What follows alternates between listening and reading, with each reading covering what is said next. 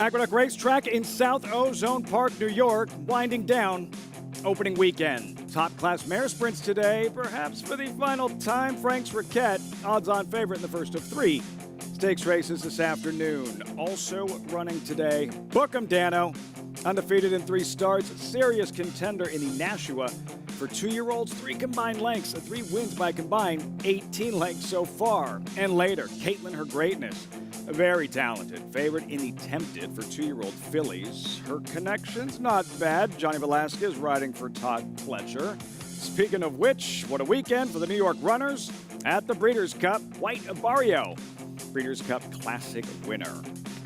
Great to have you with us on Fox Sports 2. This is America's Day at the Races. As always, brought to you in part by America's Best Racing. For the love of the race, visit americasbestracing.net today. Hope our cameraman doesn't get hit by that truck. Tractors doing their thing here in South Ozone Park, New York. Welcome, everyone. I'm Lafitte Pinkai. First of 9 races in about 20 minutes. As mentioned, no less than 3 stakes races this afternoon, plus the 40th Breeders' Cup World Championships in the books. In the end, like a massive championship weekend for New York-based runners. We will recap as much as we possibly can throughout the course of the broadcast. Here's the rundown. Yesterday's winners, the results. 9 Breeders' Cup events, 4 winners based in New York, 3 from Europe, 2 in Kentucky. Very, very chalky. Only 1 winner paid more than $10. As I welcome in my co-host, Acacia Clement. Acacia, I have a feeling I know the answer to this question, but your lasting impression of the last 2 days of championship racing out west. You're going to make me relive it, aren't you? Of course, on a personal note, the big run from Big Invasion to just be in the official margin was a neck in the Breeders' Cup Turf Sprint, but couldn't have been more proud of him and the performance from that horse trained by my father-in-law, Christoph Clement, brought along by my husband, Miguel. But overall, it was a tremendous day of racing. The storylines that we saw come together throughout the Breeders' Cup. I thought the win by Cody's Wish was incredibly special for a horse that arguably has put together a Horse of the Year type campaign this year, and seeing the big stars, not to mention all of the horses that started in Saratoga this summer, successful out on the West Coast. So many of them. We'll recap as much as possible, and I think more intriguing debate and conversation regarding year-end honors, Horse of the Year in championships in several divisions. I agree. Of course, you can make a huge case for White Barrio having won the Whitney and now the Breeders' Cup Classic, and then you have Cody's Wish, who won the Met Mile and the Breeders' Cup Dirt Mile for the 2nd time. How much weight does the Classic hold over the Dirt Mile? Yes, you can say Cody's Wish was defeated in the Whitney, but he also defeated White Barrio in the Met Mile at what was his preferred distance. So they've both had tremendous campaigns. In my mind, I would say Cody's Wish has had the better body of work this year on top of the incredible story. But when you have a horse that has a story like that, it really does help when you have one that is so talented like he is. It does play a role. The story, the background, certainly the connections. There are no real defined guidelines in terms of determining these champions in Horse of the Year. Lots of debate and conversation as we we'll wind down 2023 here, though. Today's race is brought to you by Clayburn Farm. Those 3 stakes races, race 2, the fabled Pumpkin Pie. Race 3, the Nashua. That's a key prep for the Remsen. And finally, the Tempted 2-year-old fillies, key prep for the Demoiselle. Let's start there.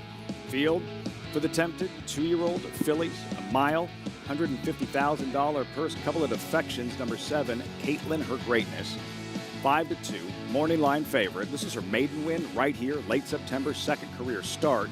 Caitlin Her Greatness, Acacia here, seizes the lead and graduates. And I think that her early speed certainly did help her. That was a day that you wanted to be forward. The closers did seem to be struggling on that September 28th card. That said, she's very talented. She ran just 1 Beyer point quicker when breaking her maiden in her 2nd start. She ran very, very well on debut as well. She has the foundation, having won at a mile already, while you have some others in the field that are stretching out for the first time. And again, that speed is a dangerous weapon. She could have some company today, though.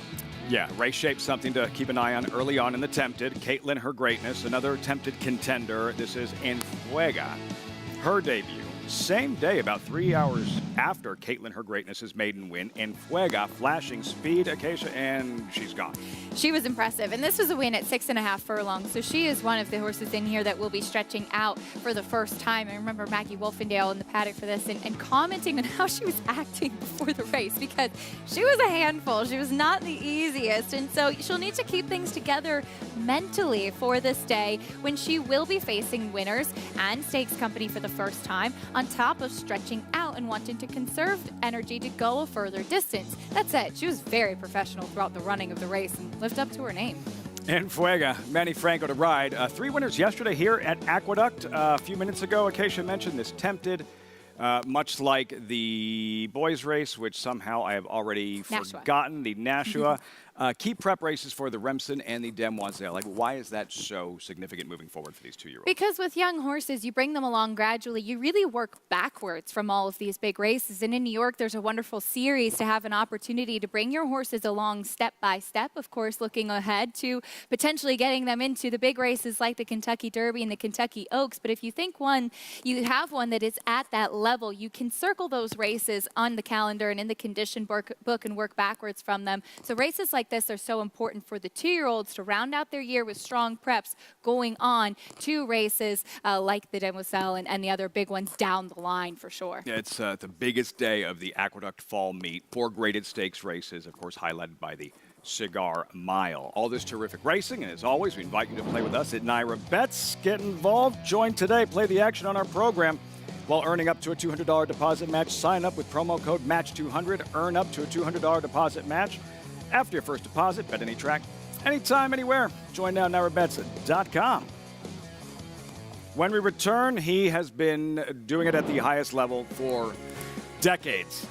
Bill Mott, 3 more Breeders' Cup victories. The tally now 15. And Junior Alvarado, all the right moves in the saddle, won his first Breeders' Cup event last year. This weekend, he doubled that. Just getting started on America's Day at the Races. A Grade 1 winner of nearly $2 million, Silver State hails from the sire line of legendary Clayburn stallion Danzig. And his second dam is full sister to Kentucky Derby winner Monarchos. After winning the Oaklawn Handicap, Silver State defeated Knicks Go in the Grade 1 Metropolitan Handicap. Now his first foals have arrived. Grade 1 winner Silver State, standing at Clayburn Farm. RaceLens is the most in-depth product in horse racing, with unique features found nowhere else. True odds, predictive analysis, and pace projection. RaceLens. It will change the way you follow horse racing and take your game to the next level.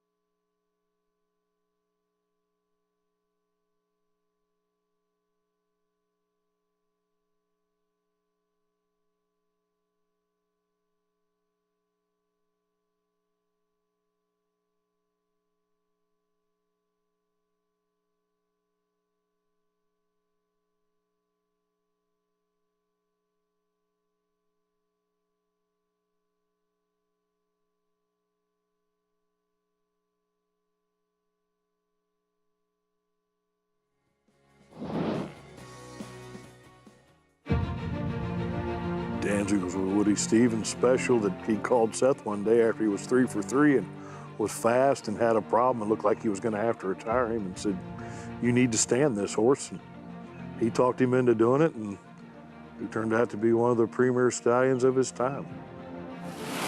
Danzig's one of the legends of Clayburn, and his influence is far and wide throughout the thoroughbred gene pool today. And you'll look through and see a great influence of Danzig, and we're just trying to keep it going here at Clayburn with Silver State, War of Will, and Warfront. So we feel like we're in a great position, especially with War of Will and Silver State, to keep it going. We love War of Will's foals. Like I said, Silver State has a great book of mares, and he's going to have a really big chance of continuing that legacy. The Danzig line 10 years ago, 15 years ago, people weren't sure what it was going to do. And it's still continuing on with Hard Spun and Warfront, who now the sons of Warfront are looking like they could be really okay on a number of fronts. So that was one of the reasons for War of Will, plus the fact he won a classic on the dirt with the Preakness, and then come back and win a Grade 1 on the dirt or on the turf at a mile. So he's a big, pretty horse. He's gotten well supported, and Mr. Barber's bred a lot of very, very nice mares to him, and the offspring are good so far.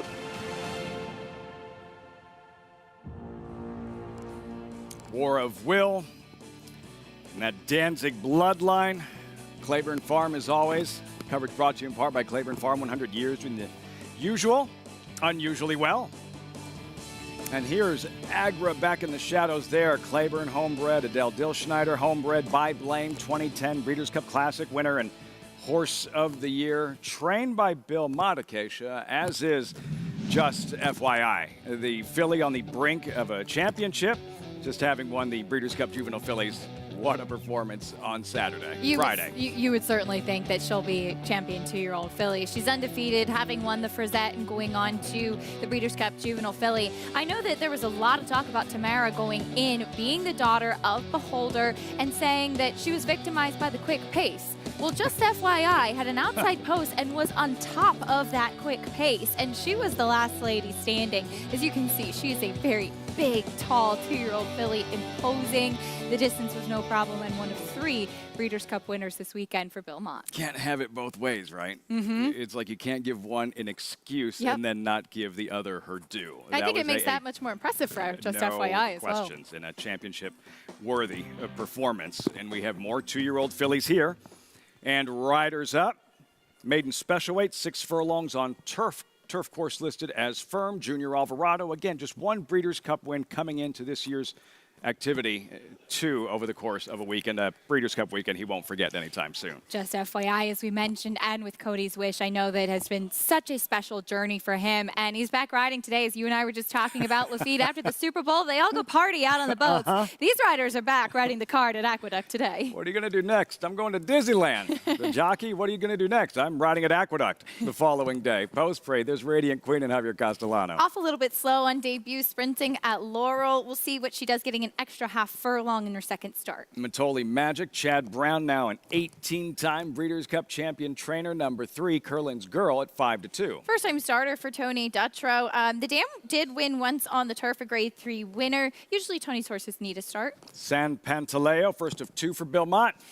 Didn't run too well on debut, but we did see the second-place finisher, Ever So Sweet, come back to win second start. Echo Babe debuted closing weekend, Saratoga. A little bit green on debut as well. Finished 4th. Certainly should be able to build off of that. Number 6, Street View. Manny Franco, those 3 wins yesterday.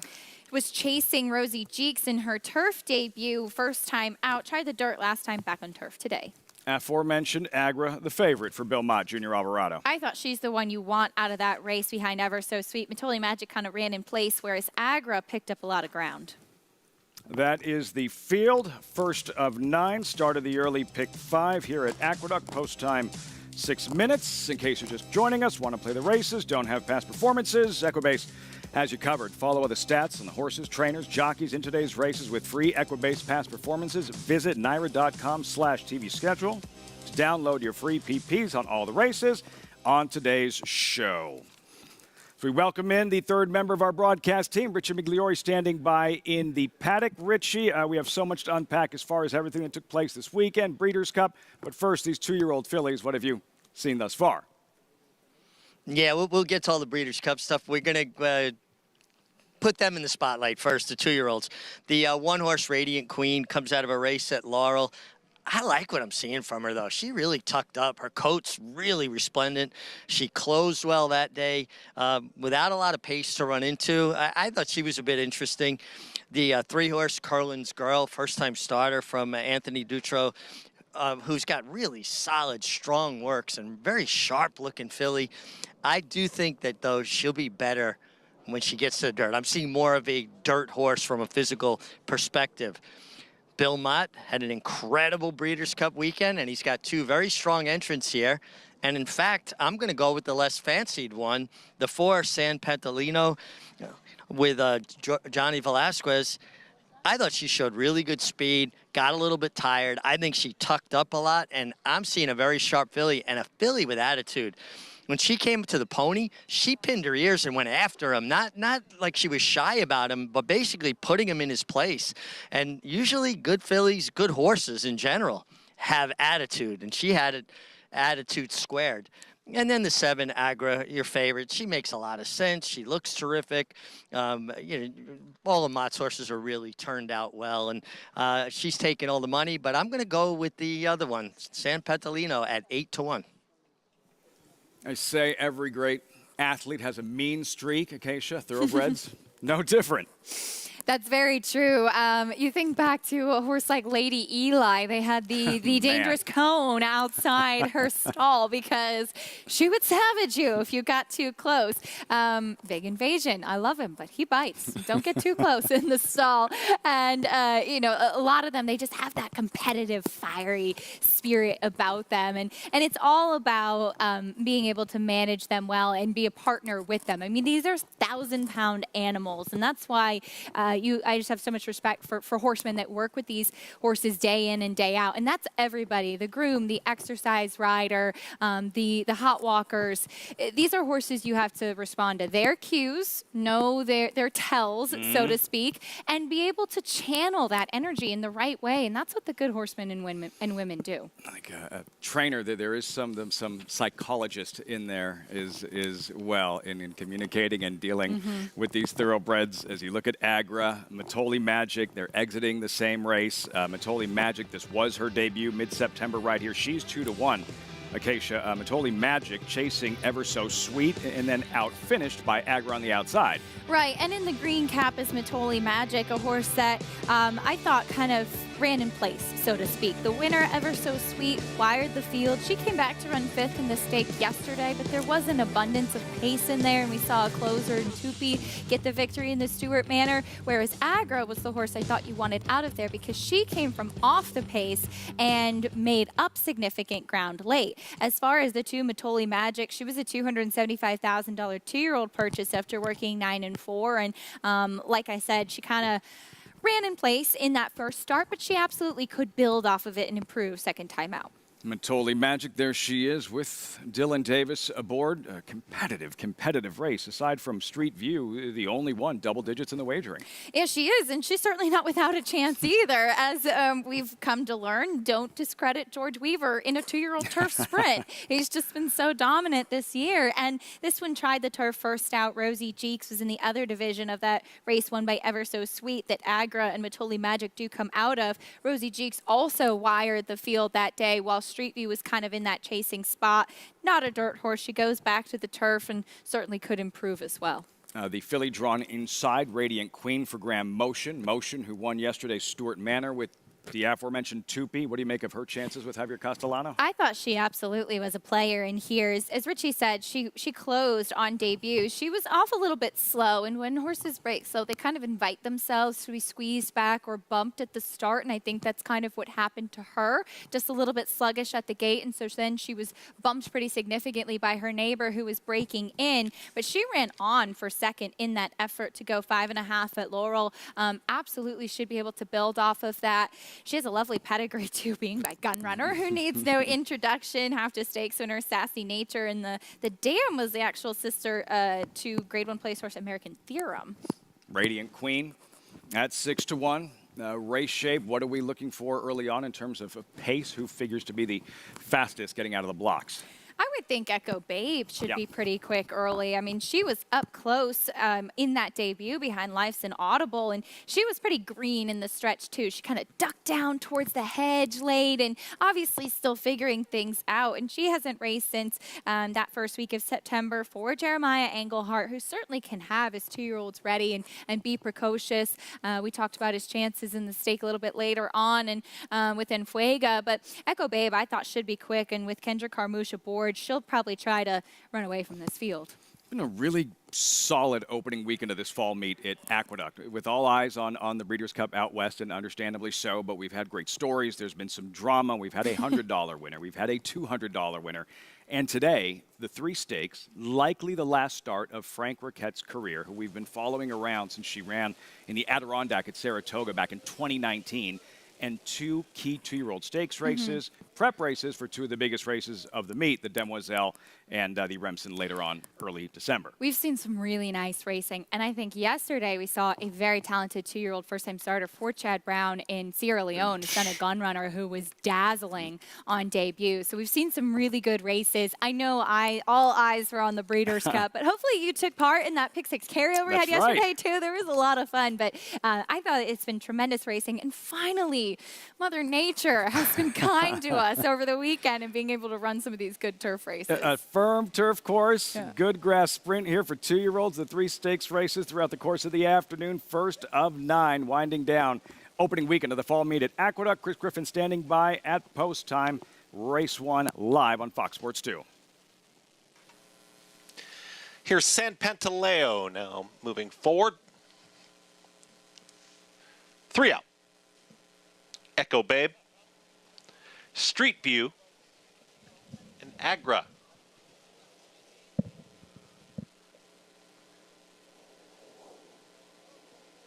Agra loading to the outside. And in. All set. And they're off. San Pantaleo breaks beautifully from in between horses and goes right out to the front. San Pantaleo is clear, is up by a length and a half. There's Echo Babe, is now going to track in second. They slow down the tempo at the rail in tight. That's Radiant Queen in third. Out wider is going to be Agra, just off of these pace setters, is there in fourth, is out in the 4 path here as they work towards that far turn. Towards the back end of the field, Matoli Magic. Matoli Magic, in behind that one comes Street View and the early trailer. That's Curlin's Girl. They work into the far turn. San Pantaleo's got the lead at a number. It's San Pantaleo. Here comes Agra at 6-5 now, is alone in second, and it has got the leader in her sights. And at 22-4 for that opening quarter mile as they work towards the quarter pole, it's still San Pantaleo in front. Agra with every shot is just ranging up on the outside. Also there is Radiant Queen, who's under a full drive. San Pantaleo's got more on the front end. San Pantaleo is now stretching out the margin once again, is back up by a length and a half now, 2 widening lengths, and San Pantaleo is running away from this field, is approaching a 16th to go. Curlin's Girl is absolutely rolling from the back, but running out of time. San Pantaleo, much the best, clears off and wins this one well. There was Curlin's Girl, who got up for second. Then came Matoli Magic, like Radiant Queen, in 1 minute 9 and 4. The filly with the attitude. The filly flashing her speed. Mixed top selection at 9-1. San Pantaleo, and the beat goes on for Belmont. And John Velasquez as V. well, who had a great weekend too, winning the Breeders' Cup Juvenile. But great call by Richie with this filly and the way that she was acting before the race as well. This was a horse that she broke on top, and Johnny just said, okay, I'll take command, and he never allowed an opportunity for the closers to even get close. And Agra, the favorite, was put in that uncomfortable chasing position, 3 wide early, having to make an early move and try to take it to her. And San Pantaleo was able to get comfortable on the front end. She's an interesting one because she sold as a 2-year-old. I remember seeing her at the sale as she's by DeMarchelier, and she worked 9 and 4, which is a very fast work at a 2-year-old sale. But she's small and she's obviously turf, and yet she sold for $230,000. And it's kind of odd because she's not a real kind of what you think of as a 2-year-old sale type of horse, and a Clayburn stallion that we're just now really kind of getting to see his progeny on the racetrack, maybe some later developing types, and obviously with some ability here. Pinning her ears, running through the wire, cropped, uncocked. Johnny Velasquez, San Pantaleo, Gainesway Stable, 4-3-2-1. Big late run from Curlin's Girl, the first-time starter from far back. And you could see she was trying to duck in a little bit, too. Jose Ortiz was trying to just keep her straight, but she had a lot of momentum closing. She's one to watch next time out. Not a bad weekend for the sire Curlin. 4-3-2-1 here. San Pantaleo results when we come back. Plus, for trainer Todd Pletcher, at his very best on the biggest of stages, the Hall of Famer, ridiculous resume, and now you can add another Breeders' Cup win to the tally. Fierceness, wow, can you say championship?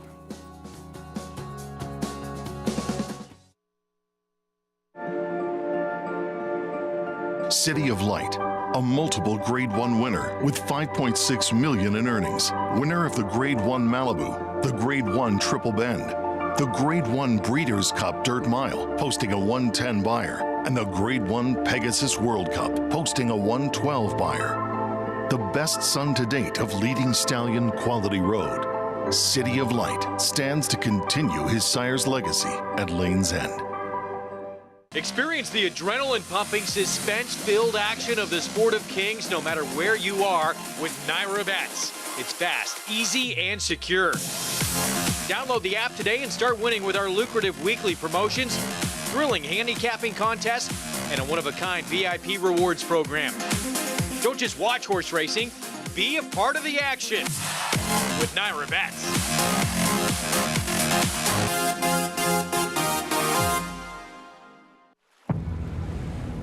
History remembers moments of extraordinary strength, skill, and determination.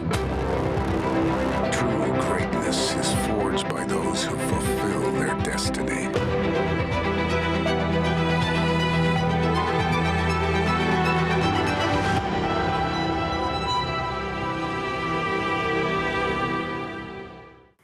There are more than 3,500 reasons buyers came to Keeneland November last year. Because as you look to the future, this is where you'll find whatever you're looking for. And then some. And then some more. The place you have to be to find the one you have to have. Join us as the world comes to Keeneland, November 8th through the 16th. Browse the catalog at november.keeneland.com.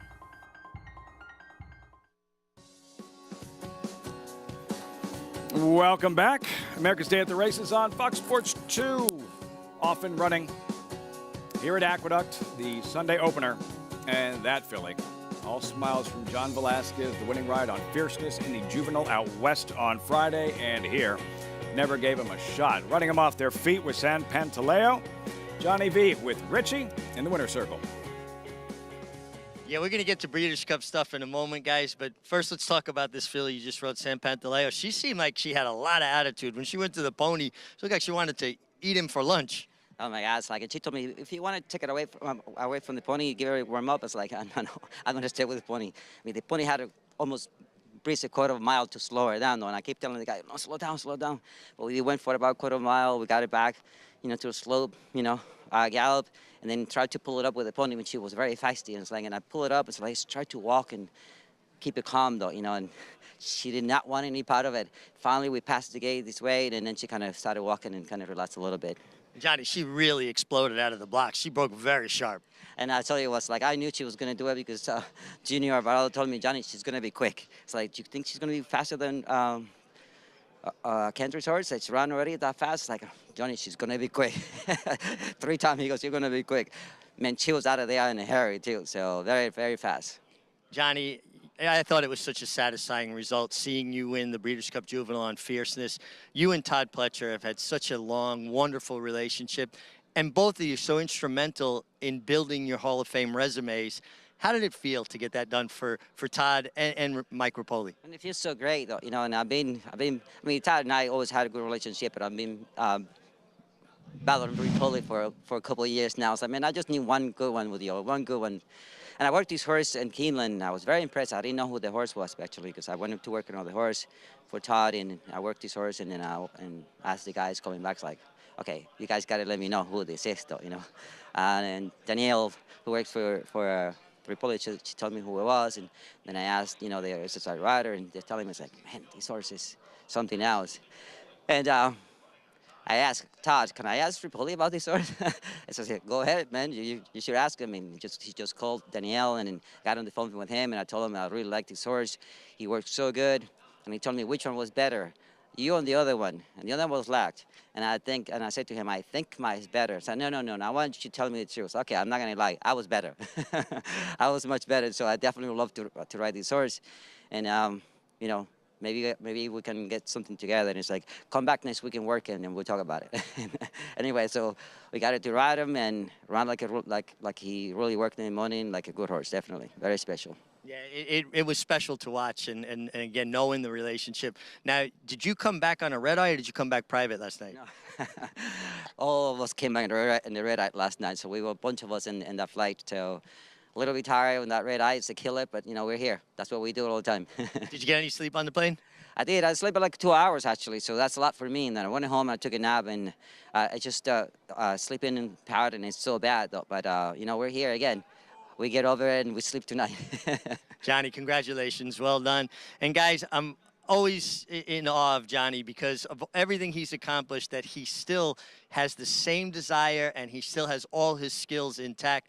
At some point, Father Time catches up, but I'm not seeing it with Johnny Velasquez.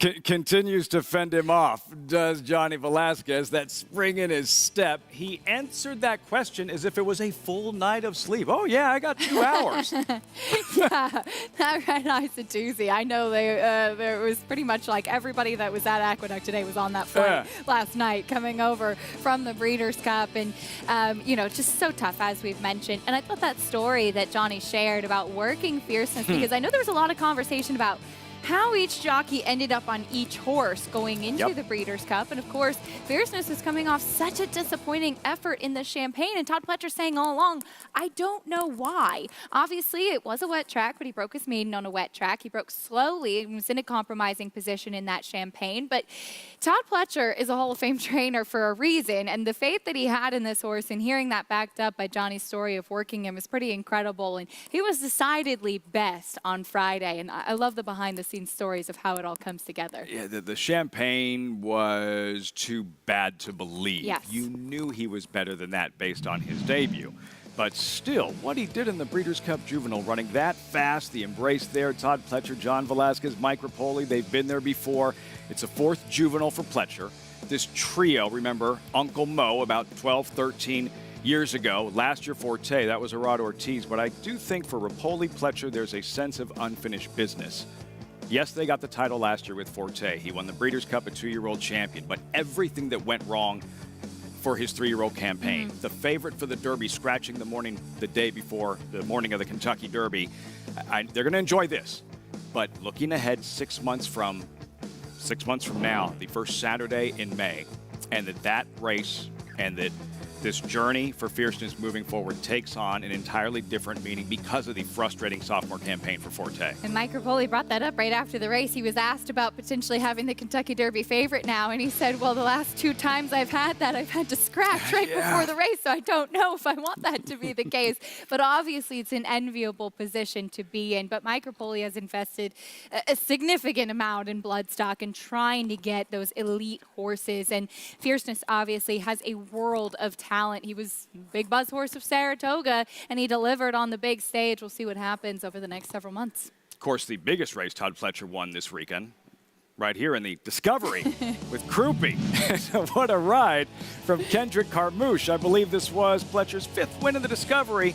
He had that big hold going up the backstretch to maneuver up inside of and taking full advantage. Hey, they all count. And believe me, a guy as competitive as Todd Pletcher, he found a place. He was watching this race even while he was at the Breeders' Cup and hoping that he was going to get the win. And yes, you did see the pace setter Army Type in the Peter Brandt colors. He was getting out and drifting significantly. Fergal Lynch's rider unable to keep him straight, and that basically brought a big opening, the light at the end of the tunnel, so to speak, for Krupe able to come up the inside. And Kendrick Carmouche said, I'll go up and I'll take control of this race. And that was a decisive move at a critical time for a horse that often leaves himself too much to do. So being able to put him in the position of controlling the race, and he finished with his ears up, and he has improved recently, Luffy. Krupe, Kendrick Carmouche, it's a subplot I always like to follow on the bigger weekends when you watch horses from major outfits and jockeys that otherwise wouldn't have an opportunity to ride as often, ride favorites in stakes races for big-time trainers, because a lot of the other bigger-name riders are in other venues. And Kendrick has had some success for Todd as well. Was not a favorite, but you think of Bourbonic in the right here. Wood Memorial. He was a huge prize winner, the exact opposite, but getting an opportunity to go onto the Kentucky Derby with a horse like that and have that Derby mount. And we've seen Manny Franco do that, riding here in the winter, riding big horses for Chad Brown, and being able to retain a lot of those mounts into the summer as well. Manny Franco, 3 wins yesterday here at Aqueduct after riding in the Breeders' Cup on Friday. We have 8 races left. We have 3 stakes races left, including the fillies and mares in the paddock for the pumpkin pie coming up. And there is Green Up for trainer Todd Pletcher. His weekend not done yet. Green Up, legit contender, first of 3 stakes races. Halloween's over, still fall. The pumpkin pie next from Aqueduct.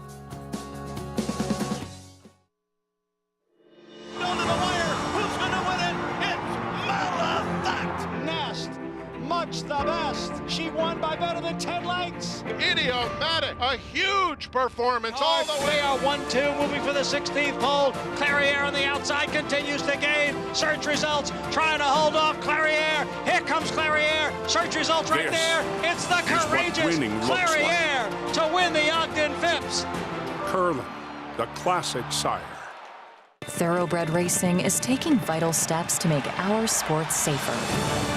These include the use of independent veterinarians, strict anti-doping and medication controls, and a single national authority empowered to create uniform standards and enforce reforms.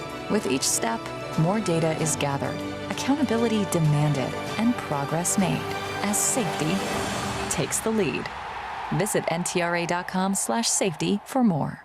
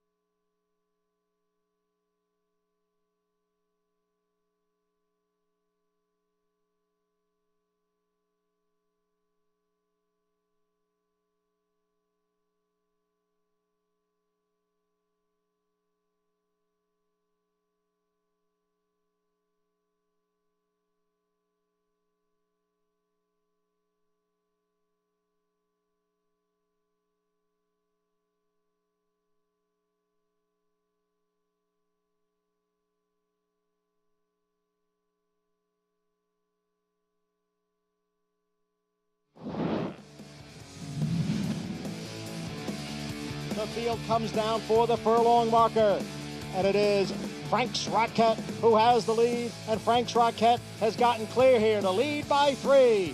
Frank's Rocket leading Reagan's Edge as they come for the finish. Frank's Rocket takes the Prioress.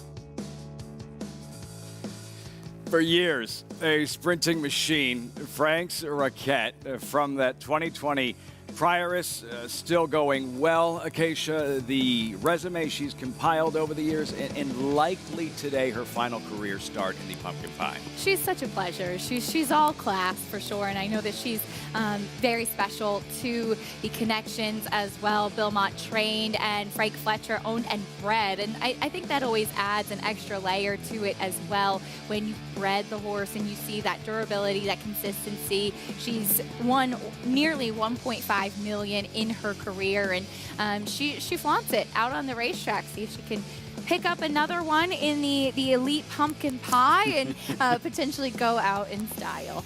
3-5 of Frank's Raquette and what she's accomplished. Again, I remember we covering her back in 2019 in the Adirondack at Saratoga. Her wins over the years and the top-class female sprinter she's hooked over the last few seasons. Yeah, I mean, you look back just through her past performances and also the fact that she's 6. She's faced a couple of waves of top female sprinters as well. I mean, even just 2 back, finishing 3rd behind the likes of Echo Zulu, facing Goodnight Olive. She's awesome. I love that consistency. I love that durability. And while she kind of had a string of finishing 2nd, I mean, she showed up every time. You have to appreciate a mare like that. We got to know her. Richie, like a Casa Creed, these are the types of horses that create racing fans.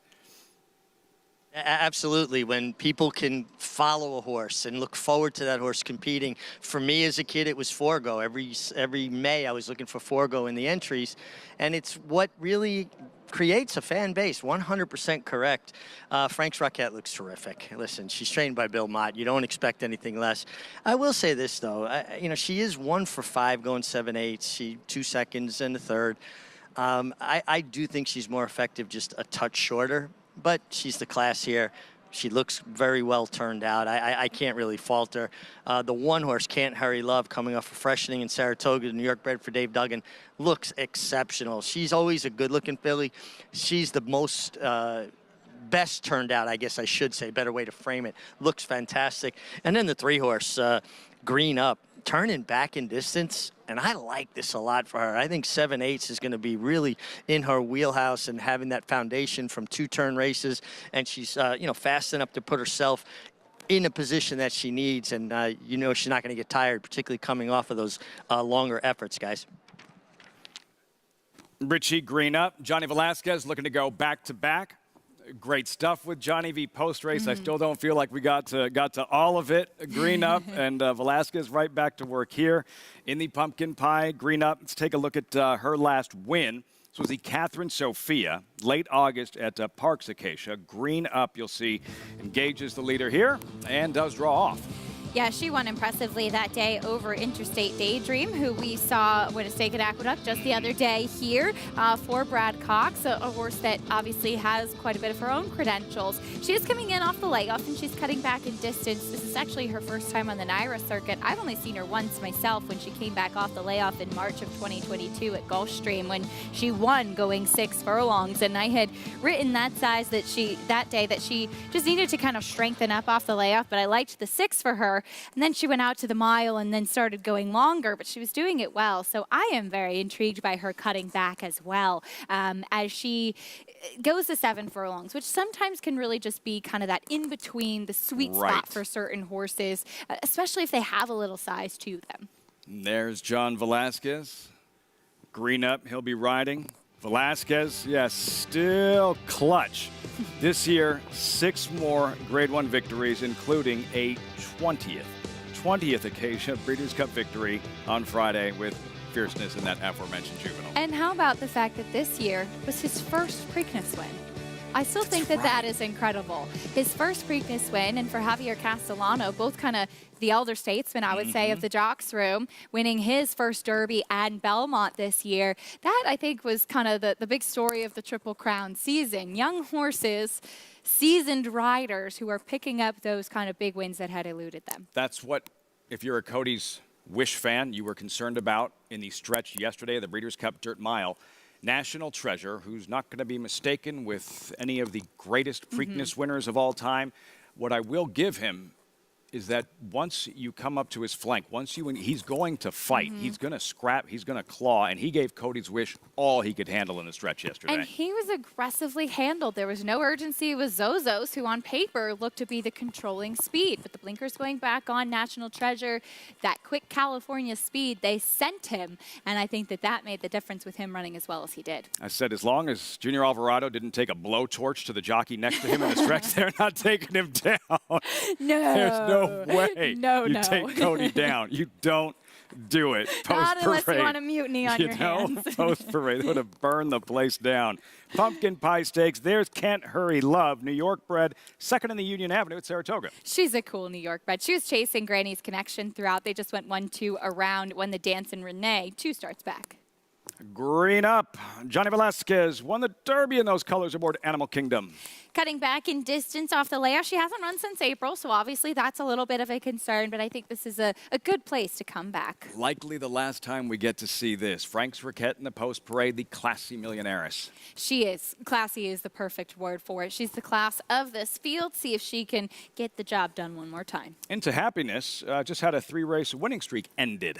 She did. The thing about her is that she tends to lose contact with the field and come so far back. Remember Mark Hennig saying that she likes to run outside horses. It's just she tends to give him a little bit of a heart attack with that late closing run. It's going to be hard to get the kind of trip that she needs in this field. The Cardiac Girl Into Happiness. We'll see how far back she drops in the early stages of the Pumpkin Pie. You saw Can't Hurry Love. Richie liked what he saw. This was her last victory late June at Belmont. You mentioned the Dancin' Renee. Can't Hurry Love nails Granny's Connection. Cover your eyes, Maggie. Yes, this was painful for the Morley team. Granny's Connection did come back and turn the tables, though, winning the Union Avenue in the next start in Saratoga. But Can't Hurry Love able to run down Granny's Connection in this Dancin' Renee. My one question with her, Lafitte, is that she hasn't never been further than 6.5 furlongs. She's never been the 7/8 before, and she has tactical speed, which I think is to her benefit as well. She, I think, runs her best race when she can kind of sit just off it and make that run. And she's by Cantharos, which typically are the kind of those out-and-out sprinter types. That is, I think, a fair question to ask, as she will stretch out to the 7 furlongs for the first time. It makes a big difference. A 3/4 of a mile sprint, 7/8 of a mile, an extended sprint, but starting to trickle into that middle distance zone there. So we'll see how Can't Hurry Love responds in her first try, Richie, tackling this 7/8 of a mile distance in the Pumpkin Pie. Yeah, and I think that's, stretching her out of limits as well. But I have to say, I've never seen Can't Hurry Love look better. I mean, she's just really turned out. Her coat is just so rich, hydrated, really resplendent coat. Dave Duggan does such good work. I was chatting with him and his wife, Lara, in the paddock. And, they were talking about how good she's been doing since she was freshened up. But it is a tough spot, and it's 7 furlongs.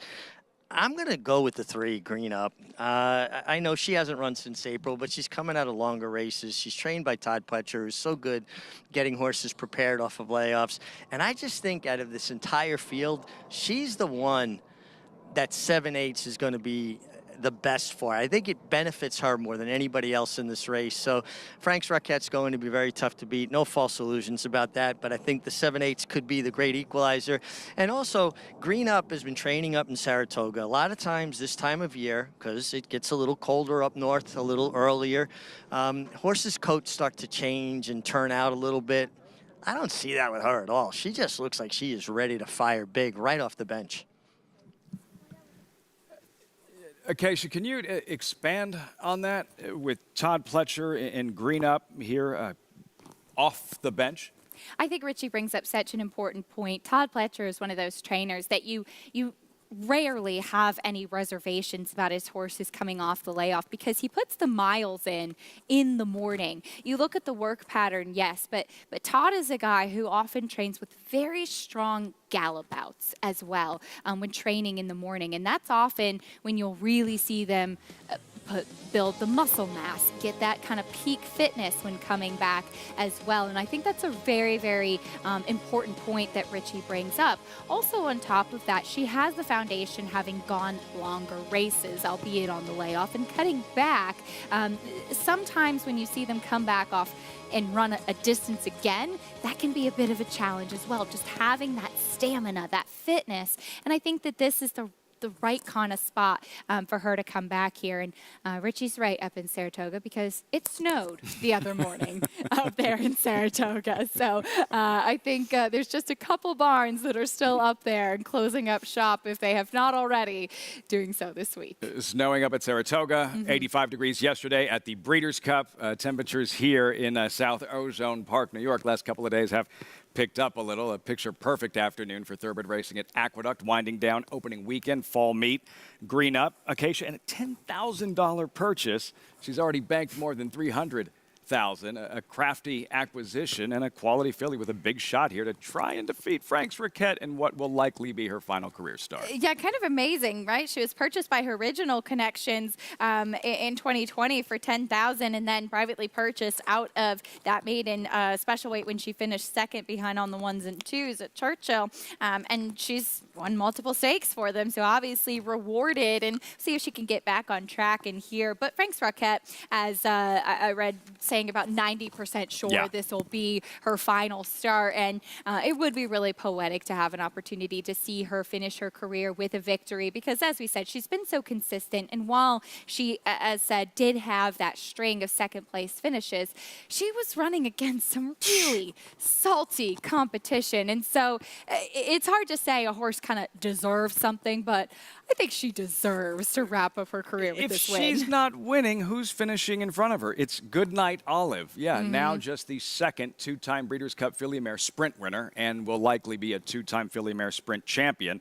Echo Zulu, Society, knocking heads with the very best. I've always appreciated that there's never been a path of least resistance approach with Frank's Raquette. Yes, that's very true. I mean, she's taken on all comers, that's for sure, and she's never ducked anybody. I remember even before she tried the Breeders' Cup Filly Mare Sprint last year, she ran against the boys in the sprint to go the 7 furlongs a couple years ago. So I think that she's, or I should say the 6 furlongs, Bill Mott saying that's the distance that she prefers, much as Richie brought up. But as I said, she's the class of this field. We'll see if she can get the right kind of trip. Frank Fletcher's Frank's Raquette, odds on 3-5, her 30th career start, likely her final career start in the Pumpkin Pie. Start of the early pick 4, first of 3 stakes races, final check of the tote board, reading 3-5, Frank's Raquette, loading for Bill Mott, Junior Alvarado, combined 5 Breeders' Cup wins this weekend. Post time for the Pumpkin Pie.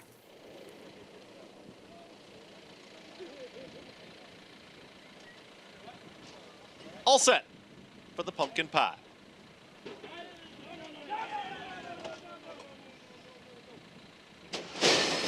And they're off.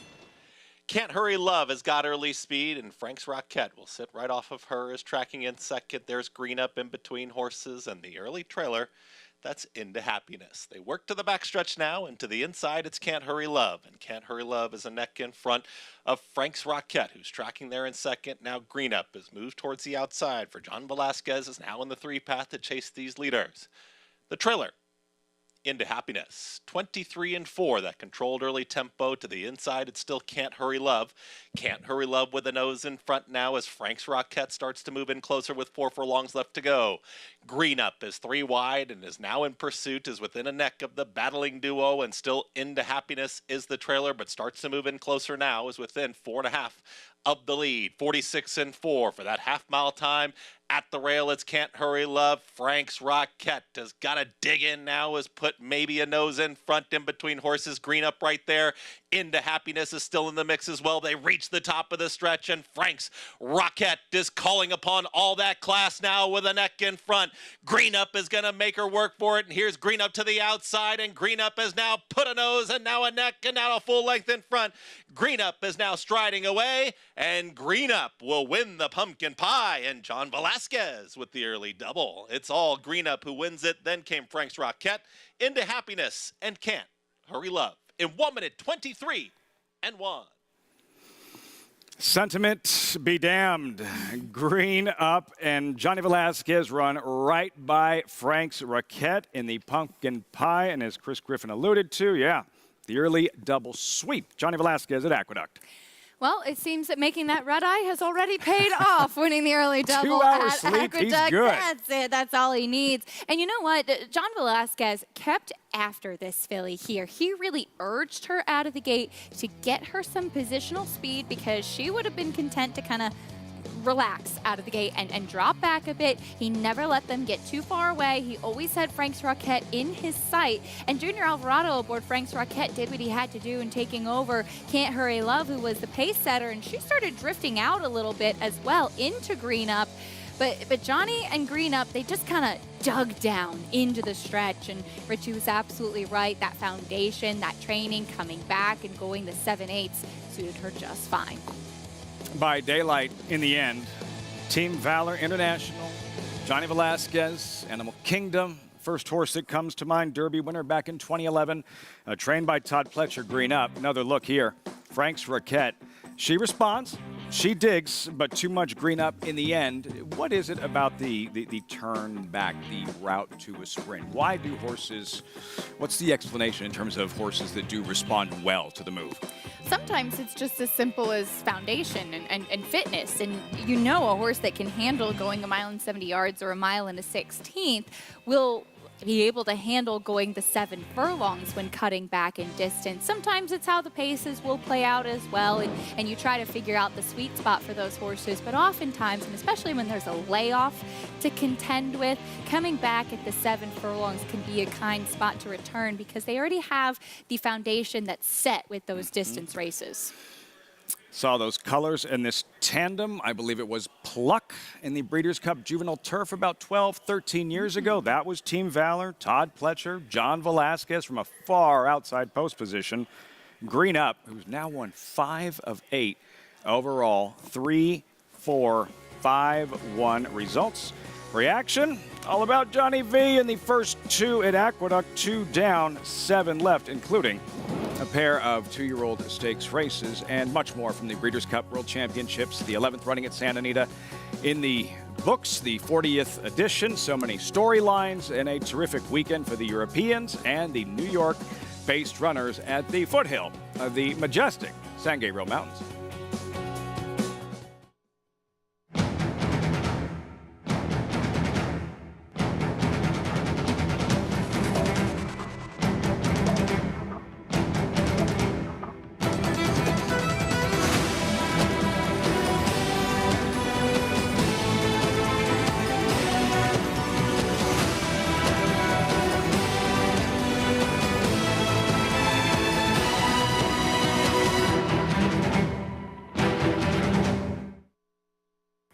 There are more than 3,500 reasons buyers came to Keeneland November last year. Because as you look to the future, this is where you'll find whatever you're looking for. And then some. And then some more. The place you have to be to find the one you have to have. Join us as the world comes to Keeneland, November 8th through the 16th. Browse the catalog at november.keeneland.com. At Three Chimneys, our name is our promise. Our commitment to quality, our customer, and most importantly, the horse is at the heart of who we are. For over half a century, the storied Stallion Station and Nursery have been a place where dreams are born. From Horse of the Year, the mighty Seattle Slew, to Horse of the Year and modern-day breed shaper Gunrunner, we've been defined these past 50 years by the company we've kept. Three Chimneys, where dreams are born. Racetrack Television Network brings you every race, from every track, on every screen, every day. With monthly packages starting as low as $5, RTN gives you great value and access to more live HD streaming and race replays than anyone. Visit RTN.tv today to sign up and watch on almost any device, including Roku and Amazon Fire. RTN has packages that start at $5 per month.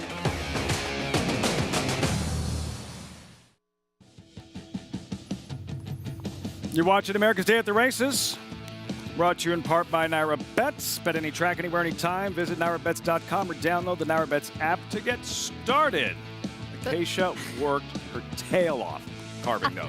Well, they had to be done in time for the pumpkin pie. Which we assigned her this morning. That was really impressive, as was Green Up.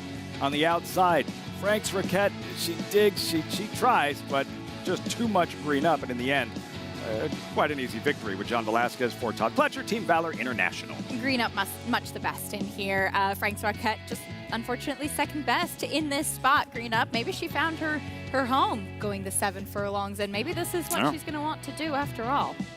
Quality filly by Upstart, the Virginia bred, and those Team Valor colors, 5 of 8 overall. Green Up over Frank's Raquette. What a career, if in fact this is her final career start into happiness. At 11-1, checking in third. We turn the page. And up next, Spendthrift 2-year-old race of the day, brought to you by Spendthrift Farm, home of North America's 4-time reigning champion General Sire, Into Mischief. Keep prep for the Nashua, for the Remsen. It is the Nashua with a $150,000 purse, a mile. Updated odds, Bookham, Dano, Acacia, Private Desire, 9-5 early on. Yeah, both of these horses taking quite a bit of money, and both of them stretching out for the first time. Private Desire's maiden race came up incredibly quick. Those top 2 horses just running away from the rest of the field will have to try to navigate the mile for the first time. That's coming up in about 18 minutes. Looking back at yesterday's Breeders' Cup events, the 9 races, you had the 4 winners that were based in New York. You had 3 from Europe, 2 based in Kentucky. And one of the bigger stories surrounding that horse right there, White Barrio, a second classic for Arad Ortiz, a second classic for trainer Rick Dutrow. Campaigned St. Liam back in 2005 from the highest of highs, winning derbies and Preaknesses with Big Brown, to a 10-year suspension, reinstated this year, and in the end finds himself, does Rick Dutrow, in the Breeders' Cup Classic Winner's Circle. Acacia, how did you think, and I guess this is a social media thing, how do you think the industry is responding to this win for White Barrio, and more to the point, Rick Dutrow? For the most part, for what I've seen, especially those that have been in the industry for quite some time and remember when everything kind of took place when he was handed that suspension, the 10-year suspension was something that he did the time. He did all 10 years of it before coming back to training, and did seem to be an aggressive amount of time given what he was criticized of. And so that being said, you look back at it and say, he's been given a second chance, seems to really be making the most of it, and for whatever the situation would be, there was never any doubt of the horsemanship skills of trainer Rick Dutrow. Now, he did take over the training of White Barrio just before the Met Mile, when there was a situation when Saffie Joseph Jr. was not allowed to enter horses in New York. So White Barrio's journey has been a little bit of one with some up and downs as well, but he's not a one-number horse when coming off of that Whitney score. He had run very well in the Met Mile. Prior to that, off of a layoff in his first start for the barn. He'd won the Florida Derby as a 3-year-old. He'd had some very, very quick races with his previous connections as well, down in Florida and in Kentucky. He was a horse that really seemed to be flourishing at the right time, Lafitte, and the horsemanship, not racing since the Whitney and bringing him in to win the Breeders' Cup Classic, I think that's incredibly impressive. Dutrow said the way he ran in the Whitney, he doesn't need a flippin' prep. Did you see how he ran in the Whitney? I mean, that's Rick Dutrow. He's unapologetic. He's not going to change, nor should he. You were never a huge White Barrio fan. I've never been the biggest fan. That is a different horse, running with authority and conviction. And now in that conversation for Horse of the Year is White Barrio. The other horse in that conversation is Cody's Wish. It is the best story in racing, one of the best horses in training, and now a 2-time Breeders' Cup Dirt Mile winner, having to gut that one out yesterday. Junior Alvarado, and in the stretch, putting away a very tenacious national treasure, the Preakness winner. Yes, and he actually broke okay this time, and then kind of got bumped by Stage Raider and dropped back. In the last couple of starts coming into the Breeders' Cup, he had not broken well, and that had been a concern with how this was. And so once again, Junior Alvarado kind of had to make that big sweeping move to run down the lone pace setter in National Treasure, which I think makes it that much more impressive. I realize he was not able to effectively stretch out in the Whitney when White Barrio beat him, and then potentially go on to the Breeders' Cup Classic, which had been the original plan, because he'd already won the Dirt Mile. I think we saw him kind of stick around in training with the hope of maybe getting that Classic victory, but also for the fans. I know that the Classic is a race for the Breeders' Cup with more weight than the Dirt Mile. But that said, when you're a trainer, you have to put your horse where you think they can win. And Bill Mott did exactly that with Cody's Wish, and obviously it worked out. It is a conversation. And the the repeat winners, Cody's Wish, Goodnight Olive, and also Elite Power in the end. And he was awesome for a trainer, Bill Mott. But just collectively, as an industry, while we don't always agree on things and there's always a lot of infighting, collectively I felt like everybody had, was emotionally invested into the outcome of that race and pulling for Cody's Wish. And just what a moment yesterday at the Breeders' Cup to kick off the activities. So true. I even posted after the race, I said, I've never cheered so hard for a race, a horse that I'm not associated with in any way. Hadn't bet the race or anything. It was just, he's a horse that he's been around for a little while now too. So you really feel like you've had the opportunity to follow him. He feels like a friend, and he feels like a horse that has really brought forth this wonderful story, an easy horse to root for so many people in the industry. And he's very, very good. Cody's Wish, two-time Breeders' Cup Dirt Mile winner. Maggie Wolfendale now joining the broadcast. Maggie, some of your lasting impressions and what will stick with you in terms of what we saw Breeders' Cup 40 out west the last couple of days of top-class thoroughbred racing.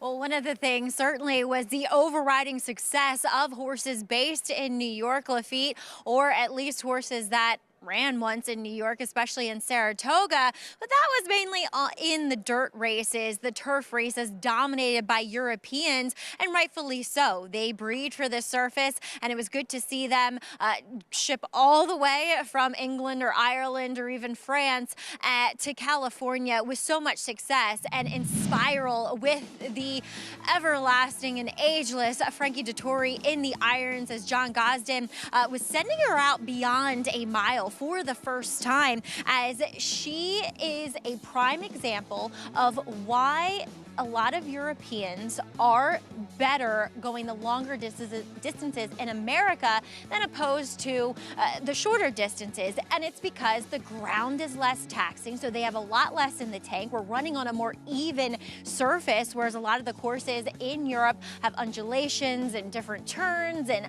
a lot of times going a straight course is a lot stiffer than running around the turns. Also, with the pace that we often get, which we did in the Breeders' Cup Filly and Mare Turf, it allows them to demonstrate that turn of foot, and boy, did we see it with Spiral and Frankie Dettori masterclass. He knew he had a lot of horse. You could see he had a lot of horse, and he said he didn't want to mitigate that final kick she has, and boy, he did not. Once he got her out, it was lights out, and she motored home to get her 6th Group or Grade 1 of her career. A really eye-catching performance in what was one of several impressive efforts from the Europeans on the turf, Lafitte. I remember when there was a notion that the Europeans would struggle in the Breeders' Cup in warm weather climates because the ground was too firm and the turns were too tight and the weather was too warm. And then a Breeders' Cup took place in the early 2000s. It was 100 degrees at post time for the first Breeders' Cup event. The mountains were like on fire. There's ash falling. And all the Europeans did was go out there and sweep the 3 Breeders' Cup grass races. So, yeah, for the horses that came over that they send, the ones that are as good as Augusta Rodin and Spiral, you see why they are who they are, and simply when it comes to their primary racing surface, their best are just too much for our best. It's very true. The Americans have the dominance as far as the top quality dirt horses. If you want to try and take on the Europeans with the top quality turf horse, good luck. It's a tall order, that's for sure, and that's why we see Americans going over to Royal Ascot primarily with 2-year-olds and with sprinters. That's usually your best shot. When it gets to those distance races like we saw at the Breeders' Cup this year, it's pretty tricky to do. In Spiral, Frankie Dettori, that ride, Ryan Moore. Wow, Augusta Rodin in the Longines turf. Much more on yesterday's Breeders' Cup throughout the course of the broadcast. But next, the 47th running of the Nashua, and you're looking at the favorite, the undefeated Bookham Dano, 6-5 with about 10 minutes to post. Maggie's Paddock Report. The post parade is next. What's better than one fill? 2 fills. That was a keen turn of speed. 2 stakes wins at 2. And it's 2 fills. 2 5.5 Ragazins. And the son of hard spun. 2 105 buyers, including the Kentucky Derby. And a passion run by 2 fills. In the last 15 derbies, no horse has been faster. This is a serious 3-year-old. And at 12.5, you'd better book fast. 2 fills, this year's fastest 3-year-old around 2 turns. Adelphi Racing Club offering a truly personal thoroughbred ownership experience. You'll have a lot of fun and excitement, and you'll meet some great people. All the folks I've met so far at Adelphi have just been super, and I've picked up some new friendships along the way. We're not just a syndicate, and our members aren't just investors, we are partners. Contact us online to get a taste of the Adelphi difference.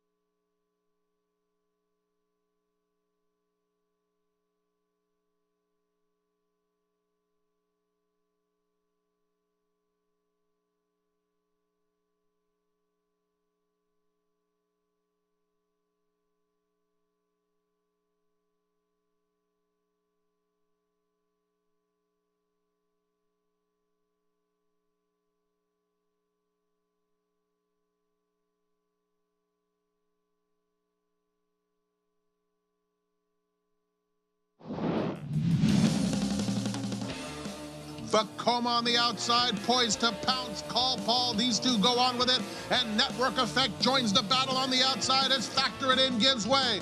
Vacoma takes command, has to hold off Network Effect in the final 1/8 of a mile. Call Paul gives way. It's Vacoma by 2.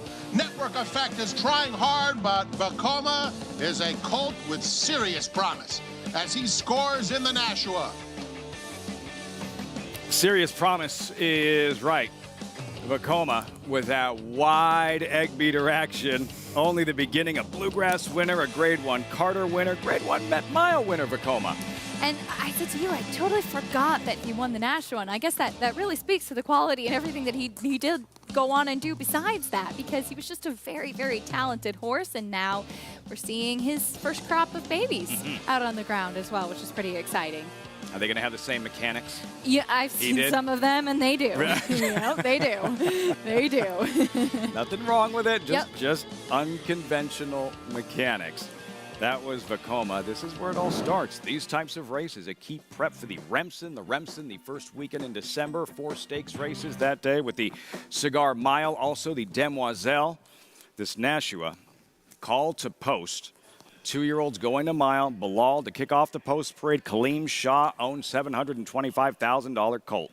Just finished 3rd behind Fierceness on debut. Was ahead behind for 2nd. Won in Broca's Maiden, going 7 furlongs last time. Book 'em, Dano, the favorite.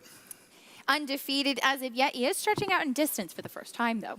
Private Desire on the ascend for Todd Pletcher. Broca's Maiden in a very fast race last time. Also stretching out for the first time today. Where's Chris for Breeders' Cup Classic winning trainer Rick Dutrow? He's had a good weekend, that's for sure. Another one that's stretching out. Finished 3rd behind Bookham Dano last out. Yo-Yo Candy, Saratoga's 46-1 Sanford winner. An upset winner, getting the right kind of setup after Gold Sweep had stumbled. Gold Sweep has not really gone on disappointed in the Champagne last time out, but I will say Danny Velasquez's post-race interview after that Sanford was pretty fun. He was pretty fired up. Yo-Yo Candy, the field, compact field of 5 2-year-olds in this Nashua. Looking at Bilal. But Bookham Dano, Maggie, is the favorite. What are these freshmen showing you? You know, there's big questions to answer when it comes to distance with the two favorites in here, Lafitte, as we'll take a look at Bookham Dano, who going into this race, I was a little bit dubious of. But now that I'm laying eyes on him for the second time in his career, I'm actually kind of picking up what Derek Ryan has been laying down when he has talked about this horse and reading his quotes, in that he's just so amenable, and he really has that kind of laid-back, chilled-out dude type of demeanor, which tends to get longer distances. So, and looking at him, while he does carry quite a bit of conditioning and weight, he's actually quite evenly framed and has quite a big stride, too. You watch him in those sprint races, and when he gets going, he covers some ground, which you like to see. So I'm not going to take him as a 6-5 favorite, but I'm not going to be shocked by any means or even disappointed to see him get the win here, as his main rival, currently at 2-1, is Private Desire, based upon the fact that he has speed, too. And while Bookham Dano has shown the ability to rate, he is going to be forwardly placed given the stretch out and distance. Private Desire has a pedigree to stretch out, being by constitution, but does have Wildcat Air, which is more sprint on the bottom. But Todd Pletcher is 9 for 25 with his 2-year-olds who broke their maiden in their last, stretching out on the dirt.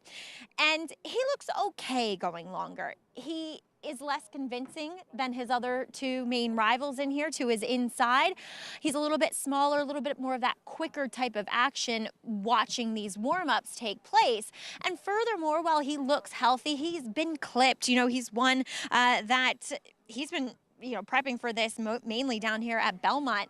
Wish he looked a little bit better in his coat, to be quite honest. I'm going to go with Bilal here, as we see owner Kaleem Shah standing trackside just a couple feet away from me, coming in to watch his charge. Son of Street Sense out of a Bernardini mare. And if that doesn't scream distance, I don't know what does when it comes to pedigree. And he definitely looks it. And he's one that continues to develop, continues to grow and get stronger. And mentally, this is a horse that was really green with the pony, even green last time. Today, what a consummate professional. And he galloped off beautifully with Junior Alvarado aboard. And I just like the development from him. I like the fact he has the win at the 7/8. Granted, I don't know about the quality of that field, as he was a very short price at 3-5, but he also finished third to Fierceness in his debut. So I'm going to take Bilal in here, Lafitte. I just like everything he's showing me, and I think he's the one that is most flattered by this mile. And Maggie likes what she sees, and the pro out there, Bilal, 3-1, Kaleem Shah, who won a Breeders' Cup Classic, Bayern, also campaigned Dortmund, a Santa Anita Derby winner, and third place Kentucky Derby finisher. To his outside, the favorite here in Bookham Dano. Those 3 wins by 18 lengths. He has been devastating thus far. Acacia, his latest, the Futurity right here, early October. Bookham Dano strolling to that third straight win. Oh, yeah, he was very impressive winning this day over Where's Chris. They'll rematch in here today. And much as Maggie said, Derek Ryan saying that he's not really concerned about the stretch out because he has that even laid-back demeanor. That's often what you really want, especially for a young horse. The ones that are able to switch off. It is really a big key, too, because they're able to conserve a lot of that energy, and you need to be able to do that when stretching out for the first time. He's been impressive sprinting. It doesn't always translate. Bucaro was a very quick sprinter. You do have Ghost Zapper on the bottom side. The half-sibling Girl Trouble was more of a sprinter, though she was effective at the 7/8 primarily. So we'll see how he handles it, but you really can't knock what he's done so far, and he's been very well managed by Derek Ryan as well. 6-5, looking to stay undefeated. Bookham Dano to his outside. There's Private Desire and Javier Castellano. His maiden win mid-September. This took place right here, Acacia. Private Desire, who's in control from the start, but he has to really dig fight and earn this one. And it's interesting, Hurricane Nelson, who he beat, actually broke on top, and then Javier Castellano was intent on getting to the lead with Private Desire, and that put Manny Franco and Hurricane Nelson in kind of the chasing spot, and he was just second best. These two put a lot of separation on the field. Now, Hurricane Nelson was defeated in his subsequent start facing Florida Breds in a stake down at Gulfstream. So we'll see if Private Desire can build off of that effort. It seemed to be a little bit of a surprise for the connections that day as well. He does have to stretch out. Maggie didn't seem overly enthused with the added distance for him, and he does come out of a race that seemed to be very productive on debut at Saratoga that was won by Seize the Gray. But Maggie and I are on the same horse in here, which usually is a good thing. So hopefully we can keep that trend. I thought, looking at this horse, I mean, he's just imposing, and I'm glad to hear that he's improved mentally. Much as I said, you need to be able to switch off like that. I thought Bilal looked like he should relish the distance. What a good-looking son of Street Sense. Yeah, Kaleem Shaw, as Maggie referenced, is here. Junior Alvarado, the 2 Breeders' Cup wins this weekend. A lot to smile about, and teaming up once again with Bill Mott. 3 Breeders' Cup weekends and perhaps another stakes victory here should Bilal bring his best. But he has to defeat and hand a first defeat to that colt, gelding Bookham Dano, who's the even money favorite for those who perform well. Likely to see them next month in the Remsen. It is post time for the Nashua. Chris Griffin standing by.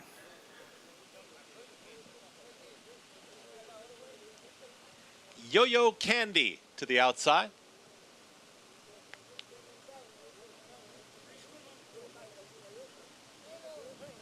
Yo-Yo Candy steps forward.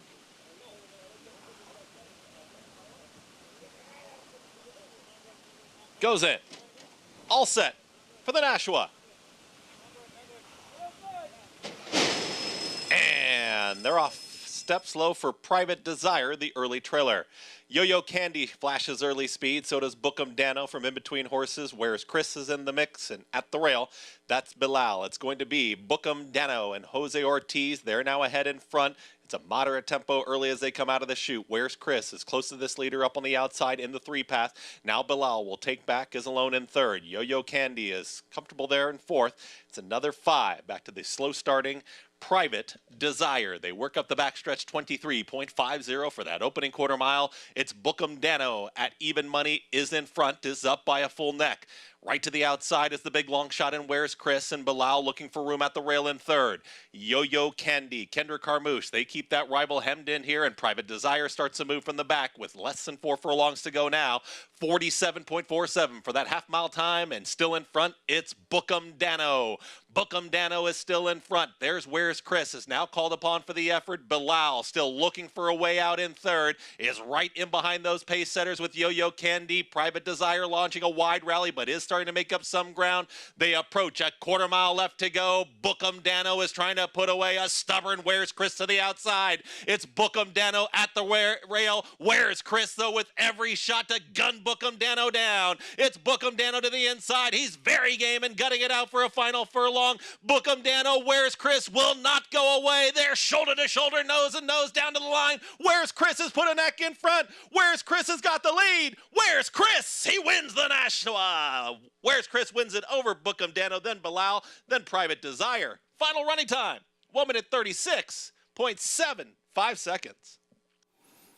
Thriller in the Nashua. These 2-year-olds putting on some kind of show. And where's Chris for Breeders' Cup Classic winning trainer Rick Dutrow, handing the favorite Bookham Dano the first loss of his career. You know what they say, when you're going good, you're going good. And Rick Dutrow's barn is exactly that right now. 19-1 upset with Where's Chris stretching out for the first time. Well behind Bookham Dano last time out, and turns the tables on him today. Just able to outgame and get the victory. Breeders' Cup Classic and the Nashua all in one weekend.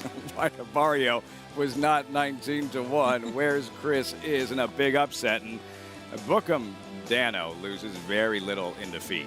He was stubborn. He was tenacious. He did not want to cough up his first loss of his career. It took a big performance by Where's Chris finally succumbing. Where's Chris? Nice Guy Stables, Isaac Castillo here. And like, where did this come from? I have No idea. But he was able to get the job done, and sometimes distance really is the great equalizer. Bookham Dano fought, and he's a talented horse. He had done nothing wrong in his defeat in his career up to this point, tasting defeat for the first time. And Isaac Castillo, who rode this horse in the futurity in his most recent start as well, outgaming the favorite for the win. Where's Chris? 4-2-1-3 by Twirling Candy out of a Lemon Drop Kid mare. You would think from a pedigree standpoint, the next step, the mile and an eighth Remsen, again, from a pedigree standpoint, should be within his scope. Where's Chris? 19-1 outsider. Not the biggest race Rick Dutcher won this weekend, but another stakes win in the Nashua in an upset. Where's Chris? Over Bookham Dano.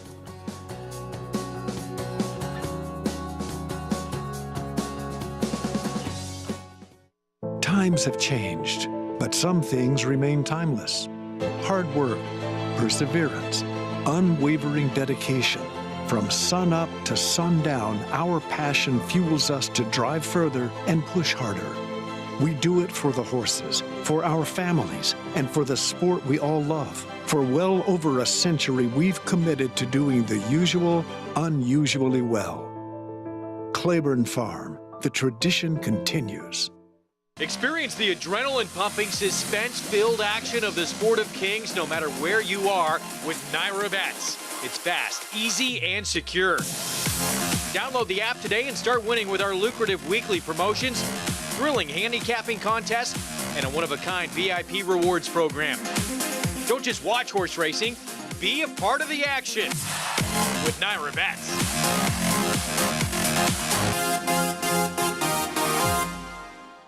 Maximum Security proves he's the real deal with a gate-to-wire win in the Florida Derby. Champion 3-year-old. Maximum Security has won the TVG.com Haskell Invitational. 11 triple-digit buyers. Maximum Security. He smoked them in the Cigar Mile. Grade 1 winning 4-year-old. Maximum Security takes them all the way in the TVG Pacific Classic.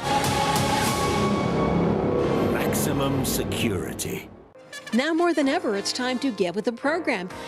When shopping for your next race prospect, consider that New York breds start with an advantage. Our New York breds run for serious green. At Saratoga Race Meet, New York bred maidens run for up to $88,000. New York bred allowance horses run for up to $100,000. And New York bred owners can collect awards of up to $20,000 per horse per race. So get back with the program. Seriously.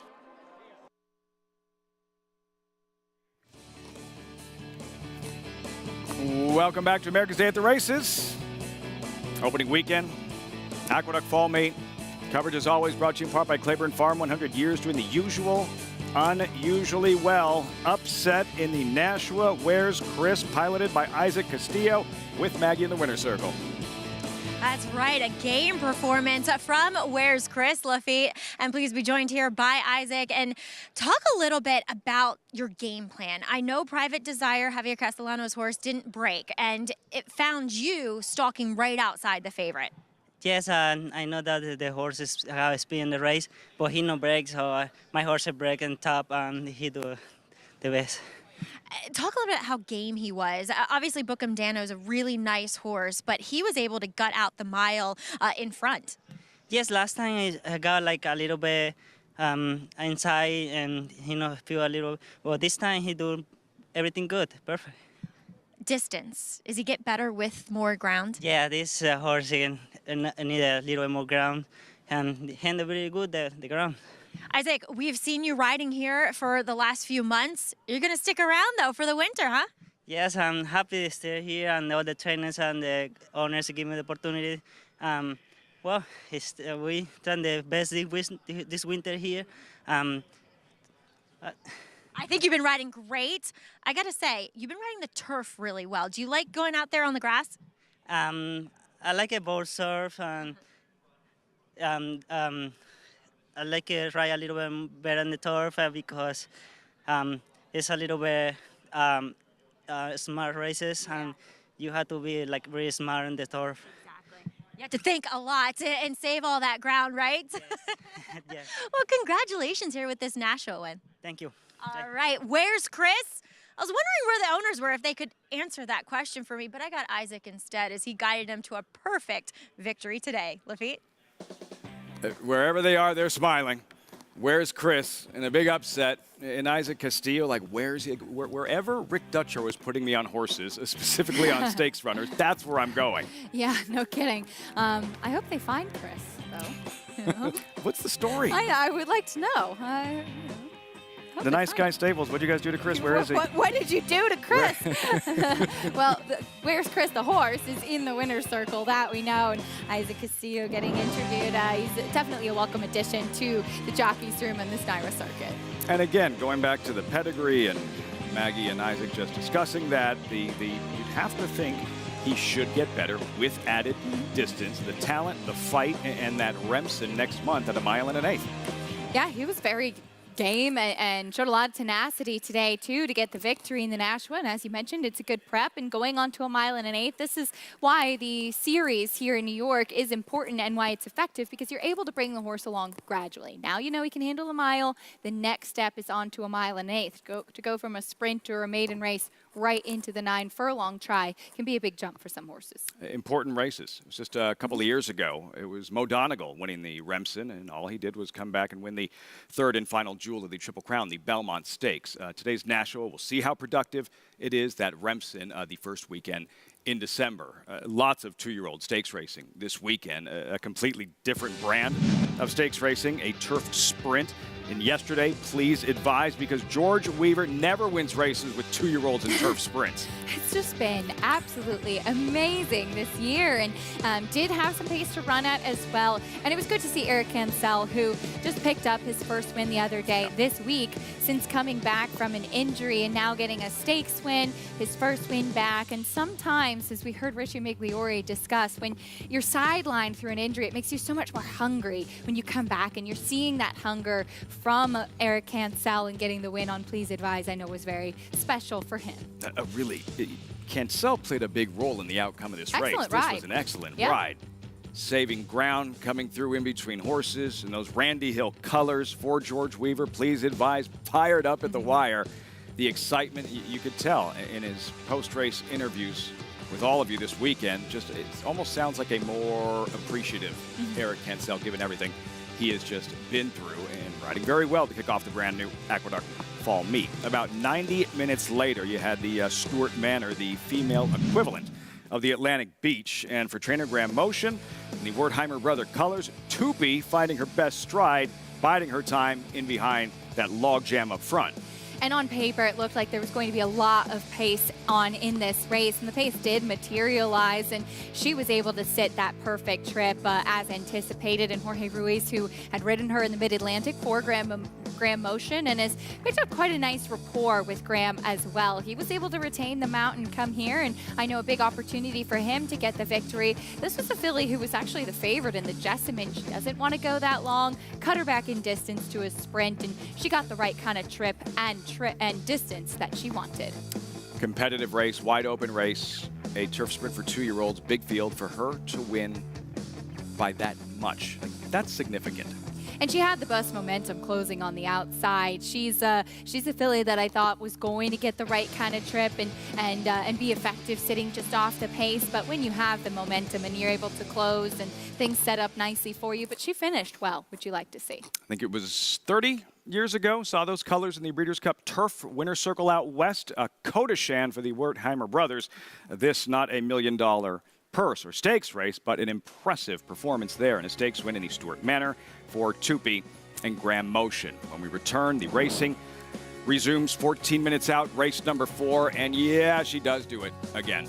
Good night, Olive, and now Chad Brown, an 18-time Breeders' Cup champion trainer, and Good Night Olive, along with Groupie Doll, the only 2-time Filly Mare Sprint champ.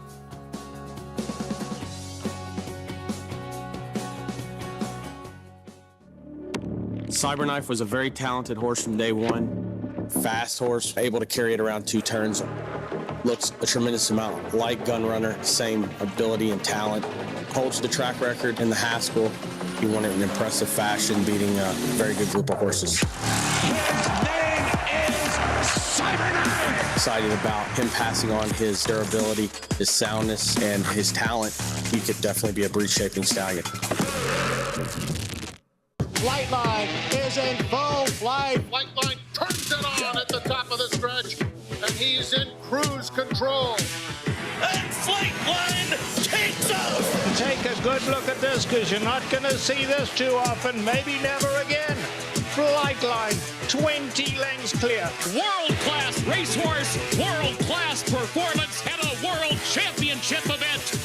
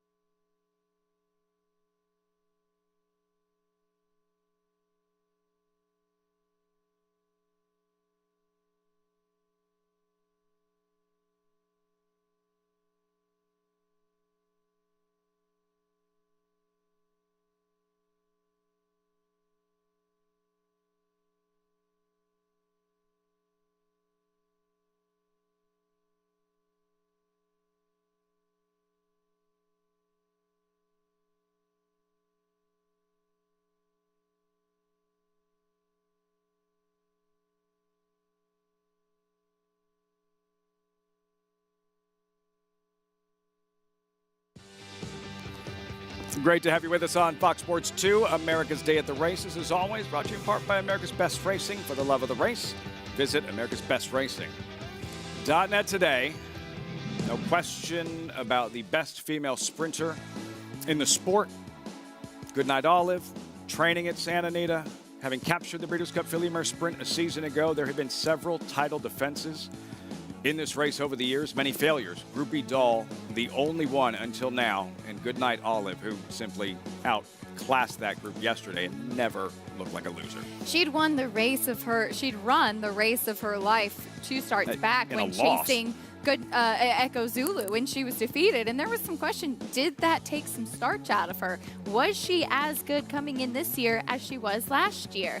She had the rail, things were kind of up against her. There were those questions, and she just inhaled the rest of this field. She absolutely dominated them. Turns out it's good to race in the summer at Saratoga when it comes to the Breeders' Cup. All those runners, each of those Breeders' Cup champions, all with at least one appearance, one race at Saratoga this summer.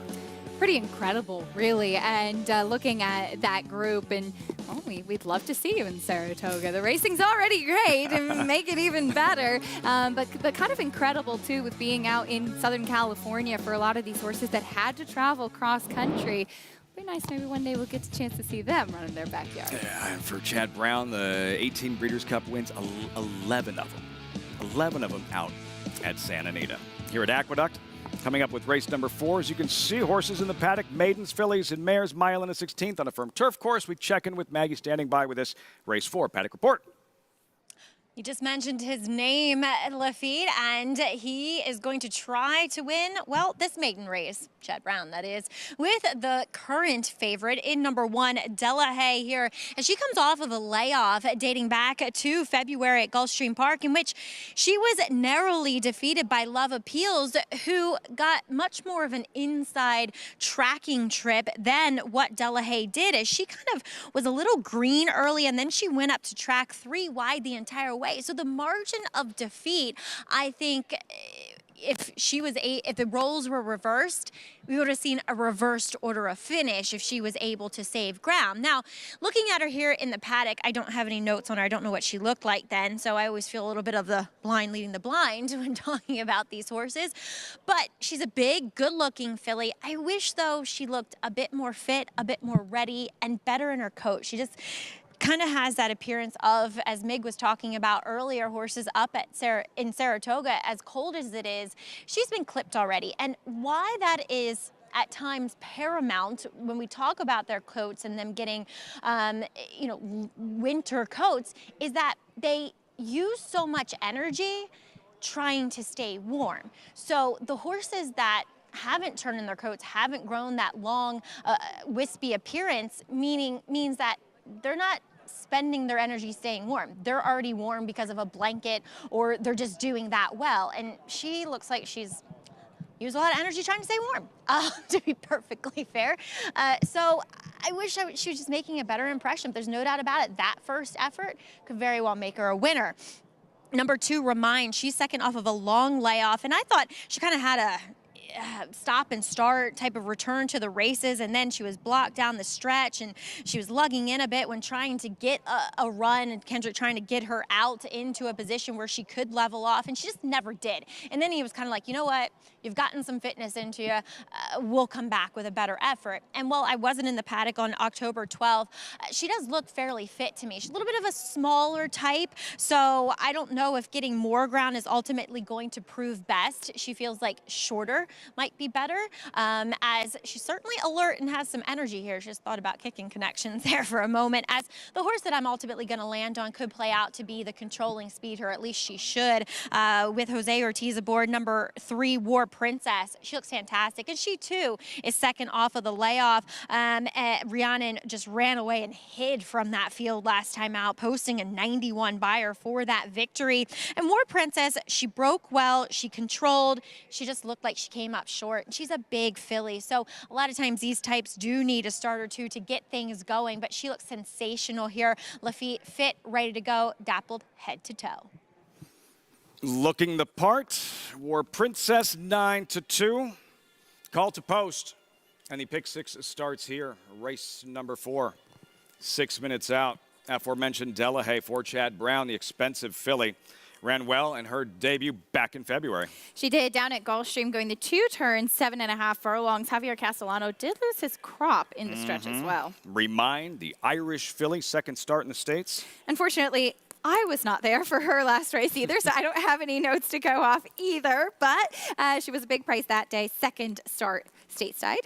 War Princess, you saw, representing Speed, Dark Pool, Maryland bred, in the money in all 3 races. She has been consistent, though. She was defeated for $40,000 at Saratoga 2-back. Starts now. Trevor McCarthy rides for the first time. Late switching leads in her last effort. See if she could build off of that. New York filly needs to figure out how to finish Maticazero.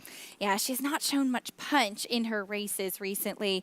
See if she can improve today. I don't want the story behind that horse's name. I'm a sure thing. Interesting name for the 4-race maiden.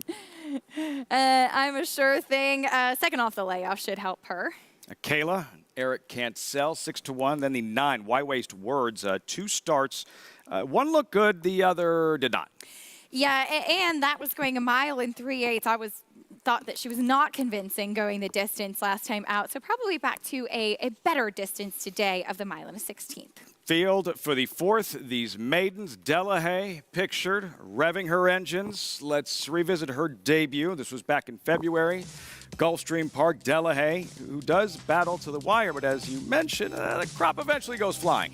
Yes, and as Maggie was touching on there in the red cap is Love Appeals, who ended up winning that race. This was, as we touched on, 2 turns. Love Appeals tried going longer in her next start and then ended up coming up and winning successfully when cutting back to a sprint. So she was beaten by a talented filly, but Love Appeals was able to hug the rail while Delahaye was closing outside, and that's when Javier Castellano does not have a crop and kind of a key portion of the race. And while it was not working, did happen to be at Gulfstream that day, and Delahaye was a standout in the preliminaries. But obviously, it's a concern given that she ran so well, and then we haven't seen her since February, and coming back and not necessarily wowing Maggie in the preliminaries. Had a spirited warm-up out there on the track with Javier Castellano. Big question is she ready off of that layoff since February?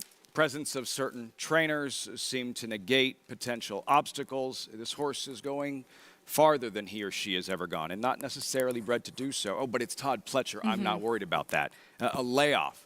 Delahaye in this case. Well, Chad Brown trains. I'm not as concerned about the rust going in. That's very true. And she's been based up in Saratoga. As we touched on, it snowed last week, so it has been getting cold. So not surprising to see her coat starting to get a little bit more woolly and wintry as well. And it's warmer today, too. And as their coats do start to turn, and she comes down to a kind of a warmer weather, and it's also a lot warmer down at Belmont versus at Saratoga, where she will have shipped into before shipping over to Saratoga. Sometimes that can be a bit, shipping over to Aqueduct, I should say, that can be a little bit taxing on horses, especially if they start to get a little bit hot, and she has been using that energy, as Maggie was discussing. That's why sometimes in the spring you'll see horses coming up from Florida just flourish when coming back to New York because it's so much cooler, and they appreciate those kinds of temperatures.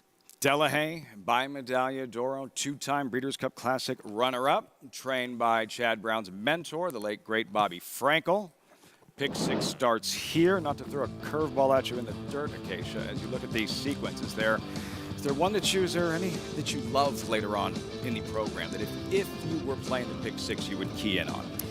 Oh, that's a tough question for sure. Like I said, sorry for the curveball in the dirt. Especially since I'm done after the 5th race, so not necessarily having handicapped them all today. But I would say if you have one that you could potentially lean on, I think the Tempted is very wide open. At first glance, you look at a race like the 7th race, a mile and an 8th, and I think that's really going to be revolving around Rivalry, who won going a mile and 3/16 at Churchill. Can he keep the momentum going? But that seems to be a pretty salty race as well. It's a good card.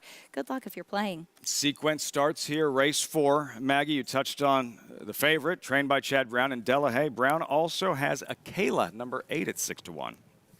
Yeah, Kayla comes out of that same race as War Princess, and she outfinished her that day. She, too, coming off of a long layoff as well of nearly a year, 11 months to be exact. She looks great in her coat, and while on form, it indicates that she has improved from 2 to 3. I don't necessarily see it with her physically, but in the same breath, she's 7-1 for Chad Brown coming off of a 2nd place effort. That feels like a little bit of an overlay, just saying. I'm no Andy Serling, but that's a good price. She's going to drop as 6-1 currently. But number 7, I'm a Sure Thing. Another horse, 2nd off the layoff. And she looks like one that definitely would benefit from having a little bit of racing fitness put into her. She's quite short and stout and kind of a more burly type of filly. And I know the pedigree says, well, the pedigree doesn't necessarily scream long. It is a European one, but she screams shorter is better to me. So I don't know. I mean, they tried going a mile and an 1/8. That was arguably her best effort, but she almost looks like one that would benefit from a fast place to come motoring home the center of the racetrack in a sprint race, but I don't know anything. But looking at her, she looks good, and she's a big price at 13-1. I don't know if she necessarily gets any kind of pace to close into this time around. I would hope that Dylan Davis puts her in the game early on.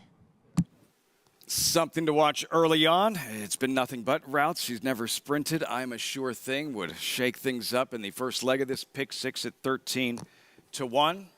Dylan Davis there, crossing over to the turf course. Delahaye now 3-4. Yeah, short price on this one. And look, she absolutely could win, but she does have the layoff to contend with, and she ran quite well back in February, but we haven't seen her since then. That can sometimes be a concern.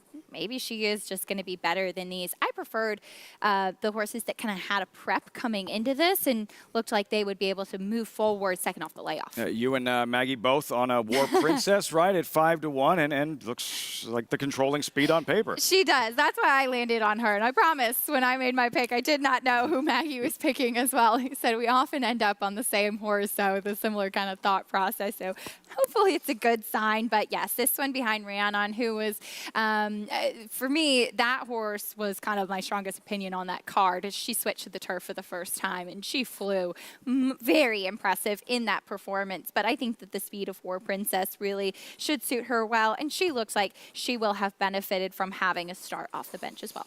Great minds, Acacia. Just go with that. That's it. Just go with that. That's it. Great minds. 5-1, War Princess.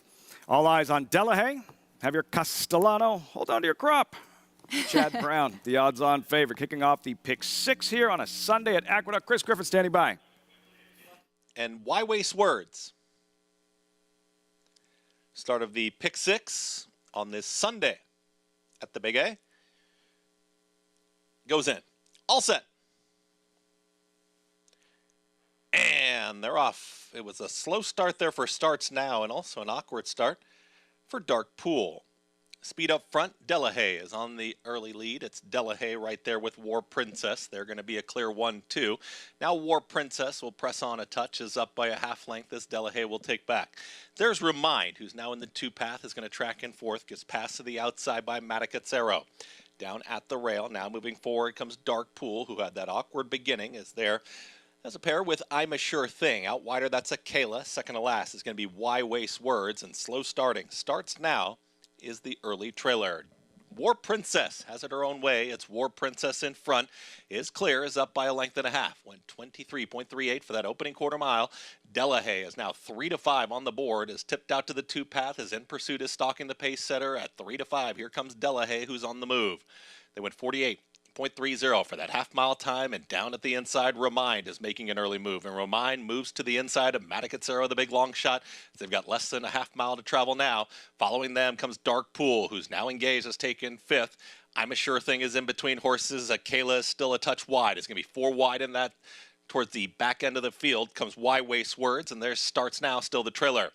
1:12.4 for 3/4 of a mile, and War Princess has got the lead. Delahaye is in pursuit and now called upon for the effort. Delahaye right to the outside of War Princess and pounces, and now Delahaye is just opening up here in the late stages. It's Delahaye with a furlong left to go. War Princess is battling on as a very clear second. Delahaye is opening up here with a 16th to go. It's going to be a battle on here for show as Delahaye will get the easy victory to kick off your pick 6. War Princess there was second. Then came I'm a Sure Thing up late for third. Looked like Dark Pool in 1:42.4. A good idea, Acacia and Maggie, with War Princess, but in the end, just too much Delahaye for Chad Brown. Off the bench, right to the winner's circle, graduating in her second career start with Javier Castellano, handling this field with ease. Indeed, and you can't complain with War Princess. Jose Ortiz put her on the front end and tried to take them every step after. She wasn't immediately the quickest out of the gate, but Delahaye kind of sat in a perfect spot. She broke sharply today, and when you see a horse break sharply off a layoff too, that's usually a very good sign. They're ready, they're strong, and Javier held on to the crop today, but he didn't really need it that much. She was much the best in this spot. 1:3.74 Delahaye. The Medaglia d'Oro filly. Javier Castellano here for Chad Brown. Just off topic of her performance with Brown, how surprised were you that his winner in the juvenile filly turf paid what she did? Yeah, hard to justify. Hard to justify. She's now 3 for 3, and Chad Brown has just dominated the juvenile fillies turf. 5-6 wins? Yeah. Right? It's amazing. It really is. And he's got this one a filly that's 3, but Delahaye with a lot of talent. And as you say, yes, layoff to consider and to be concerned about sometimes, but she's trained by Chad Brown, and this is why he had her ready to go. And she actually has a lovely pedigree, too. The dam is the sister to Grade 1 winner Malibu Prayer, as well as multiple Grade 6 winner Valid, who's a hard-knocking campaigner. Strong bloodlines and a strong performance on the comeback. Delahaye, 1:3.74 results. Reaction when we come back. You're watching America's Day at the Races on Fox Sports 2.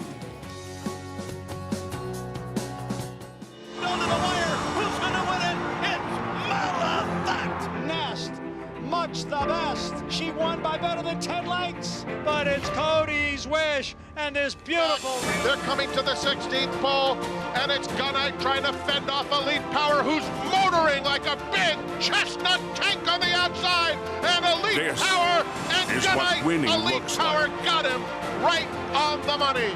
Curling, the classic sire. It's America's original sport, and no one covers it better than americasbestracing.net. From the sport to the lifestyle, the best races, horses, and destination venues, cocktails, gambling, fashion, and more. americasbestracing.net is a sport for you.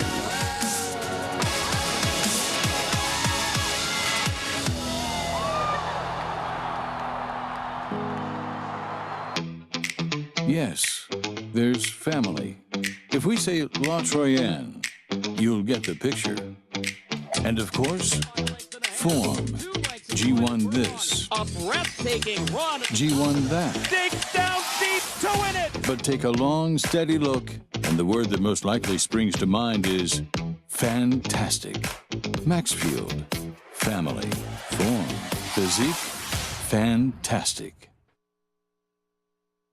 Racetrack Television Network brings you every race, from every track, on every screen, every day. With monthly packages starting as low as $5, RTN gives you great value and access to more live HD streaming and race replays than anyone. Visit RTN.tv today to sign up and watch on almost any device, including Roku and Amazon Fire. RTN has packages that start at $5 per month.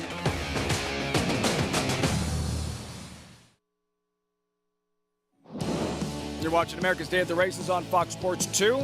As always, brought to you in part by America's Best Racing. For the love of the race, visit americasbestracing.net today. Visiting the winner's circle for the first time, Delahaye, Javier Castellano, trained by Chad Brown, defeated a neck in her debut all the way back in February. Resurfaces this afternoon, and the easiest of winners over War Princess, and I'm a Sure Thing. Delahaye, trained by Chad Brown, those two Breeders' Cup wins, and a victory here with Delahaye, standing by with Maggie in the winner's circle. You're with Chad Brown. You catch the red eye, too? Yeah, red eye back. I feel pretty good, though, especially after a win. Yeah, exactly. With Delahaye here. We have not seen her since earlier this year. Chad showed so much. Should have been a winner first time out. Talk a little bit about bringing her back and what you thought of this blowout performance. Yeah, I want to thank the owners, both Bill Lawrence and Three Chimneys. Three Chimneys did a great job rehabbing her. She hurt her pelvis in that race. We were so excited about her. The next day she wasn't quite right, so it required a lot of time and a lot of patience. Want to thank them, and we've always treated her like a really good horse, and happy to get her back to the races with Javier on her, and she's back on her way, albeit a little later in her career than we wanted, but hopefully our patience will pay off. I was going to say, is this a filly you've always thought could be stakes caliber? Absolutely, yeah. When we ran her the first time, we quite liked her. She was training super, and it's just unfortunate she came out of that race too well, but now she seems to be nice and sound. Fingers crossed she comes out of this race okay, and we'll get her career started now. Let's talk about a race that you absolutely own, and that's the Breeders' Cup Juvenile Fillies. One of only 2 Americans to win a turf race on the Breeders' Cup card. She just has developed so quickly and gotten good at a very quick pace. She has. Hard to Justify has been a horse that we've always liked. I think you and I spoke before. Not an amazing turn of foot, but not a slow horse either. She's a strong, steady horse. I think you and I had said maybe New Money Honey was a horse that she reminded me of that was a former winner. I went in there hopeful that she could have the same result as New Money Honey did a few years back, and she sure did. Talk a little bit about randomized as you wear the Alabama hat. She was so game in the distaff set runner-up finish. She's capturing America's heart, really, for her. She's not very big, but she's stout, and she's honest, and she's a beautiful horse. And the fact that she takes it to her opponents right on the front end of her races and with, strong fractions, and is such a fighter in the lane. For her to take on an older horse like Idiomatic all the way down to the wire, I'm so proud of her. She's exceeded all of our expectations about how far she can run, and she seems to come out of the race well, and it's an exciting horse for next year. I know you're biased, but do you think she deserves certainly a big nod and a big look for 3-year-old champion filly? I think she deserves to be in the conversation. Obviously, Pretty Mischievous is a really nice horse, and she's had a very full year herself and danced a lot of dances, and would be the leader of the division, I'd say. But, my horse got started a little bit later. when she did show up in the second half of the season, she showed up against the best, and we'll have to see what the public thinks about it. Yeah, well, she has proven me wrong every step of the way, so good to see her. She's just a fighter. She's got the heart of a racehorse, but congratulations here, and good to see Delahaye back on track. Thank you. The New York horses did quite well out there, so I'm proud of that for all the horses stabled here at NYRA, and a lot of credit goes to them about for the facilities they gave us to train on. I mean, I was pretty impressed with overall the New York horses. Couldn't have said it better myself, Lafitte. A road game heading out west over the 2 days of championship racing. 6 wins by New York-based runners, 2 of them trained by Chad Brown. And then you had the Europeans. We'll get to that in a moment. Acacia, the first, this allowance race in race number 5 kicks off the late pick 5. Your thoughts going in? I'm having a moment, 2-1 right now. A horse that will try to build off of that 4th place finish last time out after a bit of a freshening. Never switched leads in that last effort as well, and that was on a wet track. So we'll see how she does getting onto a fast track today. Trained by Bill Mott, who had several moments out at Santa Anita this weekend for the Breeders' Cup. So did Chad Brown and Aiden O'Brien. Augusta Rodin in the Breeders' Cup turf yesterday, a 7th win for O'Brien in the turf, and what a ride by Ryan Moore skimming the paint. Tremendous ride by Ryan Moore, and this is a horse I've just become enamored with. I mean, first of all, he's a stunning individual. He has an unbelievable turn of foot, and he really showed that yesterday. I thought it was a very big run for the American up to the mark to finish second to him as well, but a tremendous ride by Ryan Moore, and he was much the best, that horse. And unquestionably, the day before in the juvenile turf, when there was a scratch of the favorite and Frankie Dettori got bounced, Ryan Moore took over, and, nice and to have a 2 deep wins. bench, Yeah, right? it helps. It does help. So another big Breeders' Cup out west for Aiden O'Brien. The late pick 5 coming up here at Aqueduct. We are going to pause, step aside for just a moment with a brand new audience joining us here on America's Day at the Races.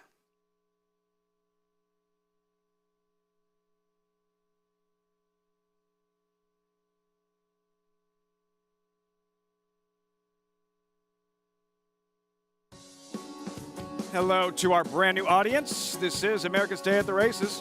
Valley, SoCal, San Diego joining us for the Sunday program, second half of the Sunday program from Aqueduct alongside Acacia Clement. I'm Lafitte Pinkai. It's the day after the day, Breeders' Cup 40 in our rear view. We have live racing here at Aqueduct, and the late pick 5 just around the corner included good stakes race for 2-year-old fillies. Yes, absolutely. Looking forward to seeing those 2-year-old fillies stretching out to a mile a little bit later on today. A good way to wrap up the week. And I know that a lot of the focus, Lafitte, has been, of course, on the Breeders' Cup taking place in Southern California. But we've had a really good, solid week of racing in New York to kick off this Aqueduct meet.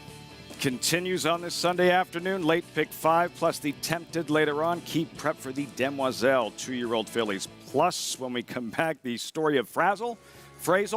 That's part of the story, his name, his past performances, like the Dead Sea Scrolls, 70 lifetime starts, 21 wins, most of them right here in New York.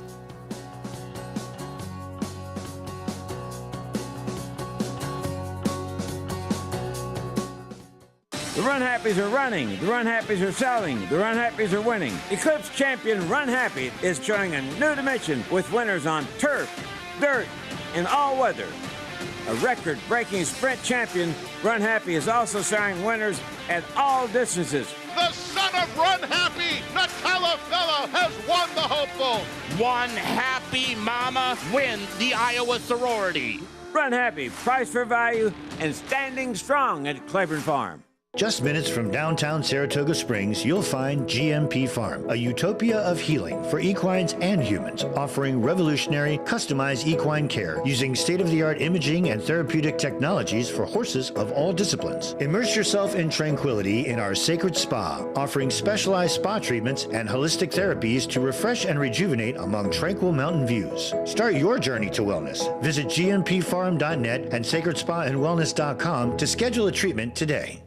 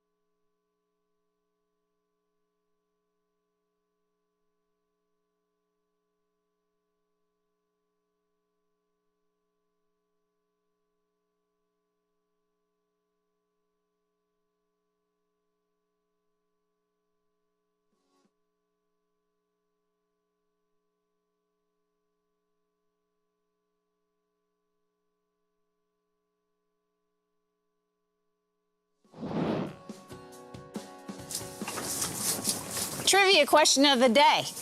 What horse won 17 times on the Nashua circuit? You're looking at him. So my friend, Lexi Marquis, was teaching my daughter how to jump. She says, I have the best horse for you. He's older, really big, but I think he'd be a really good fit for you. His name is Frazzle. I'm like, what a stupid name for a horse.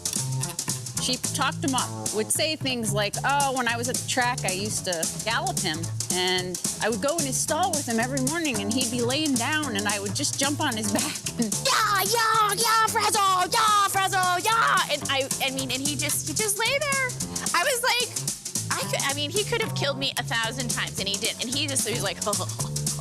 In 2017, I turned 50 years old, and on my birthday, this guy arrived off the van and into my life. I mean, as a probation officer, I dealt with some pretty big guys, but not 17.2 hands big. Mr. Hot Shot here. I didn't know anything of his heroics. A guy at work said he used to bet on him. It became like a little bit exciting. Like, wow, I could have this somewhat famous horse. When I say somewhat, I mean, I guess he was really famous. There goes Frazzle right there with the sudden move. Frazzle grabs the lead. Frazzle the winner, 3/4 of a length. Frazzle in a pitched battle here. Frazzle, career win number 20. The 10-year-old did it again. Frazzle. Frazzle. Frazzle. Frazzle. We call him Frazzle because it fits his personality, but the correct pronunciation is Frazzle.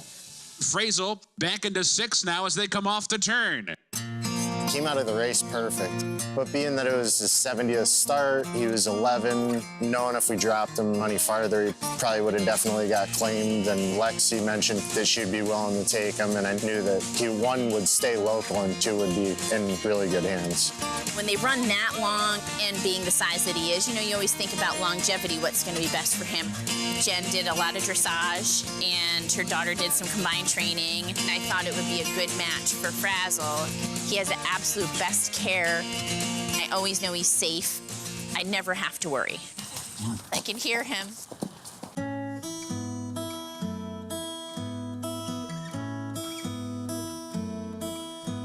I think the great horses in the Hall of Fame would have been proud of a horse like Frazzle. To see what he did as a hard competitor for 8 years and a horse that every time he raced was loving his job, that was giving his all. And really, that's what you ask of a racehorse.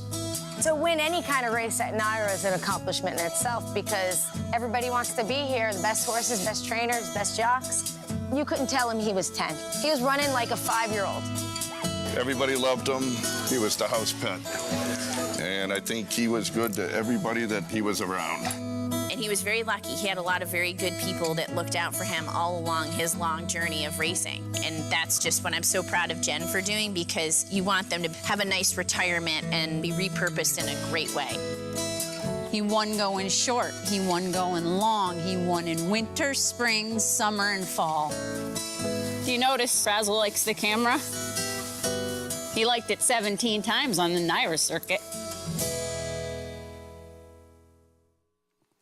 Mr. New York, Frazzle, so often some of our favorite horses are not necessarily the fastest horses, Acacia. It's not all about the grade 1 winning types. I know Maggie and I agree on this, that the war horses, when you have an opportunity to retrain them too, there's just something special about them. They have that heart, that grittiness. We have a horse through Racing for Home, our aftercare organization, named Changing Leads, that raced 96 times, and the majority of those in Puerto Rico as well, and he's been retired, and just watching him, nothing phases him, and he's kind, and he's obviously a horse that's looked after himself throughout that long career too, and he's just really cool to be around. Love seeing those stories. Frazzle, just looking at his past performances, and I know. it's like, it takes my up 2 God, pages, look at, by the way. This is insane. You just don't see this anymore very often. The 70 career starts, the 21 of them, and for New York racing fans, because of all the success he had here in New York. He meant a lot, and that's what we often say. I know it's horses that compete at the highest level, but so often the ones that really capture us are the ones that stick around. And so you see a 10-year-old gelding racing and being affected on the New York circuit. He becomes like an old friend. Great story. Frazzle, Frazzle here. More great stories, more good racing. There's Dylan Davis, all smiles, rode in the Breeders' Cup this weekend in the paddock here, getting ready to ride Carragate in this upcoming 5th race. Good allowance sprint for fillies and mares. Acacia, a $90,000 purse. I'm having a moment. Picture the favorite for Bill Mott at 2-1. She is, and as mentioned, she had a wet track last time out, went behind Royal Poppy, who'd been in pretty good form, and this one, she was a little bit awkward at the beginning. She never switched leads. It was off a bit of a freshening and the wet track, and she had 2 quick races against New York bred foes prior to that, but going through her New York bred conditions, then she stepped up to face Open First Level Allowance Company last out. I'm having a moment. Junior Alvarado, those 2 Breeders' Cup wins. Cody's Wish yesterday out at Santa Anita. Bill Mott, the 3 Breeders' Cup victories. Is Mott, in your opinion, the front runner for Eclipse Award champion trainer? I think so. I think absolutely. I know that he maybe doesn't have the most money as far as earnings go, and there's Brad Cox could be in that conversation. He's had a terrific year as well. But for me, the year that Bill Mott has had has been sensational, capping it off with those 3 Breeders' Cup victories. And he has said he's focusing more on quality, and yeah, I think that's what it's supposed to be. And we've seen that showing up on the racetrack. Elite Power running a hole in the wind yesterday in the sprint. Junior Alvarado, so much to smile about. And what a campaign.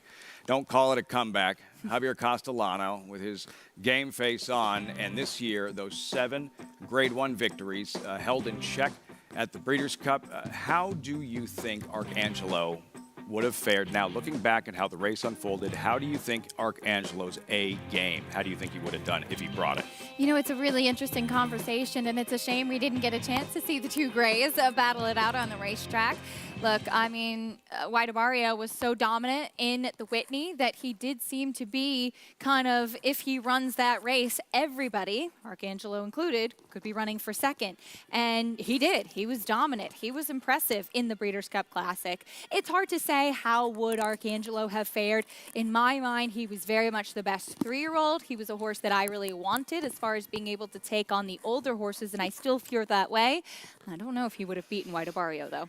It's been an incredible journey this season. Javier Castellano riding in this 5th race. There's Dylan Davis post-parade, Carragate, followed by Mongolian Panther. She's been busy this year, 9th start here in 2023. She has, but I like her cutting back in distance. I thought she ran very well, 2 back. I'm having a moment. The favorite 2-1. There she is. As we said, second off, a little bit of a freshening, getting on a dry track. Her second time in this condition after going through her New York bred conditions. Late pick 5 starts here. You see the current pool. Number 4 is Free to Roam. Last 7 races on turf and synthetic. Yeah, she's a tricky read, and her dirt races have just been much slower than her turf and synthetic races have been. Security Code, New York bred, won at Saratoga, 2 back. She was 3rd behind the current, I should say in front of the current favorite, I'm Having a Moment, last time out in that October 7th race. Freddie Mo Factor, great name, would be a big surprise. A Will Away, it's been a bit of a struggle this year. It has been, and she's also coming off a bit of a layoff. They tried the turf last time. That was in June. Castellano on Give Me Kisses, Team Fierceness, Rapoli Pletcher. And a layoff to contend with as well. Her first start as a 3-year-old, she was pretty good as a 2-year-old. Ponyless Wicked Sight, Florida bred, exclusively raced at Parks in Bensalem, PA. Kind of interesting that she's a Florida bred and has never tried Florida bred company. Wonder if Louis Linder's planning on bringing her down to Florida this winter. Field for the 5th race start of the late pick 5. I'm Having a Moment is the favorite. 7-5 to her inside is that mare, Mongolian Panther. Maggie, what are you noticing? That I like her. Lafitte, in that 2 back, she was wired on a day where speed was nearly unbeatable by Little Prankster, who would also frank that performance with coming back and winning at Keeneland with an 89 buyer. And then last time she was on a track in which you wanted to be inside, going a distance which I think, looking at her, is much too far. She's much more of a sprinting type, Mongolian Panther, and she was chasing 2 to 3 wide. So against the track that day as well. And with these David Jacobson runners, I have noticed that, yeah, they're a little bit hard to predict, but the ones that look good in the flesh generally show up if they're meant to on paper. it's the ones that don't look great that don't show up. And she looks fantastic. And she's sharper for this turn back than what she was going back to earlier in October for that mile effort. I'm having a moment's fine, and I suppose she's good getting back on a dry track. But I just thought that today, Mongolian Panther looked a touch better. And furthermore, I thought she had some excuses, as we'll jump to the outside with a layoff runner and Give Me Kisses. Now, look, if she can naturally progress, as horses tend to do, by 10 buyer figures, then puts her right in the mix here from her 2-year-old debut. Now, last time we saw her was a 7/8 Gin Talking in December at Laurel. She chased the pace. The winner came from last that day. And she still almost seemed to touch green, because she was chasing that horse and then it looked like she wanted to give up. And then when the winner eventually ran by her, she kind of re-engaged a bit. So then we saw the long layoff. She looks incredibly fit coming back here. It does not look as though this filly has missed the thick end of 10 months. And she's grown, she's filled out. Her coat even looks better than what it did in that debut effort back in November. And she's taking some money. So I think she is formidable in this spot, getting a nice warm-up out on track 2 from Javier Castellano as he looks for another winner on the card. I do want to mention the inside runner also coming off of a layoff in Carrigate.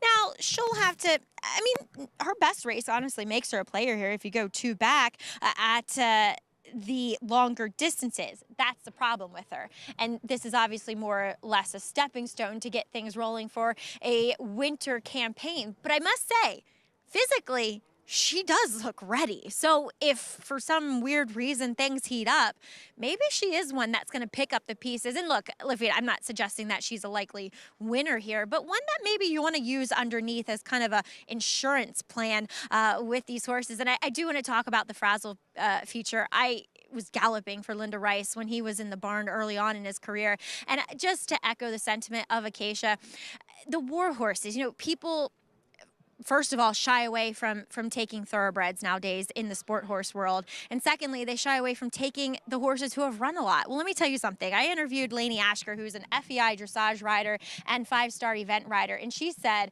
to me that she wanted the ones that have been around the track because they've seen it all, they've done it all. And furthermore, if they can overcome any kind of issues, that makes them a sounder, more durable horse. And I got a chuckle. I was watching some warm blood out at the farm the other day as I was riding my OTTB, and this thing refused every jump. And I can point my horse at any jump, and he just sails over it without any hesitation. And those warm bloods are bred to jump. So give me a thoroughbred any day, Lafitte.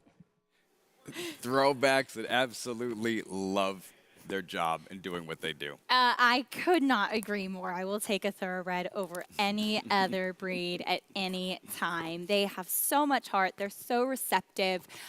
They try. They are willing to please. And Maggie's so right about the war horses that are sound and overcome things. I just think that they are incredible, and they've shown time and time again that they can be retrained and adopted out into pretty much any other discipline. Pretty amazing. For these, they're still out there competing, trying to win. And in this 5th race, kicking off the late pick 5 with I'm Having a Moment, who is the favorite at 3-2. Alvarado Mott trying for another win this weekend. Chris Griffin with the remainder of the load and call post-time race 5 from the Big A.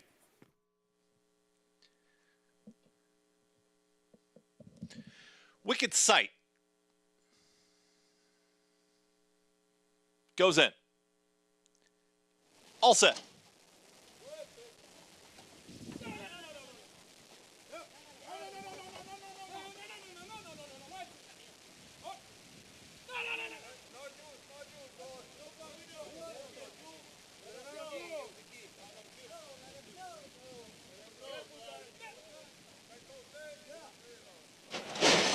And they're off. Good speed towards the outside. A Will Away is in the early mix. There's Give Me Kisses, also Wicked Sight. It's going to be Give Me Kisses and Wicked Sight. They're 1-2 from those 2 far outside draws. At the rail is Mongolian Panther and Isaac Castillo tracking in 3rd. In between horses, I'm Having a Moment as a shared 4th.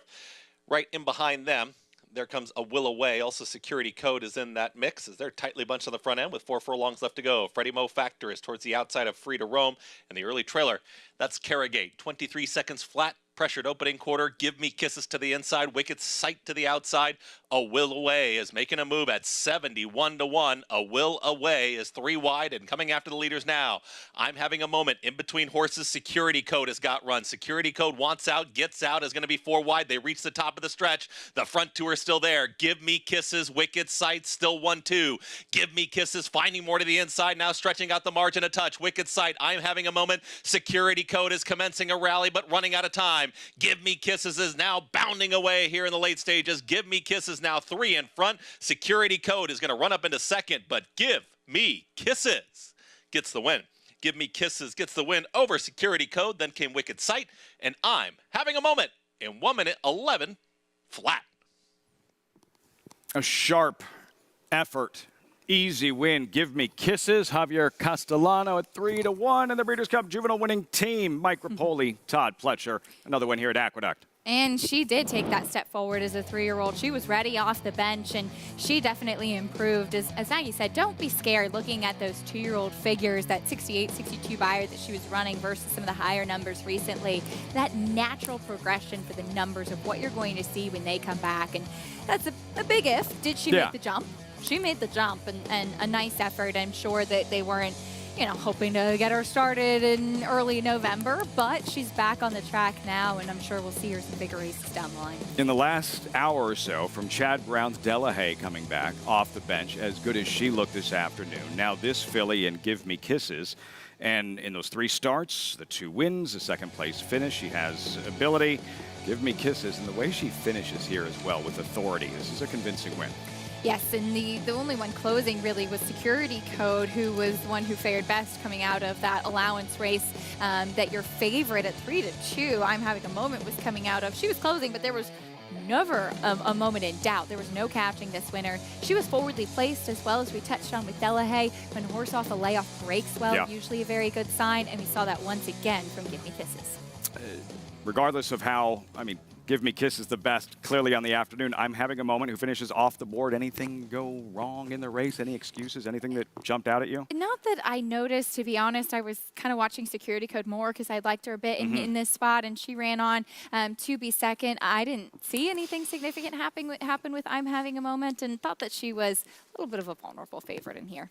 Your concerns not unfounded. Off the board at 3-2, opening the door for Give Me Kisses at 3-1 here. 8-5-9-3 results, reaction forthcoming. Acacia and I are stepping aside. Still have the late pick 4 coming up. Acacia, the tempted later on. 2-year-old fillies we won't be on for. Who'd you come up with? It looks like it could be an honest pace. I'm very intrigued by the one Shimmering Allure, who will be closing late. She also comes out of a 4th place finish in the Grade 1 Alcibiades behind Candied. We'll see if she can get the right kind of trip and pick up her own stakes win today. That's the tempted coming up a little bit later on. 3rd of 3 stakes races this afternoon. Off and running in the late pick 5. The late pick 4 gets started in race number 6. Greg Wolf, the MIG, taking over as our coverage continues from Aqueduct on here on Fox Sports 2. Give Me Kisses, stellar in her comeback, victorious for the Breeders' Cup Juvenile winning connections.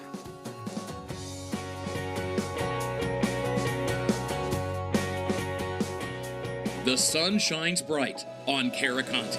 His first crops of racing age are showing brilliance on the racetrack with a high percentage of stakes winners. His versatility is evidenced by winners on all surfaces across the globe. Smandarella could not have been more impressive. The sun shines bright on this value sire. Fair down 25, fair down 25, fair down. Thank you. Right here, 525,000. Caraconte, standing at Gainesway. Experience the adrenaline-pumping, suspense-filled action of the Sport of Kings no matter where you are with Naira Bets. It's fast, easy, and secure. Download the app today and start winning with our lucrative weekly promotions, thrilling handicapping contests, and a one-of-a-kind VIP rewards program. Don't just watch horse racing, be a part of the action with Naira Bets.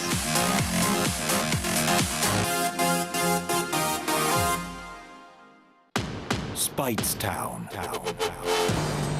Munning.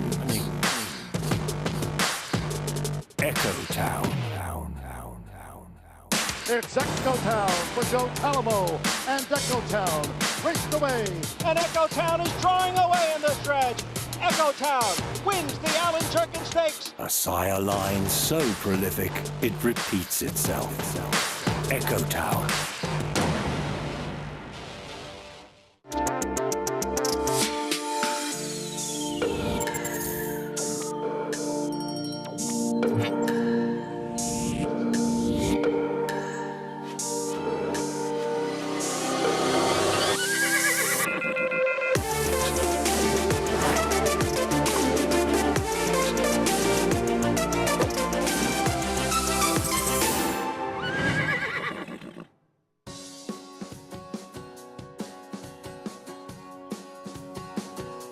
Welcome back, and thanks for joining us here on America's Day at the Races on Fox Sports 2. Well, we just saw a return to the races for Give Me Kisses, and she was dominant for some pretty familiar silks. Ripoli's stable, Javier Castellano getting another winner on the card for Todd Pletcher this time around as she returns the $8 over security code and Wicked Sight rounding out the trifectas. I'm pleased to be joined by longtime Belmont assistant for Todd Pletcher, Byron Hughes. And Byron, talk a little bit about Gimme Kisses. She's one that has been preparing for you for this return to the races. Now, late 3-year-old, she's developed quite nicely, obviously physically, but on the track too.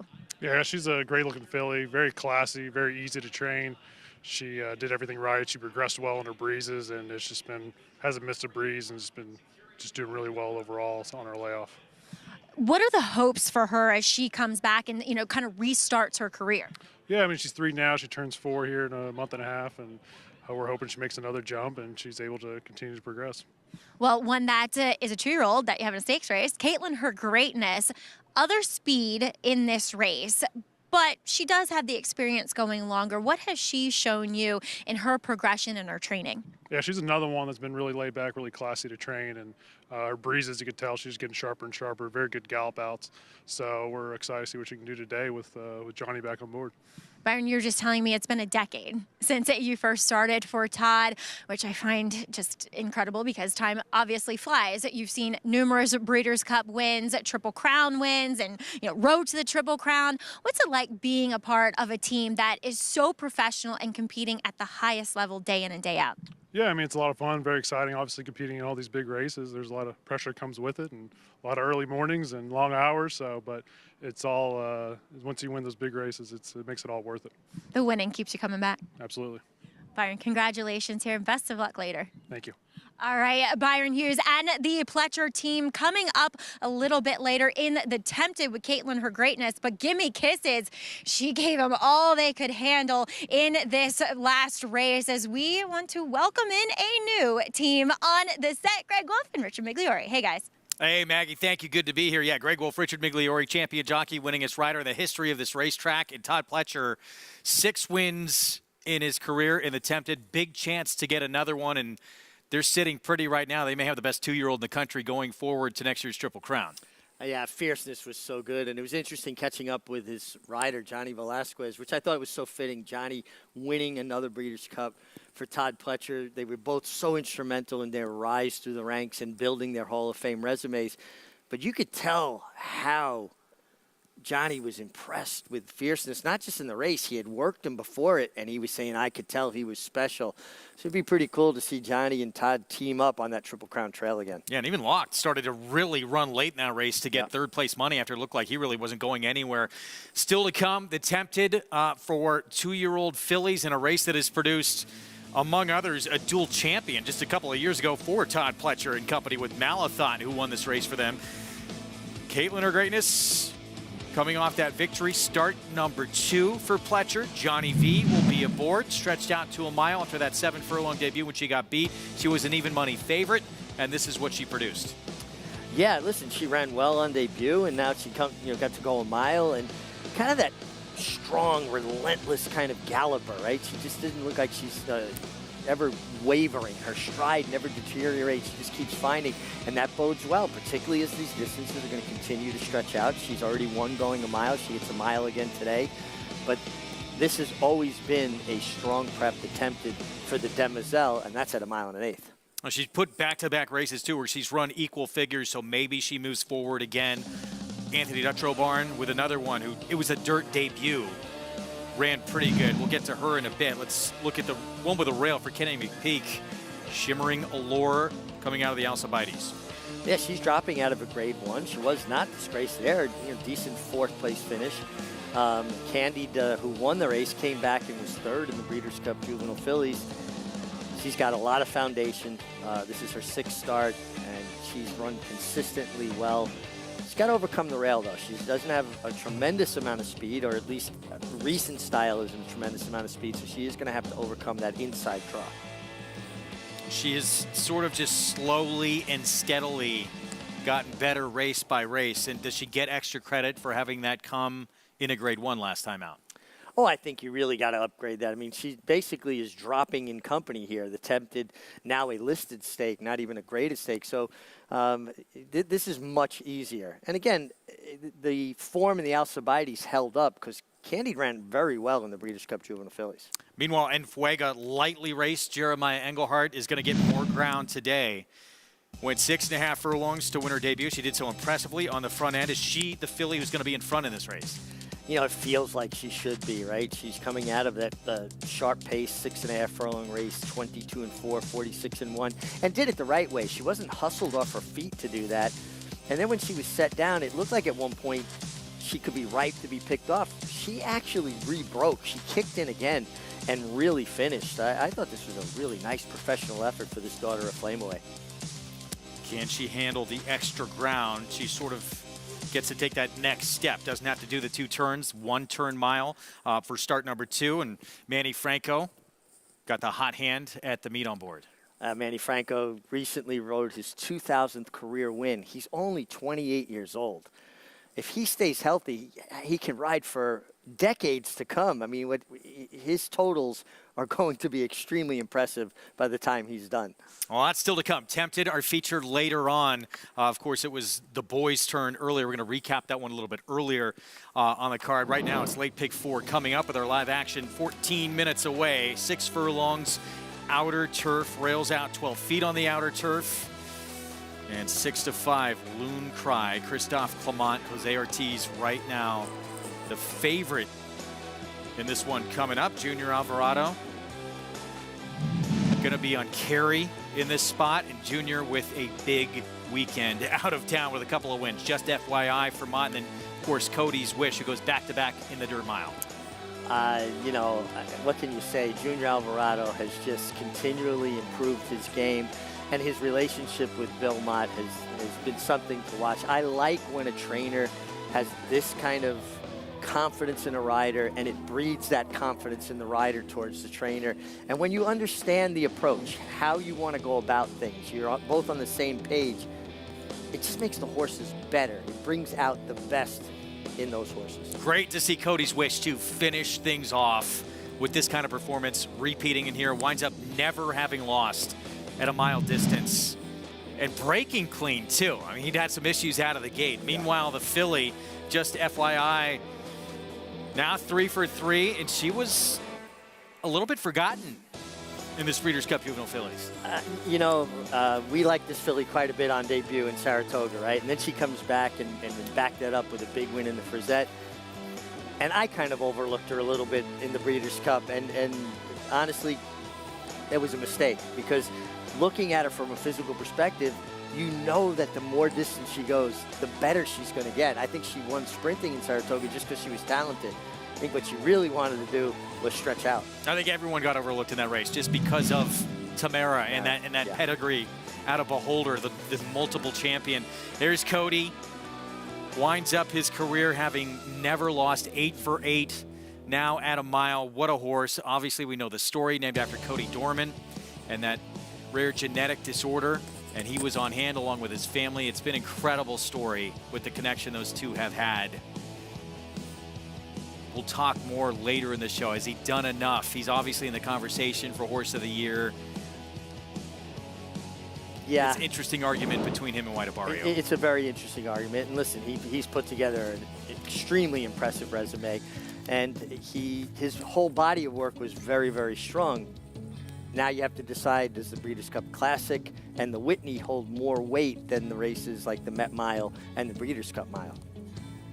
What a career. And credit the connections, too, for trying to take that shot, trying to go to that heavyweight division, taking that shot in the Whitney. It did not work out, going back to what he did best and proving he is untouchable at that distance. Tremendous horse and an even better story as we go to Maggie Wolfendale for more. Greg, I remember covering this story when it first started unfolding, and we learned why Cody's Wish was named that for Cody Dorman when he started rattling off that win streak that we saw when he broke his maiden. He ran through the allowance races at Churchill, and it just touched everyone's heart. And as Bill Mott has said, the horses know when somebody, well, A, isn't a threat because they are a prey animal at the end of the day, but two, when it's a child, when it's somebody that isn't imposing. And Cody's Wish, the horse, knows that Cody Dorman is something different, is something special, and that he needs to be treated kindly and just with kind of kid gloves. And it's just amazing, a horse's sense to know that. And what a special ride that Cody's Wish has taken the Dormans on. And I love their support, how they've traveled across the country. And while Cody's Wish, the horse was regally bred, being a son of Curlin, he shows up and dances every dance and has that will to win and will to fight, which is a mirror image of Cody Dorman and his fight for survival. A child that was, told that he wouldn't live past the age of 10, and now he's nearing his 20s. So it's just an incredible story, and what a way to go out, Greg. This horse getting up, I think, a little against the dynamics of the track at Santa Anita and getting the win, a hard-fought, gritty victory that we've come so accustomed to seeing from this guy. Yeah, I think part of it, too, he's just so much better than everyone in that division doing what he does, going a mile. Wolf-Hirschhorn syndrome, rare genetic disorder that, his dad, Cody Dorman's father, said the performance of this horse and what he's done on the racetrack has helped keep him alive. Well, you can see that special affinity, right, and that purpose. And I think it's been really good, not just for Cody himself, but the whole family to have this focus and this horse that just incites such passion. And Cody's Wish was breathing fire all week long leading into the Breeders' Cup. He was hard to handle. He was pulling the rider to attack. And then he sees Cody Dorman and he drops his head and allows it to be pet on. And, this is all horse, a big, strong, tough horse, and quite a resume he's put together, right? 11 wins from 16 starts, $3.1 million in earnings, and back-to-back Breeders' Cup victories. Yeah, and great for Bill Mott, too. We've talked all year long about how stacked his stable has been, and for him to show up at the biggest stage and deliver with those 3 victories really backed it up. It really backed it up, and he put himself squarely in the conversation for an Eclipse Award this year. Now, some voters will just look purely at who's leading money, but I think you got to look a little deeper and look at the horses and the resumes, those horses, and the consistency of those horses. I think that's one of the things that really stands out about Bill Mott's horses, holding their form for elongated periods of time. It's really been phenomenal to watch. And if not, who knows? If not for getting that inside post and that forego and that slow pace, could have been maybe a 10-race win streak for Elite Power. Yeah, I mean, I just never looked comfortable, and it was interesting watching Ira Ortiz Jr. ride him in the Breeders' Cup Sprint, getting him to the clear when he could, and you could see he's just more comfortable. He really makes his run unfettered that way. Junior Alvarado, pilot for Cody's Wish. He's going to be on carry in this spot coming up. He'll be riding for trainer Joe Sharp, and it's a rematch with the now 4-5 favorite Loon Cry. Finished behind Loon Cry that day, but it looks like Carey is going to have first run on him. That's a look at the favorite. This is a horse who used to have speed, but of late now this horse comes from pretty far back. Yeah, become much more of a closing sprinter. This race does not fashion a lot of speed. There's one true speed horse in here, and that's the 6 Bossy Diva. Don't you think Carey just sets up shop outside with her as a target and works out the best trip? Could be. 5-1 right now. As we get to our post parade coming up, we'll start with 20-1 long shot. Lost My Sock, trained by Derek Ryan. I hate when that happens. Another one that's going to be more of a closing type, although you can count on with Kendrick Carmouche trying to get some more position. Happened to my daughter Isabel early this morning. Hopefully she found it. Candle coming in from Laurel last start.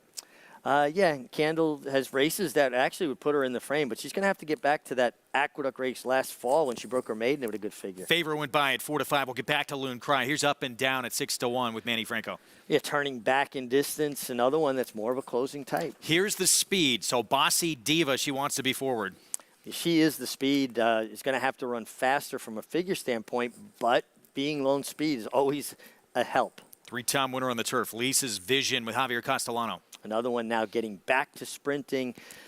Will those longer races dull her speed a little bit? And there's the man who had 2 wins on Breeders' Cup weekend, Junior Alvarado and Kerry. It feels like Kerry's going to sit that perfect outside stalking trip. And Johnny V on Violet Gibson outside for Saffy Joseph Jr. Johnny V got off a red eye and knocked out the early double here, including the pumpkin pie. Huge upset in that race. Huge upset on Frank's Rocket, but this filly's got a decent resume. She's coming off a freshening. Pick 4 pool starts here over $80,000, and you can play it at Naira Bets. Get signed up started if you've not already. That's the offer, that $200 deposit match sign up bonus with that code MATCH200. Punch that in at sign up on the app or right there at NairaBets.com and bet any track, anywhere, anytime. Kicking off this late pick 4 as we close out this opening week at this Aqueduct Fall Meet. On the turf, sprinting as we look at the favorite, Loon Cry. Again, this horse used to be forward sprinting. At least it's had the ability to sit off some early speed. Now this horse comes from very far back. Yeah, I mean, it would probably be good for her to revert back to some of her former tactics and use some of that speed in this spot, because I just think this race is really ripe for a horse to lay up close and get that first run that you mentioned, Greg. She's got a great trip in this race. Do you give her or do you give Kerry the edge from this meeting? Because Loon Cry did roll by her late. I actually give Kerry the edge here. I just think Kerry's going to sit the trip and have first run. She finished extremely well there, but there's not a lot of pace signed on. Yeah. 4 minutes from the start of this pick 4. Let's go back downstairs to Maggie. It's so strange that it seemed like yesterday there were turf sprints with no speed. Today it's much the same, but I'm seeing this race exactly like Maiden here. And while I have no problems with Loon Cry, and she could very well finish ahead of Kerry yet again, Kerry's always kind of been one of my pets, and I've really appreciated the development that I've seen from her since moving to the Joe Sharp barn and just becoming a year older, to be honest. She's just really grown and filled out. She looks sensational yet again here, coming in with some pretty quick workouts over the Belmont training track too. And yeah, she had an ideal trip last time out, but like Meg said, I'm just hoping that she's the one that's ready to pounce and will provide that extra kick that she needs to get home. As I do want to talk about 2 turnbacks in here. Number 4, Up and Down. She certainly has the credentials to be a major factor in here. And while I looked up the numbers, and he hits at about 14%, so not a real positive stat for Grand Motion with his turf turnbacks, I just have Tupi fresh in my mind from yesterday, as she was a turnback in winning the Stewart Manor. And this one, Up and Down, she had a great trip. I'll be perfectly honest. But it feels like she's coming out of a decent race in which we saw Make the Boys Wink come back and win yesterday at Churchill. The 4th place finisher would come back as well, improving her buyer, and they've all improved a bit. And furthermore, it was a good, labeled good turf course, and it looked as though it was kind of breaking away from her a bit. She still ran on well over it, but she kind of bobbled here and there. And I can see why. She's a bigger filly. There's a lot of substance to her, and she's built more like a sprinter. I mean, she's short coupled. She's got a big hind end on her. I think she's really intriguing turning back here. As another one that I've always thought less ground is better is number 7, Lisa's Vision. Now, she's going to return off of a quick layoff. I've seen her a little bit more energetic. She does lack a little bit of that freshness in her disposition that you kind of want to see with horses coming back off short rest. But I've always thought that she tops out at a mile, so the 6 furlongs I think makes a lot of sense to me. She's moving incredibly well out there. It's certainly definitely the mechanics are there for her to put forth a good effort. And we'll see where she finds herself. She has been closer in the longer races. Hopefully she doesn't find herself too far out of it. Javier Castellano very adept, though, at making one lay close. Greg? So 8-1. Thank you, Maggie, on Javier's Mountain here. Lisa's vision for Jorge Abreu. 3 wins, 3 seconds, 9 tries on the turf. As you go back to Up and Down, yeah, the cut back in distance certainly worked for Graham Motion in his stake yesterday with a 2-year-old. Yeah, that horse was coming out of a longer race where she did have trouble too, right? And it kind of set her off. Up and Down made a really nice impression in the warm-up. I like what I saw there. And sometimes when there's not a lot of pace on the turn back, if those horses stay in closer proximity, they have more stamina because they're turning back out of longer races. And again, I mean, problem for her, just like with Loon Cry, there's not a ton of pace in this race, which is going to make her job difficult. Exactly. Now, Loon Cry also left the pony and was warmed up pretty aggressively by Jose Ortiz, so maybe he's looking to adjust around what we, are looking at a lack of pace on paper. Does he have to be extra cognizant, Jose Ortiz on Loon Cry, to save as much ground as possible early? Well, I think so. I don't think she's so much the best of these, and she got to save a lot of ground last time. She's comfortable running inside of horses. She's not afraid to run through traffic, and that helps the rider out. You don't feel compelled to have to try to get in the clear too early. It's Bossy Diva the 6th, really the lone speed in this spot. So Junior Alvarado's job, and there's a look at Loon Cry, is going to come from so far out of it with Jose Ortiz. Maybe she's just best. Maybe it won't matter. Maybe it won't matter. If I'm Junior, I'm allowing Bossy Diva to go. I'm going to set up shop like she's not in the race. Ride the race like you're in front if you're laying second with that filly. If you can't catch her, then you're just not going to be good enough, right? I'm keying on Loon Cry. I'm riding my whole race around keeping Loon Cry in a tough position. There she is, 4-5. Again, yeah, Junior Alvarado with Carey should have first run on this 4-5 favorite in the rematch here. She was more forward last time out, but Loon Cry blew on by her in the stretch. So it gets another shot at her. And what about Bossy Diva? We talk about her being the lone speed. This 25-1 shot, is any chance she can hang on and last to go gate to wire? Speed's always dangerous. You've got to run where they've been. I mean, she's going to have to improve, but sometimes getting loose is all it takes. Set for the 6th, kicks off this late pick 4 in our Sunday card. Let's go upstairs. Chris Griffin with the call. Up and Down.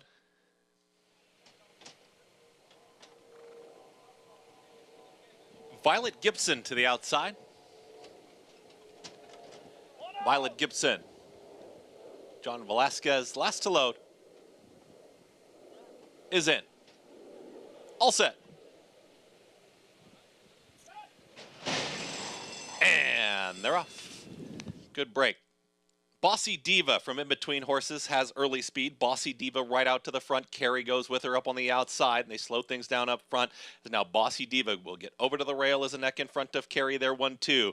Stacked up in behind, a group of 4. There's Candle, who's in that mix. Also right there comes Up and Down. Further back is going to be Lisa's Vision, and up on the far outside, now trying to progress there, comes Carey. And Carey is trying to move forward there with Violet Gibson.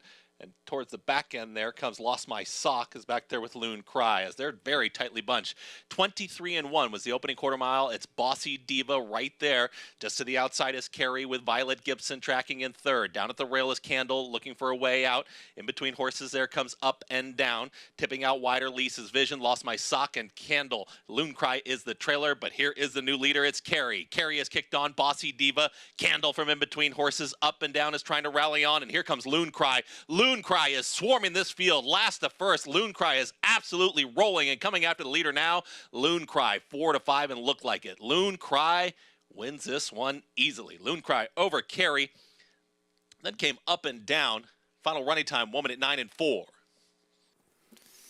Well, she didn't get as nice a trip as she did last time out. She didn't get as hot as a pace as she did last time out. It didn't matter. Loon Cry gets the win. Now, I thought Carey got the trip that we were looking for. It just didn't matter. Loon Cry was best. I mean, she turned for home, angled out to the middle of the racetrack, and won quite easily. Got to keep an eye on when we watch the stretch run. It appeared to me like Carey kind of came out as Up and Down was trying to rally in concert with Loon Cry. She had to kind of steady there, and it was definitely a function of the inside horse coming out. And then she kind of rallied again. Be interesting to see a head on to that, but keep an eye on what I'm talking about here, Greg. You're going to watch Carey's going to come out under Junior Alvarado, right in here, she made Franco have to kind of just tap on the brakes there. Maybe it wasn't a lot, but it definitely thwarted a little bit of his forward progress. 3-8-4-1. And we'll see if Manny Franco lodges an objection, if the stewards have anything to say about it. 4-5 favorite with a powerful stretch run. This will give us a better look. Yeah, I mean, Kerry was a little awkward changing leads. Junior kind of angled her back out. Now she, they've all established their line, right? They've got their pads. Now she's going to start drifting, and they can continue to drift. And right there, he did come out and hamper her a bit. I don't think it's a lot. I honestly don't think there'd be any kind of change. Does not involve your winner. Does involve second and third. And as of yet, nothing posted. But Loon Cry, this was impressive. To not get that hot a pace, not get near as good a trip as she did last time out, and still finish like that. Turn of foot when, horses can quicken up the way they did. And then she hit the front, and Jose kind of wrapped up on her, and she just switched back off. You saw the two horses she went by, galloped out past her. She knew where the wire was. So I did my job. I'm done. There is Christophe Clement, one of the masters. What an incredible career he has had. Came oh so close in the Breeders' Cup Turf Sprint. We're going to take a timeout. When we come back, pretty good story with your classic winner, too. Rick Dutrow winning that Whitney on his birthday after 10 years away from the sport. That big win, and backs it up with a Breeders' Cup Classic victory. We'll talk White Barrio when we come back.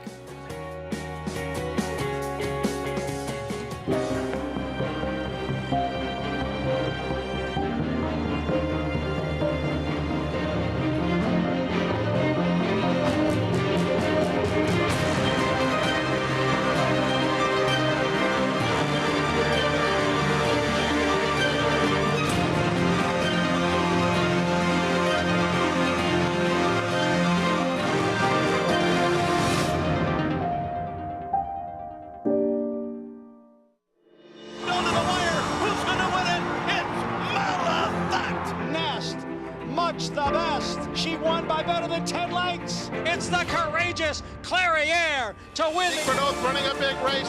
Nest, Clairiere is too far back. A 16th to run, and Idiomatic has a 2-length lead. Nest is fully extended. This is what winning looks like. A huge performance all the way. Curling, the personal ensign. the classic sire.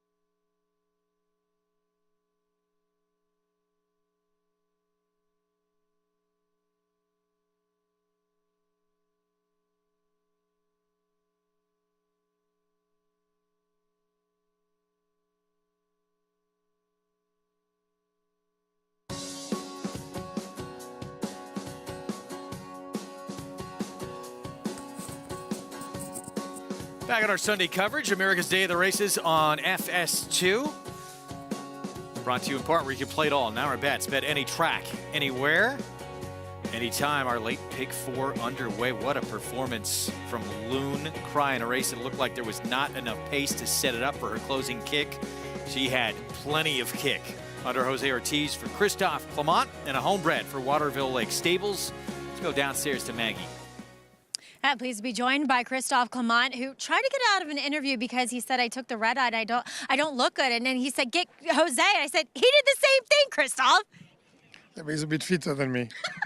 Well, anyway, really well prepared here, Loon Cry. I want to ask you about something because you had asked Jose about it, going a longer distance, and coupled with the fact that Richard Migliori pointed out that, she turns on and off so easily. Does that give you confidence for going longer with her in future races? No, absolutely.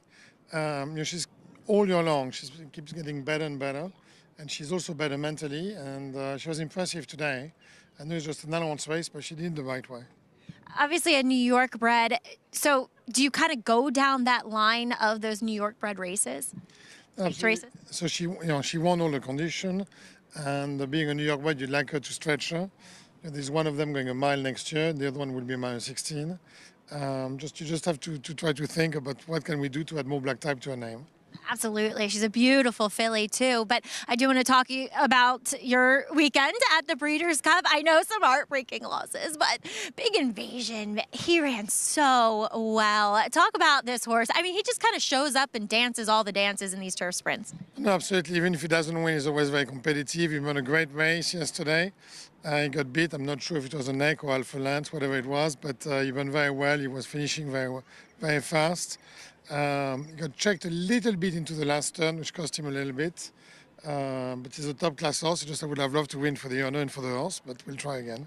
Absolutely. You celebrated a birthday as well. Happy birthday. Thank you so much. He's not excited about celebrating birthdays. It's all good.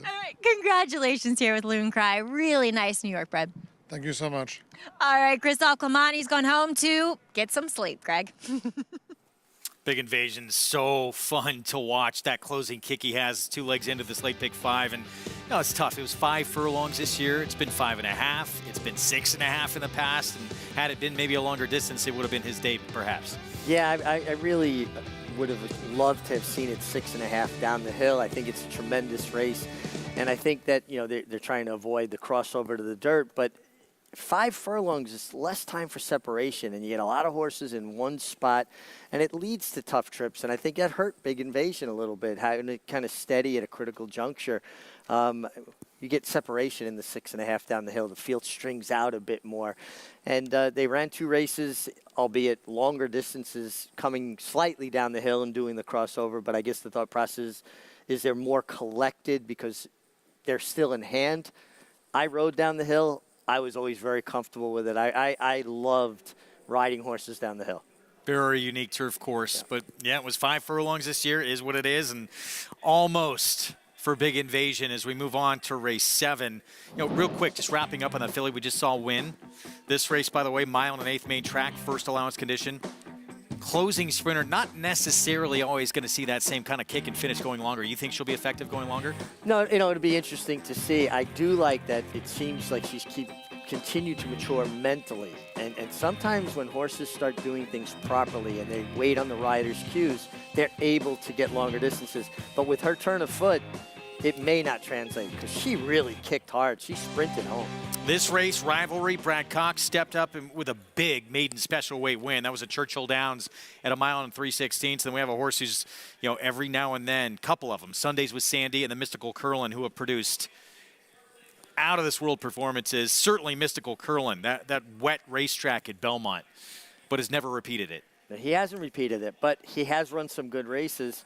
And he comes out of a race where he was second to Winter's Lion. Winter's Lion came back and ran extremely well against Krupe in the Discovery Stakes. So I like him a lot here. I think he's going to set up a good stalking trip from the outside, real close to the pace. Back to our Breeders' Cup Classic winner, Rick Dutrow and White Abario. This horse transferred to his care. They were not even thinking about going into the Whitney. Wanted to go into the Forego, but wanted to stay away from Gunite and Elite Power. It looked like it was coming up a small field. They took their shot, and all of a sudden, he turned into a super horse, going 2 turns and routing. And now he backs it up with the Breeders' Cup Classic for a man who'd been out of this sport for a decade with that very harsh penalty. What a return. Was a harsh penalty, and he did his time. 10 years is a long time to have your livelihood taken away from you. And this is something he did his entire life. His father, Richard Dutrow Sr., an incredible horseman, came here from Maryland in the mid-'80s to New York. And Anthony Dutrow, Chip Dutrow, and obviously Rick Dutrow, really good horsemen, cut from the same cloth as their father. So anybody that wants to begrudge, Rick Dutrow anything, he paid his price. He paid his debt to society, if you will, and he came back, and his horsemanship was never in question. It was more his managerial skills and the way he handled things, and maybe a little bit too relaxed about certain things. But he got it done, and I think that's a great story in itself. I agree with you. Won a Kentucky Derby, won a Classic years ago as well, St. Liam, and now he adds another one with this horse. He talked about afterwards, does this put him back on the map? I don't feel that I am back at the top, but I feel that the white horse is. I'm just hanging around him. As soon as I get stables like Todd and Chad, then I'll feel like I'm back on the top. But right now, I just feel like I'm lucky to be around him. I feel he's on the top. And I love being around good horses like that. It just makes you feel like a good horseman, and that's always what I want it to be. I want to be around good horses. I'm very lucky to be around him right now. I don't have a stable packed with good horses, and that's really what I want.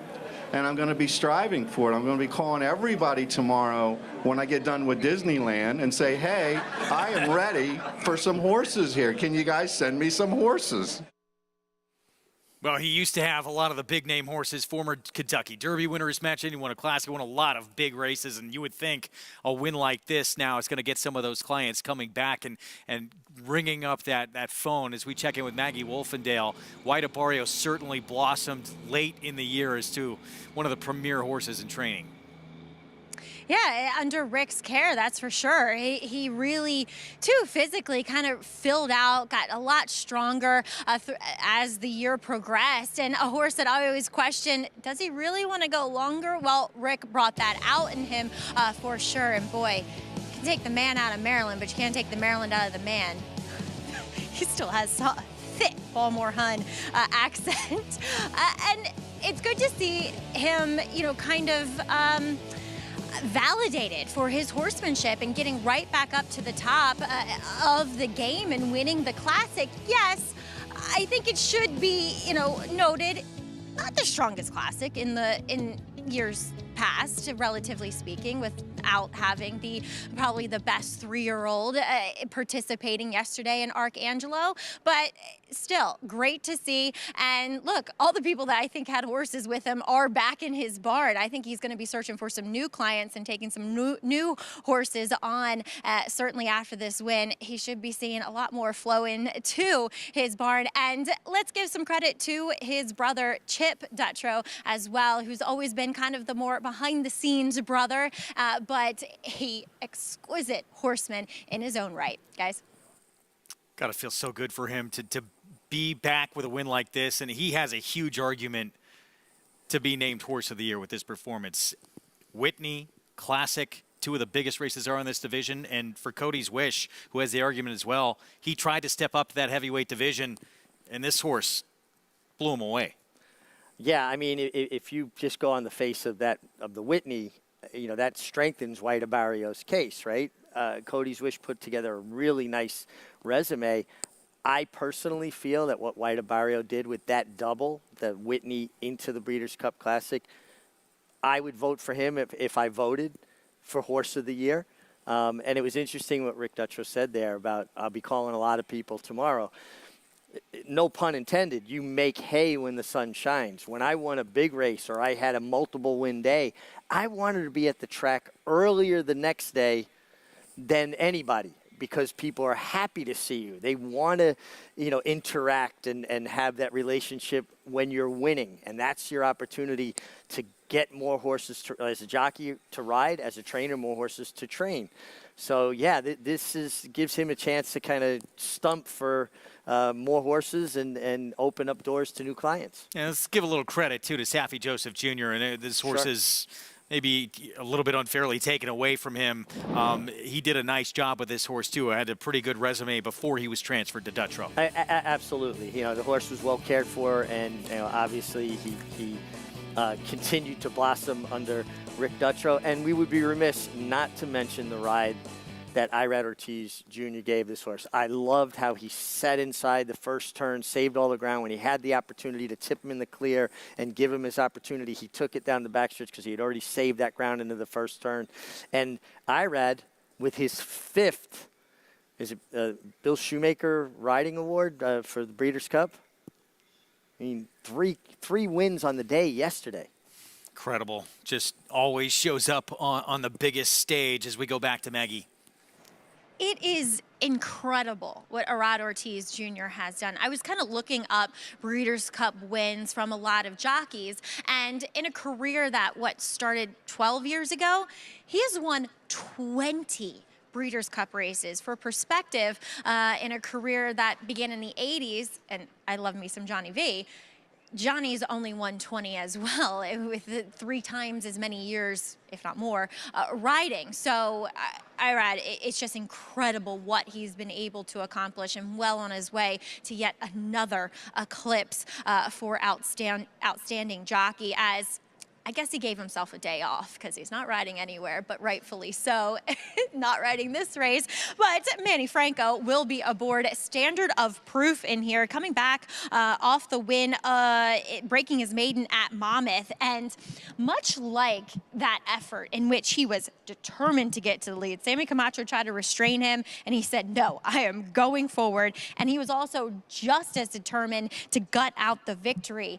And he came in here like a bull. I didn't particularly love this horse on paper, though I will say that the horse that finished second to him did come back, albeit in a maiden special weight, but ran an improved figure.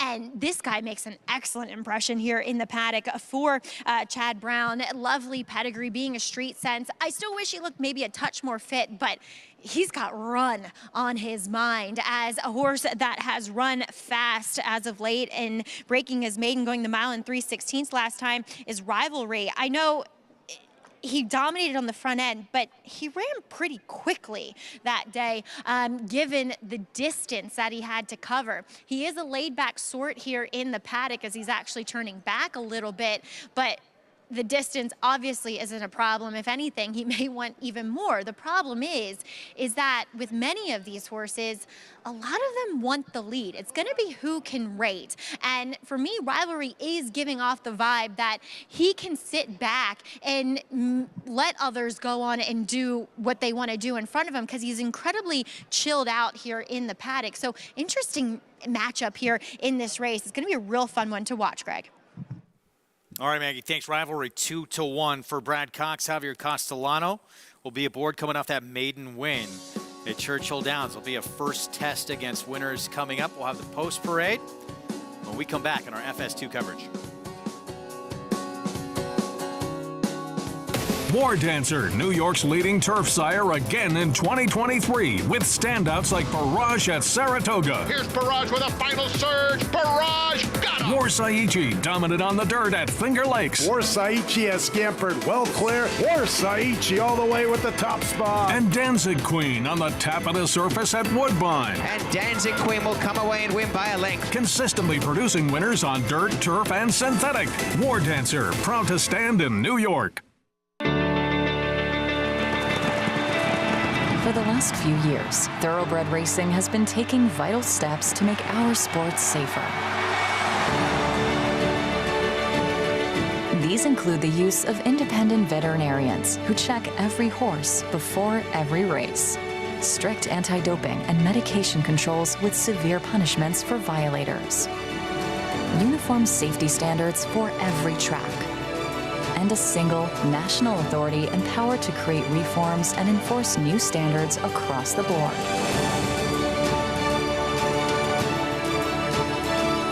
With each important measure, more data is gathered, accountability is demanded, and while we've made progress, we are committed to doing more, so that at every track, in every race, safety takes the lead.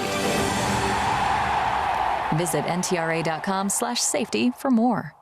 Introducing Venezuelan Hug, the tenacious, towering son of Constitution, now standing in New York. After breaking his maiden at Gulf Street, he dispatched Cityman and Allowance Company at Saratoga, going on to 6 wins in 10 starts, finishing with 3 straight stakes victories, including the Grade 3 Canadian Turf. Now a versatile sire, complementing any mare with size, looks, and athleticism that's been called the best-kept secret in New York. Venezuelan Hug, standing at Mill Creek Farm. Visit millcreeksaratoga.com to book your mare today.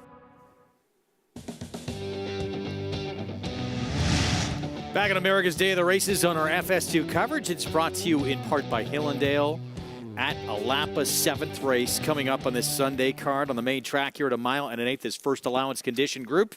We start with certified Loverboy. Ray Handel trains, Dylan Davis aboard. Yeah, good inside draw for this horse. I just wonder if 1 mile and 1/8 might not be stretching him to his outer limits. He had a nice run to break his maiden 2 back at Saratoga.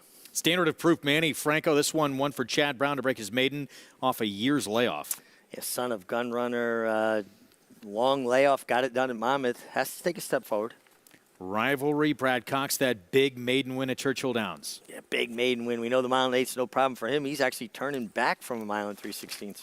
Quality Chic. This one has earned similar figures as the 3 a couple of times, including 2 starts back. Yeah, some really big numbers for this horse. Isaac Castillo making a nice impression here, riding in New York for the first time. 15-1 on that horse. Suerte for Mike Maker wants to be forward.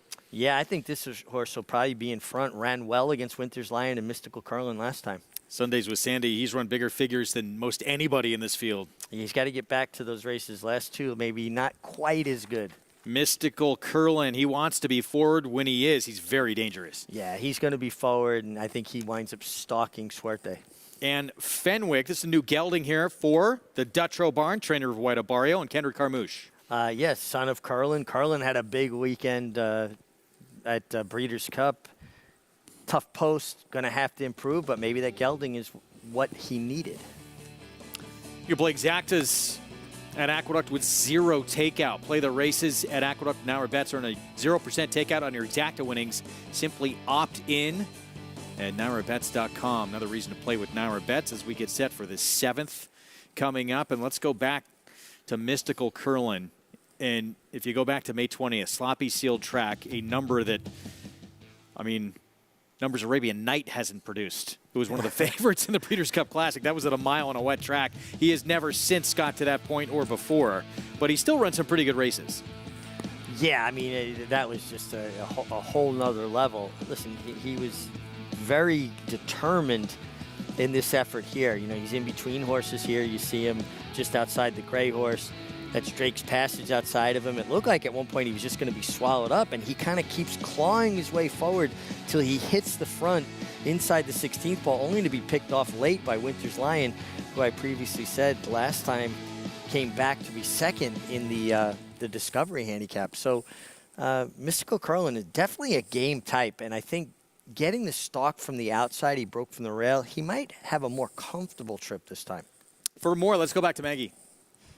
He comes out of a race in which we see another 2 come out of there as well, including Suerte, Mystical Curlin. But I am a little dubious of the quality or the effectiveness of that race because when you have those blanket finishes, it usually means that it's not that good of a field.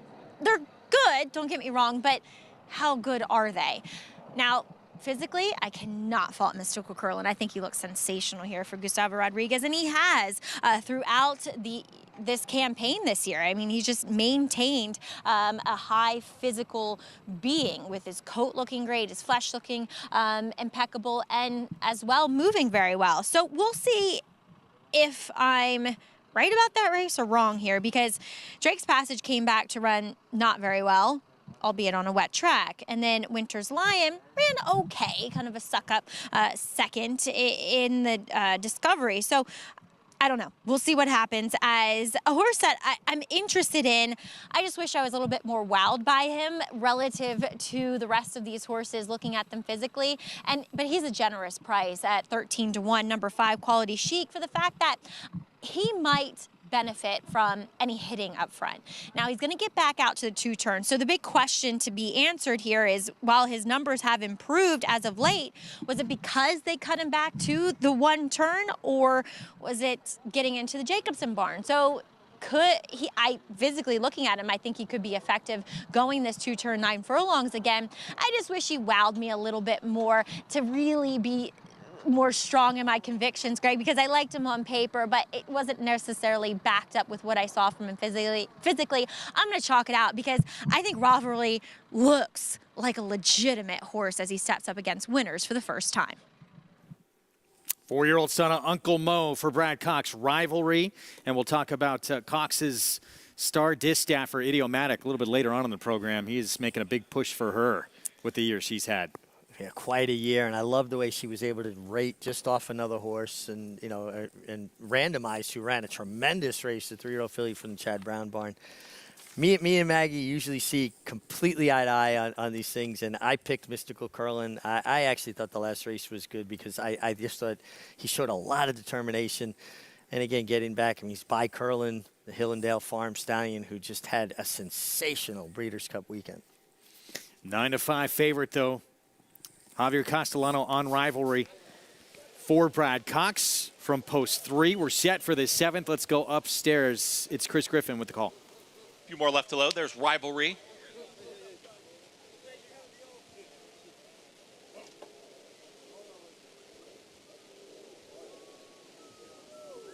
Rivalry just hesitating here. Javier Castellano aboard.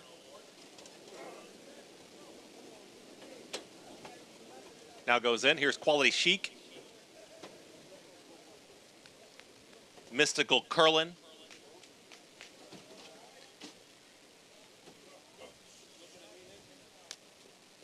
Quality Chic. Hesitating briefly. Getting set to move forward. Isaac Castillo aboard. Had a win earlier on the card. Here's Fenwick to the outside. Goes in. All set.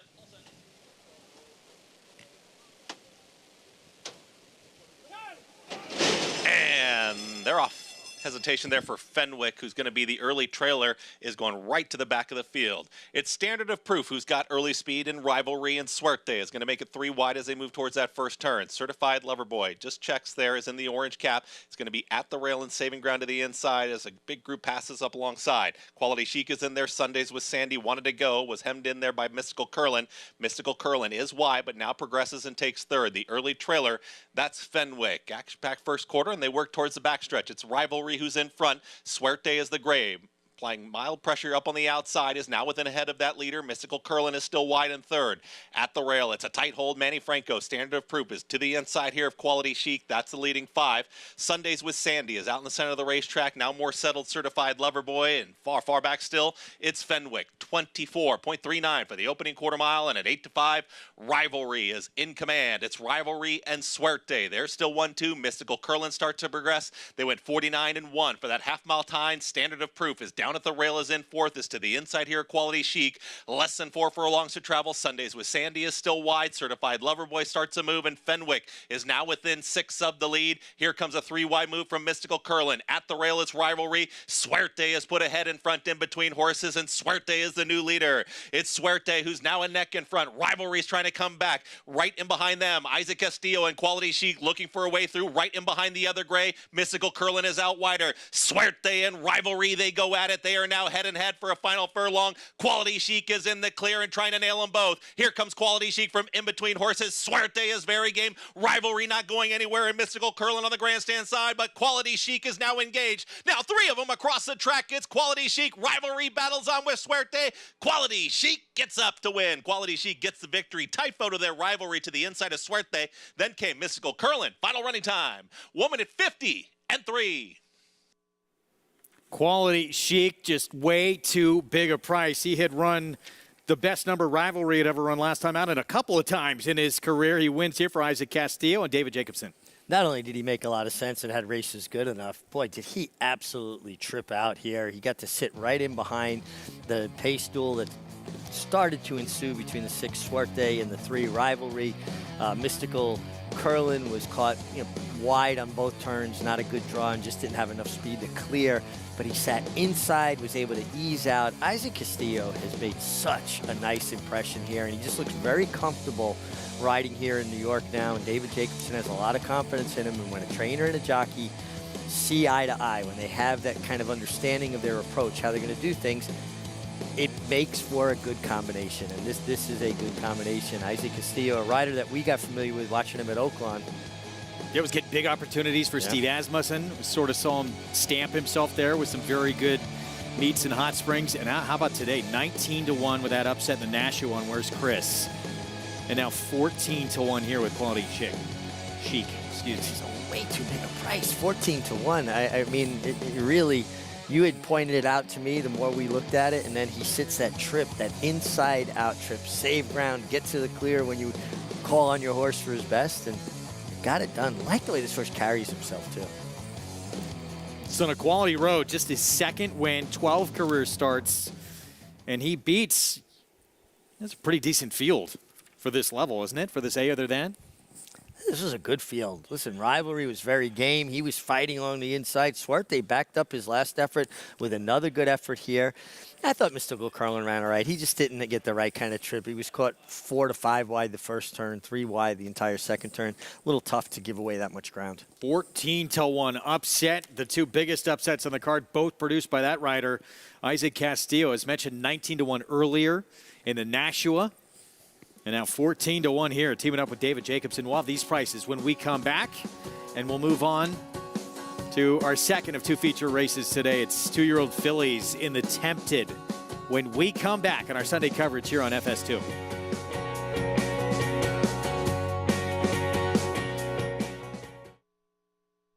Eclipse Champion Blade, a proven sire with over 15% lifetime stakes horses. And in the sales ring, Blaine continues to prove his value. Now 50, 550, 550,000. I'm at a period 85, 85 to the back, 485,000. Thank you. 310,000 upstairs. His stakes-producing daughters include the dam of Eclipse Champion Forte. Forte to win the Breeders' Cup Juvenile. Blade, standing at Clayburn Farm. Welcome to the Adelphi Racing Club experience. Take ownership of stakes-winning thoroughbreds like Funny How, racing at the highest level circuits. Funny How is in front. It's Funny How who's up by 3 lengths, approaching the 16th pole. It's all Funny How. Funny How, Katie Davis more than amused. Funny How wins the Broadway. Contact us online to get a taste of the Adelphi difference, and let's win races together.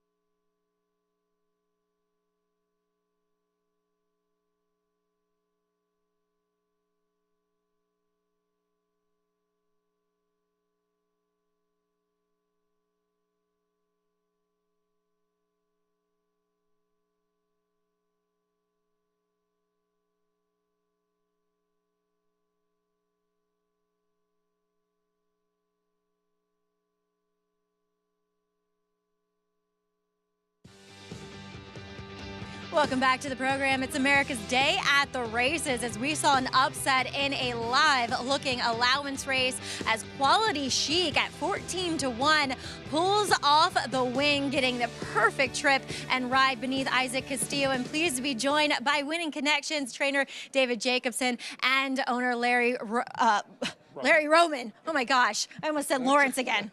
But Quality Chic, Dave, you were just telling me that you had purchased him to go these longer distances, but yet you got him to win cutting back to the one-turn mile. Yeah, well, I like to start them out going short, get them fit, and then when they're ready to go long, we turn them loose, and that's what we did today. I like that. Turn them loose, Larry. This guy, I mean, immediately kind of improving, getting to David's barn, and I mean, it feels like it took him a while to break through, but sometimes once that light bulb goes off, there's no stopping them. And with Quality Chics, with the sire, he gets better, Quality Road, and Dave has a system, and our system works. I pick out the horses. He trains them. I don't say a word. I don't tell him. He knows what he's doing. He says they start out slow. They get better, better, better. He liked them today. I would just like, first of all, I give you congratulations on picking the horse. Well, Andy Sterling is yelling at me because I actually jumped off of him for the show. I don't know why, but I was wooed by the favorite. But yes, he got the perfect setup and certainly has improved for you guys. And I just want to say to our friends in Santa Anita, yeah, babe. They all won. I was so happy for the New York contingent. Rapoli won. Everybody won. It was really great. So this has been 4 good days for me out of the whole year, the only 4 good days. But thank you so much, and thank you, everybody. It really was fun watching, and you having spent time out in California, David, watching everybody, all the horses that prepared here, ran here in New York. They got the wins out there, and keeping are you more of a New Yorker at heart? Oh, absolutely. Absolutely. I went out, I was a visitor when I was out there. And, I'm good. It's great to be home and have somebody bring some of those California horses this way. And they seem to like New York just like I do, and Larry. Love New York. We're New Yorkers. We love this place. By the way, you guys, I have to say, you have the best crew of people, all of them. They're all professional, all top level. Even Andy is good. I hate to admit that, but he knows his horses. He does. But the crew is great. They dress great. I really appreciate it. And so I give you, if you can get a raise, I'm voting for you guys to get a raise. Larry's going to come to the negotiating table for all of us, guys. Don't let him go. I want him to be our agent. We could just negotiate as a group. Let's take another look. Quality Chic, what a performance here. And just 1 for 11 coming in, runs maybe the best race. Certainly got a great trip, and things had to work out a little bit for him, but what a performance. No, he got a great trip, but, also horses help create their trip by traveling properly into the bridle. It helps the rider be able to sit there and be confident and then come out later. So this was a really nice effort, a terrific ride, and a horse by Quality Road that seemingly is getting better and got away from us at $30. And I know Larry was specifically talking about the way I dress. No, you were as sharp as they come, Meg. He really was. 5-6-3-9 with a big upset. We've had a couple of them, and again, both at the hands of Isaac Castillo on this card today. So with that, $30 horse now in this late pick 5, still 2 legs to go, but already we know it's going to be handsomely rewarded if you're able to cash in on this. Tempted is next. Feature of the late half of this card. Some of the names who won this just recently: Gerrymandered, multiple champion Malathot, Stop Charging Maria back in 2013, who won the Alabama and a distaff in her career. Some big names. Yeah, and this is a really, for horses that maybe were a little slower developing and don't make the Breeders' Cup, the Tempted into the Demoiselle has been a really good way to go. And like you said, Malathot pulling that off just pretty recently, actually. Yeah, indeed. Won this race back in 2020. We'll get into that race coming up in just a little bit. 1-turn mile in this Tempted for $150,000. Let's look at the earlier stakes action on the card. And some huge upsets in both these two. Pumpkin Pie, obviously everyone keying in on Frank's Rocket. Huge favorite in this spot. Millionaire, not her day. It's green up. Todd Pletcher and John Velasquez. I thought that Green Up looked sensational in the warm-up. A filly that, at times doesn't look great. She bled at Keeneland in the spring, so she had a lot of time off, honed and trained to the minute by Todd Pletcher, and I thought she was the one aided the most by the 7 furlong distance. I think Frank's Rocket, that's starting to stretch her to her outer limits, and she just came up second best to Green Up, who is now 5 for 8 lifetime with a second and a third. So she's compiling a very nice record in her own right. Yeah, she's won going a little bit longer as well. She's hit 100 Beyer figure in the past. That was at Parks. But she just shows up and she runs, and she beats a very good one. Frank's Rocket has had an incredible career. Earned over nearly 1 point after today, $1.5 million, Frank's Rocket. 12 wins from 30 starts now. She shows up, and makes you earn it. She's not going to give it to you. But Green Up, I think, again, 7 furlongs, kind of the equalizer in this spot. And the Silks of Team Valor for that victory back in race 2 in that pumpkin pie at 7/8 of a mile. Meanwhile, the boys getting their turn at a mile, race 3. And this was one of the big upsets with Isaac Castillo for Rick Dutrow of White Abarrio fame at 19-1. Was crushed by Bookham Dano when they met back in early October here, and a totally different story here. Yeah, it was a different story, and the difference being the 1 mile distance. Bookham Dano ran him off his feet, basically going 6 furlongs. But if you really dig into Bookham Dano's pedigree, you thought the mile might be stretching him. Where's Chris, being a son of Twirling Candy out of a Lemon Drop Kid mare, thought the mile would definitely play to his strength, and he was able to get it done. Isaac Castillo for Rick Dutrow.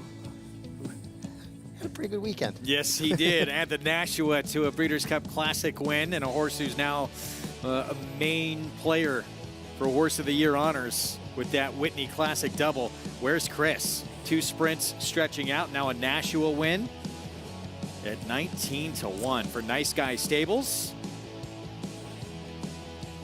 And we'll see now options with this horse to potentially tackle even tougher going forward. And I think it also underscores the fact that these are young horses, constantly changing, developing at different times. And what you see right now, you may not see 2 months from now. You're going to see a completely different horse.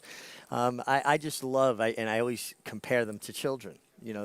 Children mature at different stages, different times. They pick their own times, and these are young horses. Yes, they are. That was just the 3rd start of his career. We're going to take a timeout. We will be back. We still have the late double coming up on this Sunday card, including the tempted 2-year-old fillies get their turn, and Todd Pletcher a chance to add a 7th with Caitlin Her Greatness. We'll be back.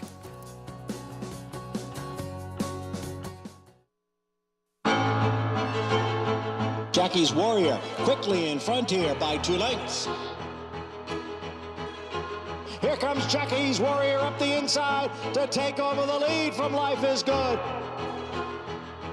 Jockey's Warrior remains undefeated here at Saratoga, and he wins an unprecedented Grade 1 stakes at the Spa for the 3rd straight season.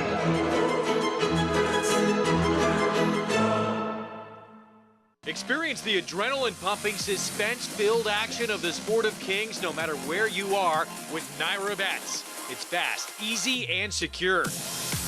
Download the app today and start winning with our lucrative weekly promotions, thrilling handicapping contests, and a one-of-a-kind VIP rewards program.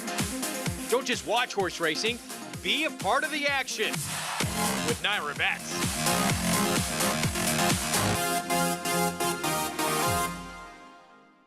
It's a domineering display by the ultra-talented McKenzie. McKenzie in a dominant performance.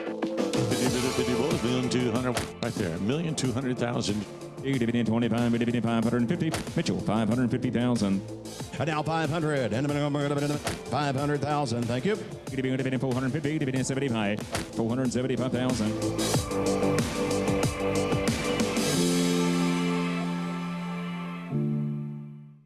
Racetrack Television Network brings you every race, from every track, on every screen, every day.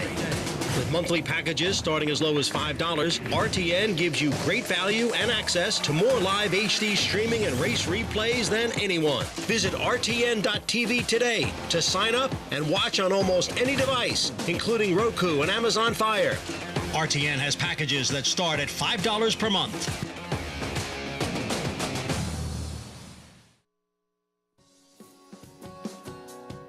Back in our FS2 coverage, America's Day at the races in 2-year-old fillies in the Tempted, named for the top handicap mare of 1959, bred by Christiana Stables, who won the ladies handicap at Aqueduct, carrying 128 pounds in track and U.S. record time for a mile and 5/16. It's pretty remarkable.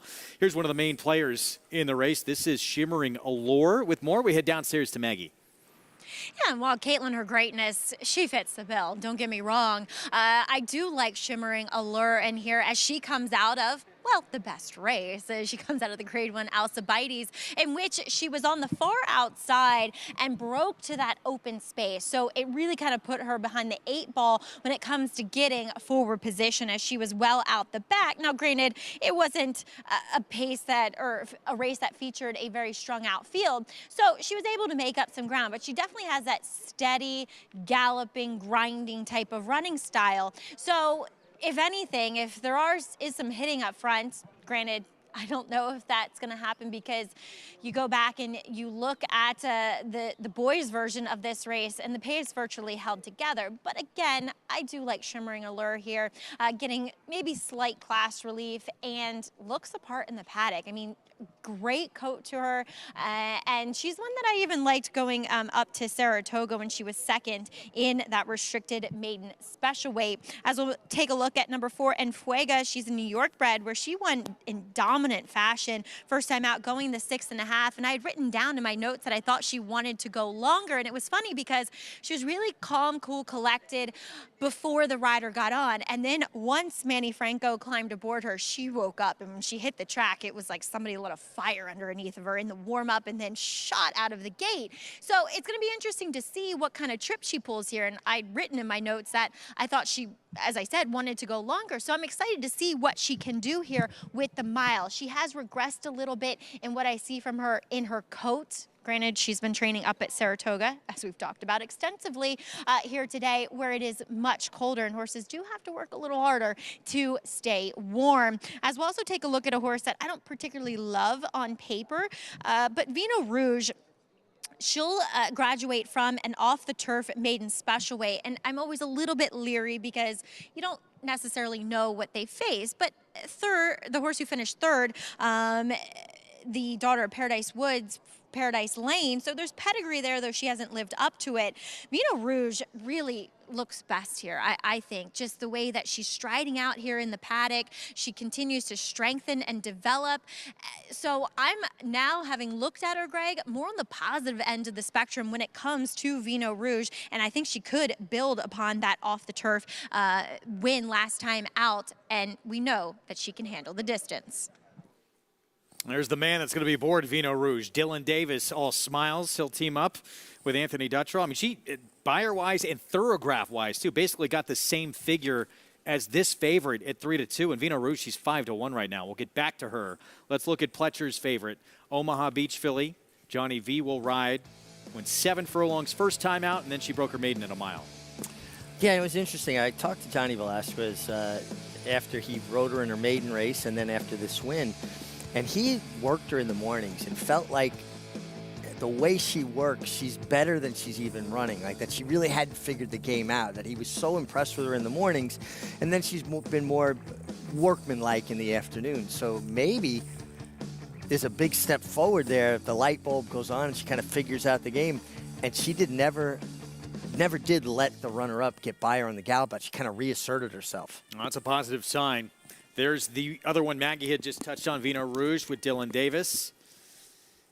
Dirt debut was a win. It was a race meant for the grass that came off, and maybe they found something out about her, and they're going to keep her on dirt. Here's big long shot, Shimmering Allure, one of the major players for Kenny McPeak. Yeah, major player, dropping out of that Grade 1 Alcibiades, where I thought she ran well. Brittany Russell trains filly coming off a win on a race taken off the turf at Laurel.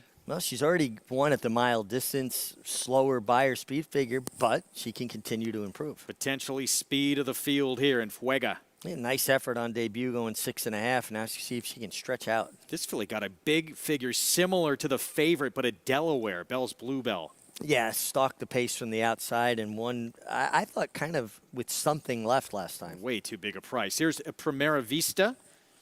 Yeah, ran okay in the Matron. Got into a bumping match with Tricky Temper. Jody's Pride, the winner of that Matron. Pretty big run in the Breeders' Cup Juvenile to be second. Caitlin of Greatness, she has a win already at a mile on the resume. Yeah, and a filly that I know impressed Johnny a great deal in the mornings and maybe can take a big step forward. Vino Rouge dirt debut. It was a win at a mile as well. Came off the turf. Vino Rosso got off to a big start as a stallion, son of Curlin. Curlin, the sire of sires now. I thought this horse was a major player. And Don't Tell Kelly ships in from Delaware. Huge price. Yeah, broke her maiden very impressively, but that was from maiden 20. This is considerably tougher. So back to Kenny McPeak's filly, Shimmering Allure. Junior Alvarado from this inside post, 5-2. Second choice on the board coming out of the toughest race of anybody in here. Grade 1 Alcibiades. And let's go back to a poor beginning. Got out a step slow. Yeah, she broke a little slow, and what did she do? She veered out a bit to out empty space. Young horses have a tendency to be like water, flow to that empty space. But she's had issues just about every time getting slow out of the gate. Yeah, and now you get the inside post on top of it, so that's not a great thing. I will say this, though. She kind of has that relentless galloping style, and I'll be curious to see how she finishes today, because maybe going a mile and an eighth in a race like the Demoiselle, she might be the one that you want to look for as we go forward. Nearly got third as she was continuing to pour it on. Alice Beach outfinished her for our colleague Tom Amos, who was going to run in the Breeders' Cup Juvenile Fillies, was scratched in that race. It's so important for these fillies and mares to get those graded stakes placing. To be a grade 1 placed horse enhances their value so much. So, well, third and fourth, it was a neck, but it really means a lot for their value. So 5-2 from that inside post for Shimmering Allure. Meanwhile, Vino Rouge, so undefeated on the dirt, which is that one start. It was meant to be on the grass, and sometimes connections figure things out by accident, and maybe that's what happened here. Well, one thing about Anthony Dutra, though, he will start a horse on turf to get them started, get a race into them, even if he thinks they're more dirt meant. He, like myself, believes a race is worth at least 5 workouts and what it does for them mentally. Let them see that competition. And a lot of times you see horses wake up going turf to dirt. It's because just using different muscles. Yeah, part of it. Absolutely. And she already had 2-turn experience, right, to get a mile and a 16th instead of maybe sprinting around the dirt where she would learn nothing, getting all that kickback. See some works, at least where it looks like showing some life in the morning, too, since that maiden win. Yeah. 5-1 right now. Working very well. I like her, and I think she's well posted, too. We are going to shift and move our coverage from FS2 over to FS1 in just a few seconds here. We'll pick things back up with the Tempted as we kick off our late double on our Sunday coverage. See you on FS1 next.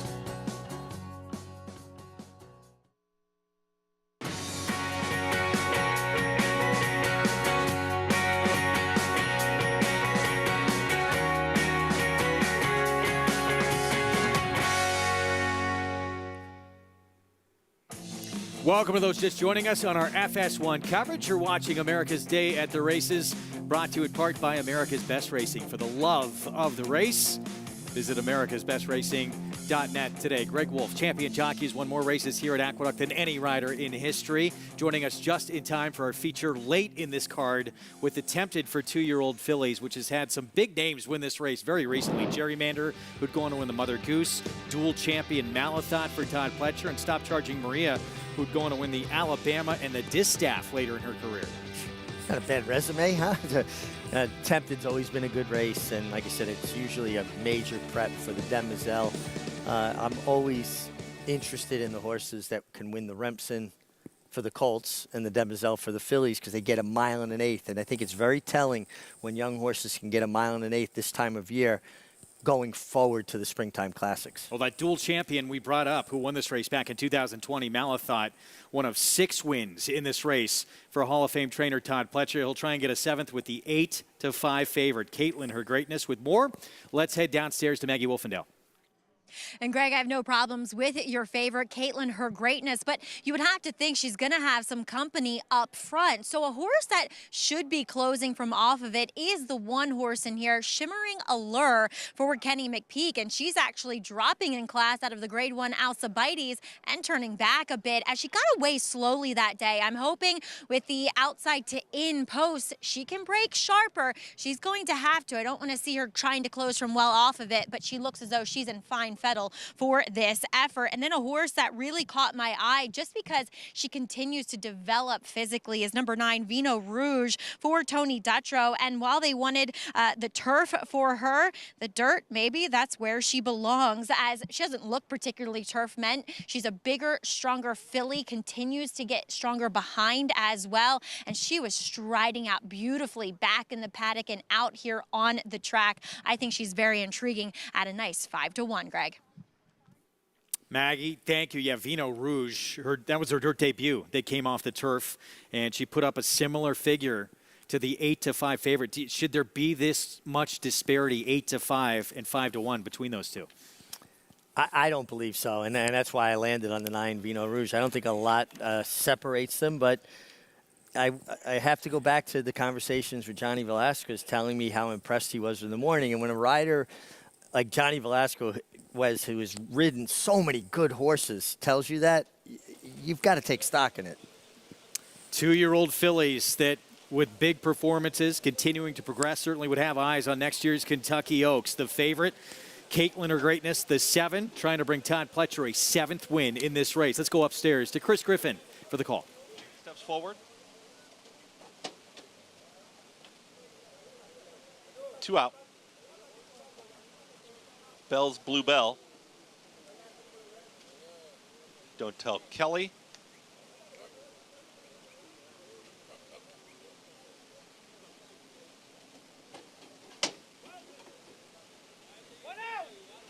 Don't Tell Kelly to the outside.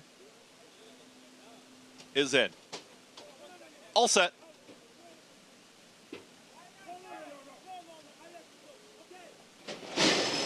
And they're off. Been attempted. Bell's Blue Bell gets the first call from in between horses, and Fuega's right there in the early mix. Also there is A Primera Vista. Towards the outside, it's Caitlin Her Greatness, but they're stacked up in behind the leaders. They get set to come out of the chute, and it's Bell's Blue Bell who's in front. Bell's Blue Bell is up by 3/4 of a length. Here comes Caitlin Her Greatness. A Primera Vista about to join her. It's Caitlin Her Greatness, and it's now going to track in second at the rail. That's in Fuega. Up on the far outside, tight hold there on Vino Rouge, and Don't Tell Kelly's going with her. A Primera Vista was up with the leaders, is now back to the 6th spot. The 2 at the back, Shimmering Allure and Perfectly Wicked. 23 seconds flat, unopposed, and a big long shot right now as Caitlin Her Greatness is trying to challenge Bell's Blue Bell, who lets it out a notch. Bell's Blue Bell has 4 furlongs left to go and went 46.48 for a half-mile time. Stalking this pace setter, Caitlin Her Greatness is now in gear, and here she comes within ahead of the leader. Out wider there is Vino Rouge. Don't Tell Kelly's a touch wide. Also in Fuega's in between horses in 5th. Called upon for the effort is A Primera Vista, and from the back, Shimmering Allure and Perfectly Wicked. They're traveling as a pair, and they're getting closer now within 4.5 of the lead. Bell's Blue Bell is down towards the inside. Caitlin Her Greatness is in the 2 path. Vino Rouge is ready to pounce. Don't Tell Kelly on the grandstand side in Fuega. Shimmering Allure is making up some big ground on the grandstand side. Here's Vino Rouge to the outside of Caitlin Her Greatness, but Shimmering Allure is now rolling down the far outside. Shimmering Allure is trying to run by them all and does. It's Shimmering Allure who's now up by a full length. Back to second is Vino Rouge, but Shimmering Allure, Junior Alvarado, they win the Tempted. It's Shimmering Allure who gets it over Vino Rouge. Then came Perfectly Wicked and Caitlin Her Greatness in 1 minute 37 and 4. Shimmering Allure from well off the pace, just rolling by everybody. Kenny McPeak and Junior Alvarado in the Tempted. This is a big effort. Good call by Maggie. This horse actually broke better from that inside post, Greg, but then settled. There was good pace on, a contested pace as well. And when you saw her start to pick it up, leaving the 3/8 pole, you knew she was going to be a handful. Now, could she sustain that run? Well, she certainly did. She got out to the clear, got out of that kickback, got over to her right, proper lead, and really finished the deal here. Really nice effort from the 9, Vino Rouge, who came up second best, but she didn't change the lead. She just lingered on that left lead. So difficult, particularly going these mile distances for these young horses, to be on the wrong or incorrect lead and finish, but no doubt about the winner, Shimmering Allure. Impressive. Dominant in this Tempted, and gets her second win in career start number 6. She was coming out of by far the toughest race of anyone, dropping out of Grade 1 company with an excuse in that race with that poor beginning. And she shows what she can do against the right group here, out finishing everybody. Yeah, and you know, it's nice to have a horse. You can see it, how much kickback she took. It didn't deter her, didn't discourage her. Come out and finish the way she did. I hope we see her back in the Demoiselle going a mile and an eighth here, because the way she finished up going a mile here, this is a long-winded daughter of Enticed, and a really nice effort here.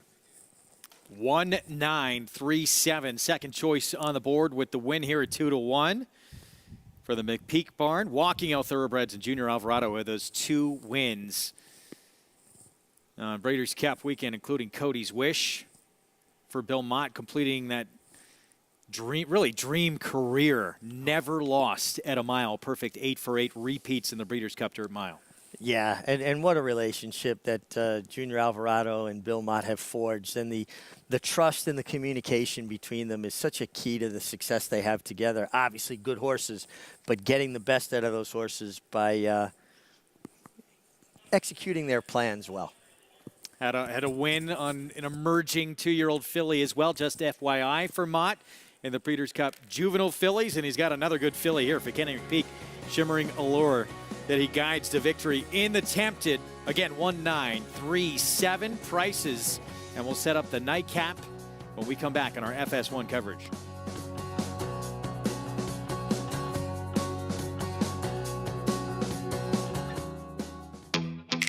Yes, there's family.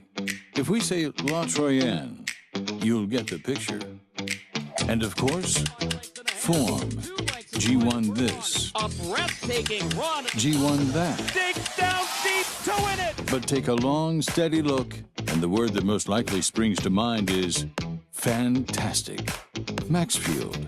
Family. Form. Physique. Fantastic. Spine-tingling. Jaw-dropping. Awe-inspiring. Secretariat-like.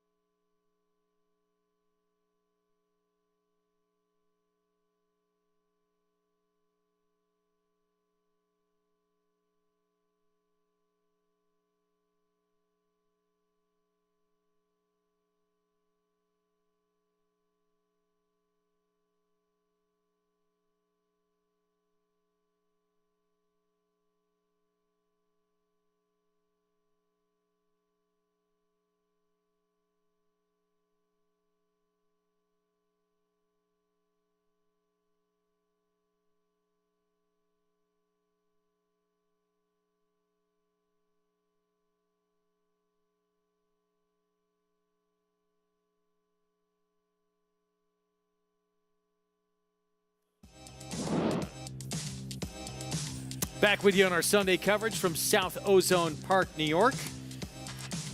And the Sunday card from Aqueduct brought to you where you can play it all at Naira Bets. Download the app or go to nairabets.com. Our winner's circle lead-in in the Tempted. Brought to you by the Fasig-Tipton November sale, the world's premier breeding stock event. Nominate now to the sale where stars are sold. Star-making performance from Shimmering Allure, rolling right on by this field for Kenny McPeak under Junior Alvarado. A really nice effort. Love to see a young horse be able to come from off the pace, take the kickback, and finish as resolutely as she did. $6.10 for the win. Let's go downstairs to Maggie. Well, as Mig mentioned the kickback, I think it's evident on Junior's face how much they both took. Junior, she seemed like a willing partner, though. I know down the backside, it looked as though she had a lot to do, but once you got her in gear, she found. Yeah, I was in the back of the pack, and I thought that's what she's going to make her run from behind, but I still, I thought I was a little farther back than I wanted to, and I just kind of helping her just to at least, hold my position where it was in the back, but to be honest, right when I really turned it on, I mean, she was there for me. I even thought go between horses and was like, I think I got too much horse. Let me just go around, and I'm gonna be okay with her, and she showed that. She feels like there's a lot of stamina in there. So obviously the next stepping stone is the Demoiselle next. Do you think a 1 1/8 is well within her wheelhouse? Yeah, definitely. I don't think she would have any problem. Like I say, and even if they go a little slow, she would be able to stay a little closer. And she's a big grinder. She kept coming, and after the wire, I tried to pull her up, and it's not like she was just galloping out normal. I mean, she still was running after the wire. So, it's a good sign. Yeah, for sure. Well, let's talk about the big weekend you had, though, out in California. 2 Breeders' Cup wins, highlighted by Cody's Wish, who is everybody's heart horse, just for the relationship that he has with Cody Dorman. But talk about the race. It was a nail-biter from start to finish. Yes, I always trust him. He broke a little better than normal, but still, he's being such a big horse and heavy horse that, it taking 4 or 5 strides to get his feet under there, and then, after that, he took the bridle on the, half of the turn, the first turn, and, I knew I got something going on at that point, just like, let me just wait by my time. And, like, once again, I really am a passenger, like in the half of my pole, like, he kind of, like, knew, turn it on, and I was like, all right, I guide you between horses, there was this, when I was probably by the 3 pole, when I was hesitating, like, should I go outside or go inside, then I look at the horse in front, and I was like, he's traveling, like, very nicely. I don't have the luxury to try to go around right now. Let me try to save some ground, and I just think, that little saving ground, he paid off at the end. Junior, we've seen you be a good rider for several years now, but this has been a breakout year. Your relationship with Mr. Mott and Cody's Wish. Do you feel like this year has really thrust you into the spotlight? Yeah, definitely. I just, hoping, we get more opportunities, not only with Billy Mott, who's been my big supporter all through the year, but, hopefully get some other barns, to see that I can, I can get the job done and big races and little races, it doesn't matter, I just need the opportunity, need to have the horse, and, I'll show up. Well, Junior, congratulations from the bottom of our heart. It was so magical to see. Congratulations here with Shimmering Allure, and you certainly are delivering. Thanks, Maggie. All right, Junior Alvarado getting yet another stakes win, and yet another guy coming in off the red eye from California after a big Breeders' Cup weekend, Greg. No rest for the weary. Yeah, travels all the way back to the East Coast after a productive weekend of the Breeders' Cup. And well worth it with a victory here in the Tempted. Winning here again for Walking L Thoroughbreds, Kenny McPeak. And obviously a rider who was a premier rider already. But there's horses that can't change your career. He is going to forever be remembered as the pilot of Cody's Wish. Oh, absolutely. Horses like that elevate you. They put you into that status that other trainers won't hesitate to use you in high-profile races. They know that you can handle the pressure, that you can get it done on a major stage. And I always find it interesting, too, like all of these guys came back on the red eye, right? And now riders are smaller, so maybe a little easier to sleep on planes. But guy wins the World Series or the Super Bowl. What are you doing? Oh, going to Disney World. The season's over, right? We had our Super Bowl yesterday, and these guys jump on a plane and go right back to work. I mean, that's dedication, and it just shows you how constant our game is. We know one person went to Disneyland, though, Rick Dutrow, trainer of White Barrio. He said he was off to Disneyland. Then he's going to make all those calls to get some more clients. So at least one person's enjoying things. We're going to have the nightcap still to come. Take a look at this pick 5 to this point. A couple of big numbers in there. One really big number. Quality Chic at $30 back in race number 7, part of a day for Isaac Castillo, where he's delivered 2 huge upsets, 14-1 and then 19-1 in that Nashua early on in the card. I think a rider that is fitting in very nicely here on the New York circuit, making a nice impression. I like him. You could see he rides a very smart race, and he puts his horses in good position. Closing out the card on the grass at a mile and a 16th. New York breds, $40,000 maiden claiming race, so they're all for sale for that $40,000 price. Talk more through this field when we come back, and we'll look back to, well, at least her trainer believes she has an outside shot at Horse of the Year honors. Idiomatic, she has been automatic this year. What a campaign. 8 wins from 9 starts, closing things out with 3 back-to-back-to-back Grade 1 wins.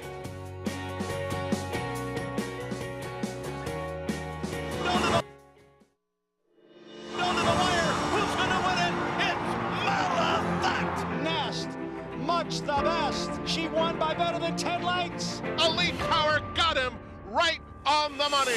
Cody's Wish, and this beautiful racing story continues with this terrific racehorse. He has now won 6 This in a row. is Cody's what Wish, winning looks like. winner of the Grade 1 Met Mile. Curlin, the classic sire. Any success that we've enjoyed is directly attributable to the men and women who first bring horses to us to sell. It's not a chicken and the egg situation in the thoroughbred industry or in the auction industry.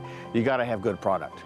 If we're able to attract quality horses to our sale with quality men and women selling them, we're going to have good sales.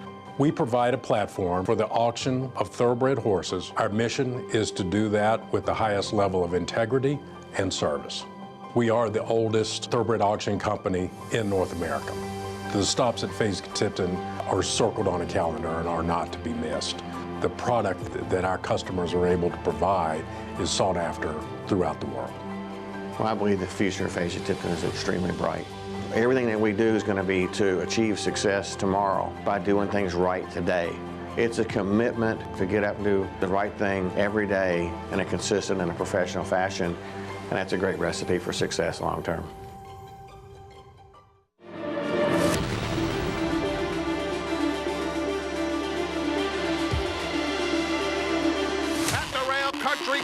Resilient, fighting back, retaking the lead, and it's Country Grammar to win the Hollywood Gold Cup.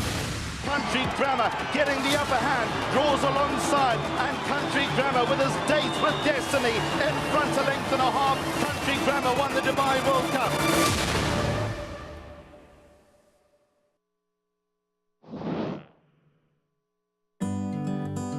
Warfront's 21 now. He's still doing great though as a stallion.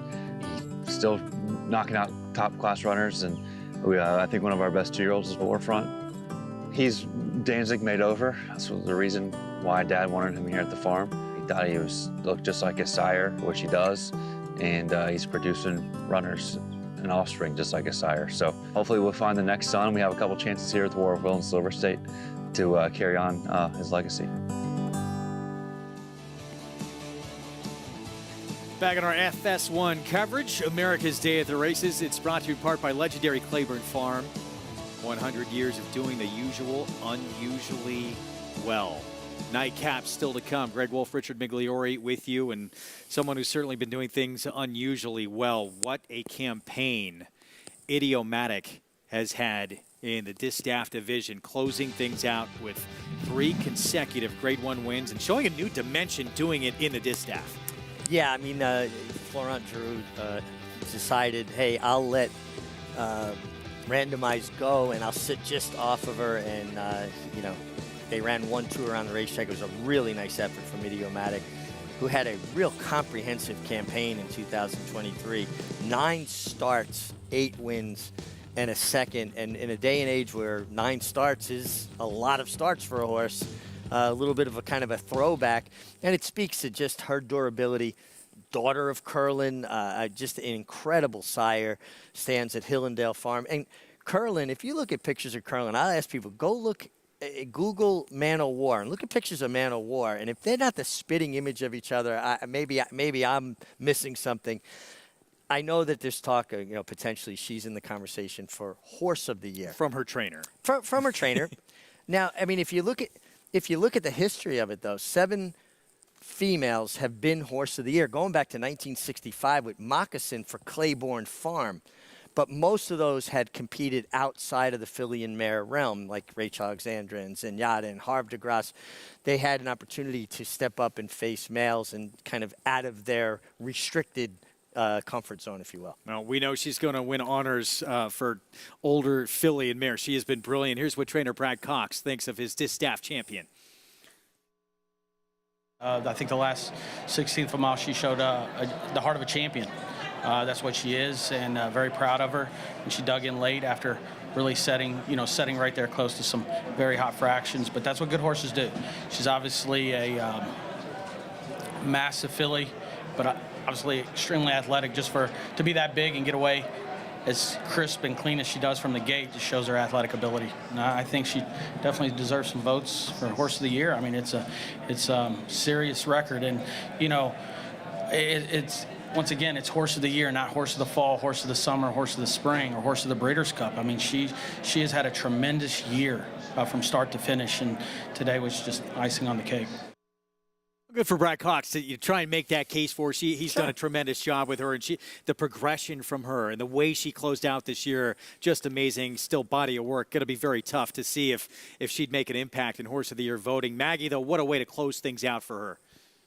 Yeah, absolutely. And I think Brad brings up some great points because I, too, get a bit frustrated that the year-end awards are often solely decided on who won a Breeders' Cup race. Yeah, she did, but she's also won several races before that, including many grade ones, too. So 2 grade ones leading into this effort. She got it out. She really gutted it out.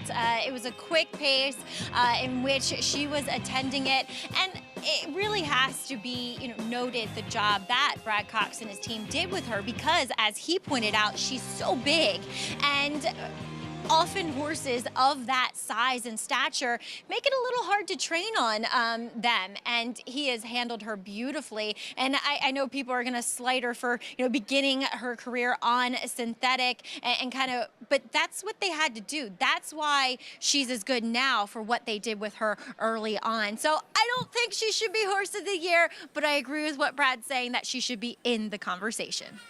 Well, a tremendous year. He did an amazing job with it. Four of these first 3 starts were synthetic races that were not graded stakes, so they don't hold up. When you look at the 3 straight grade 1s, Cody's Wish, 3 grade 1s, White Barrio, Whitney Classic, 2 grade 1s. So it doesn't quite stack up, but still an amazing campaign. Oh, amazing campaign, and I agree with him. It's not, it should be the body of work over time, and that's why the Belmont Fall Championship Series years ago, before the advent of the Breeders' Cup, was so important because you had 3 in every division, 3 races, and some 4 races that decided the championship. So horses met on a little bit more of a consistent basis. We're going to get to our nightcap here coming up. Post-parade, again, on the turf, mile and a 16th in New York Bred's 40 maiden claiming group to close it out. Just an unbelievably bad start for Erisima. Tossed her head at the start, and she spotted the field. I don't know how many lengths. She wound up running second. Yeah, needs to get away cleaner. She has been a little bit habitual with some of her gate antics, though, so hopefully she gets away clean. She will be tough. Jenny May will be forward with Kendra Carmouche.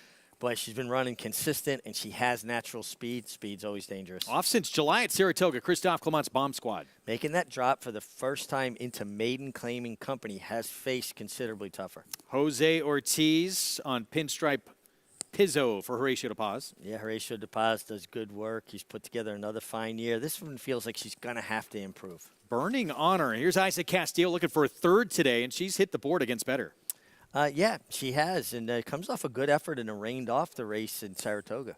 This one is going to be forward, maybe the quickest of the quick, purest performance. Yeah, it could be a thorn in the side of the 2 horse. Janny May should be forward. Spurs at 25-1 for the Bond Barn. Yeah, it just feels like she's going to have to improve from what we've seen from her so far. Miss Barb, she dropped in terms of her turf races last start and didn't seem to wake her up. No, she was a bit slow early. Did improve position a bit late. David Donk, Jose Gomez, Stone of Destiny at 10-1. Dave Donk orchestrated a huge upset the other day at $202. My Royal Vow, Trevor McCarthy aboard. There's turf pedigree here.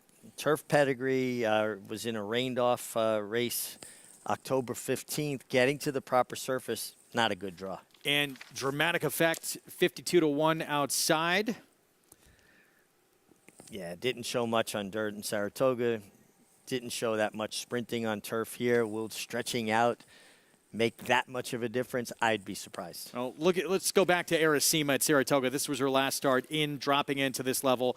A race cannot start worse for someone, and somehow still looked like she potentially late was going to win this race. No, basically she spotted the field 5 lengths right off the break, and Flavien Prat did a really good job. Just let her drop out and say, okay, this is the hand I'm dealt. Let me sit on her and come with 1 run, and she made quite a run. But if you go through her races and watch her replays, she's created some of her own problems at starts and other races as well, and I think it's just because she gets a little bit worked up, a little bit too animated in there, but you can't take anything away from the effort here. She weaved her way through traffic after spotting the field that many lengths. Just the fact that she got back in the race at all was, I thought, impressive. The fact that she nearly won it speaks volumes. You know she has the ability to do it. Green cap, she dropped down to the rail right there. Yeah, at that point, until this horse takes off again, this 14, looked like, wow, she's going to be right in the mix. Winds up runner-up with that just awful start. Can she break better today? Obviously, that's the key. Let's go back down to Maggie. Not a great post for a horse who has propensity to get a little anxious in the gate when it comes to Aracima. As we'll check in with the favorite, that's at number 3, Bomb Squad, as she comes back off of a layoff. Now, she's the lone dropper in this field, which Christophe Clement has great numbers with on the turf. Maiden special weight to maiden claiming 16 for 54. She's a really long-framed filly where in the past, and the same is true today, that while she looks fit, she also looks as though she needs to strengthen a little bit. She kind of lacks some conditioning across that top line. I'm still going to pick her here because otherwise she looks great, especially relative to the field. But let's take a look at Christophe's other horse, which he owns too, and Daughter Broken Vow. The dam, she never won, but she was best on the turf, and she's a Half to Simply, who is effective on both surfaces. She definitely looks like a turf horse, but she's a 4-year-old, nearly 5-year-old. That's only making her second start, so I question how much ability is actually there. Now, one that's taking money that caught my eye more on track, if anything else, that's number 4, Pinstripe Pizzo for Horacio de Paz. Gosh, she's a great mover. She's so bouncy and animated in her stride, and really she's only had the one chance in this maiden 40 on the turf. I know beaten that day, but just kind of had a bad start, pinched back. She needs to get out of the gate, but she looks as though she's doing very well. And then a total long shot bomb is number 6, Purest Performance, at first time going long on the turf, where it was an improved effort. I think last time out and 2 back while sprinting on the turf, she had trouble. She was steady twice in the stretch. So I think she's a little bit interesting. There's the other pace in here, Greg, but look for her to be forward and getting back on the surface where I think she's meant to run. All right, Maggie, thank you. Loading up, and it's the 3 Bomb Squad on our screen here with Manny Franco for Christophe Clement, 2-1 favorite. You got speed just to her inside, and this is the first time she's dropping into this lower level. Yeah, and it's a significant drop in class from maiden allowance races to maiden claiming races.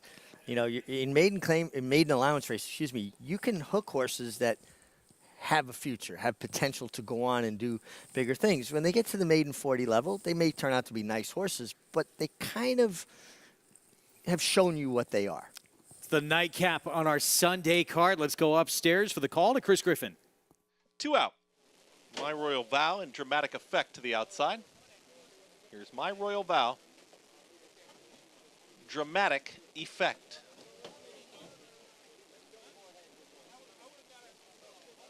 My Royal Vow. Trevor McCarthy. Dramatic Effect. Goes in. All set. And they're off. Good break for Burning Honor from In Between Horses. Has early speed. So does My Royal Vow. Is going to be in the early mix. And there's Purest Performance. Purest Performance now emerges with the front. Is up by a full length. And from the far outside, Dramatic Effect wants to press this tempo. And now these two move quickly into that first turn. It's going to be Purest Performance and Dramatic Effect Two big long shots. They go at it. They're now head and head in a pace duel on the front end. My Royal Vow is going to stalk off of these pace setters, is now 3.5 lengths off of them in third, is followed by Burning Honor, who broke on top but is comfortable enough in fourth. At the rail is Janny May, and Janny May is moving forward here with Stone of Destiny as they share that spot. Now going to be mid-pack. Moving forward, there is Bomb Squad. To the inside of Bomb Squad comes Arisayama. Further back in the field is Spurs. It's followed by Miss Barb. The one at the back, that's Pinstripe Pizzo as they work up the backstretch. 48.54, and the pace duel continues up front. Dramatic Effect and Purest Performance, they're about to be confronted here. Isaac Castillo and Burning Honor are tracking right in behind these pace setters. Down at the inside, Trev McCarthy, My Royal Vow, they're ready to pounce as well. Janny May got off the rail, and Janny May is 4 wide, is just tugging at Carmouche, wants to move forward. 4 across the course here. They went 114.47 for 3/4. Burning Honor has taken the lead, but here comes Janny May up alongside. But having more right now, it's Burning Honor who kicks away. Burning Honor is now opening up by 2.5 lengths. Straightening up is Janny May, also trying to run on a Stone of Destiny. My Royal Vow is cut loose late. Arisayama is trying to make up late ground. Bomb Squad, but Burning Honor got the jump on the entire field. It's Burning Honor who's still in front. Pinstripe Pizzo from way out of it, but Burning Honor is almost there. Burning Honor gives Castillo another one on the afternoon. It's Burning Honor who gets the win. Pinstripe Pizzo was up there for second. Then came Arisayama. It looked like My Royal Vow in 1 minute 45.24 seconds. 3-win day. Isaac Castillo, 9-1, way too big a price on a filly who had hit the board against much tougher company. Yeah, get Isaac Castillo again with his 3rd win of the day on 9-1 shot. I agree with you, too big a price. Homebred for Bob Rosenthal and Brad Bernstein. Dominic Schettino actually trained this horse's mother as well, Burning Rose, daughter of Freud. Kind of made that right move and opened up. He was getting a little weak late, but had won the race by the 8th pole. It was, wow, 39-1 shot, 87-1 shot. Battling out, going way too fast on the front end together head-to-head. Yeah, I mean, they kind of went on a mission there on 2 long shots. The 6, Purest Performance, and the 12, Dramatic Effect. And you knew they were going to come back to you pretty quickly, but Burning Honor was in the right position to take advantage. Pinstripe Pizzo, who Maggie talked about looking so good at 7-1, rallied up for 3rd. No excuses for the one, Arisayama. Am I saying that correctly? Yes. Yeah. Well done. And how about Isaac Castillo capping off a card where he won the Nashua earlier at 19-1, had a 14-1 shot in that other than dirt race, and now this. He's starting to really garner some attention here. Again, a rider that we paid attention to watching the races at Oaklawn, rides a good, smart race, and I think he's fit in very well with this deep and good jockey colony here in New York. We got another rider with a strong resume and riding well. I thought it was really impressive. Sometimes a rider rides a race and they don't hit the board and it goes unnoticed. But I thought Trevor McCarthy with the 11, My Royal Vow, to find the rail by the first turn from that post and save every inch of ground. And she put in a mild run, but he gave her her opportunity. And I see things sometimes more when horses finish 3rd or 4th that a rider really delivered than the ones that win. You know, sometimes the best horses win because they're the best horses. But good best rides, ride in a race isn't always your winner. Exactly. I think that you framed it better than I was. 5-4-1-11. Burning Honor 9-1 to close things out on this Sunday card. We'll have the prices when we return. What a weekend it's been for the babe, Rick Dutrow. 10 years away from the game, reinstated this year.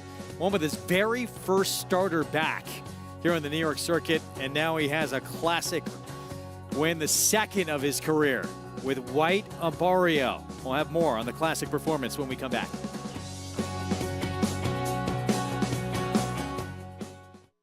A Grade 1 winner on both dirt and turf, War of Will became a classic winner with this victory in the Preakness Stakes. He added turf credentials to his resume with a determined victory in the Grade 1 Maker's Mark Mile. Now his progeny are bringing top dollar in the sales ring. $650,000. Jesse, $375,000. AC, $335,000. A dual-surface classic winning son of Warfront, War of Will, standing at Clayburn Farm. A Keeneland, a horse will always be measured in hands. Hands that see, that sense, that speak. Hands that hold our sport to a higher standard. Not for our sake, but for theirs. For the love of the horse, for generations to come.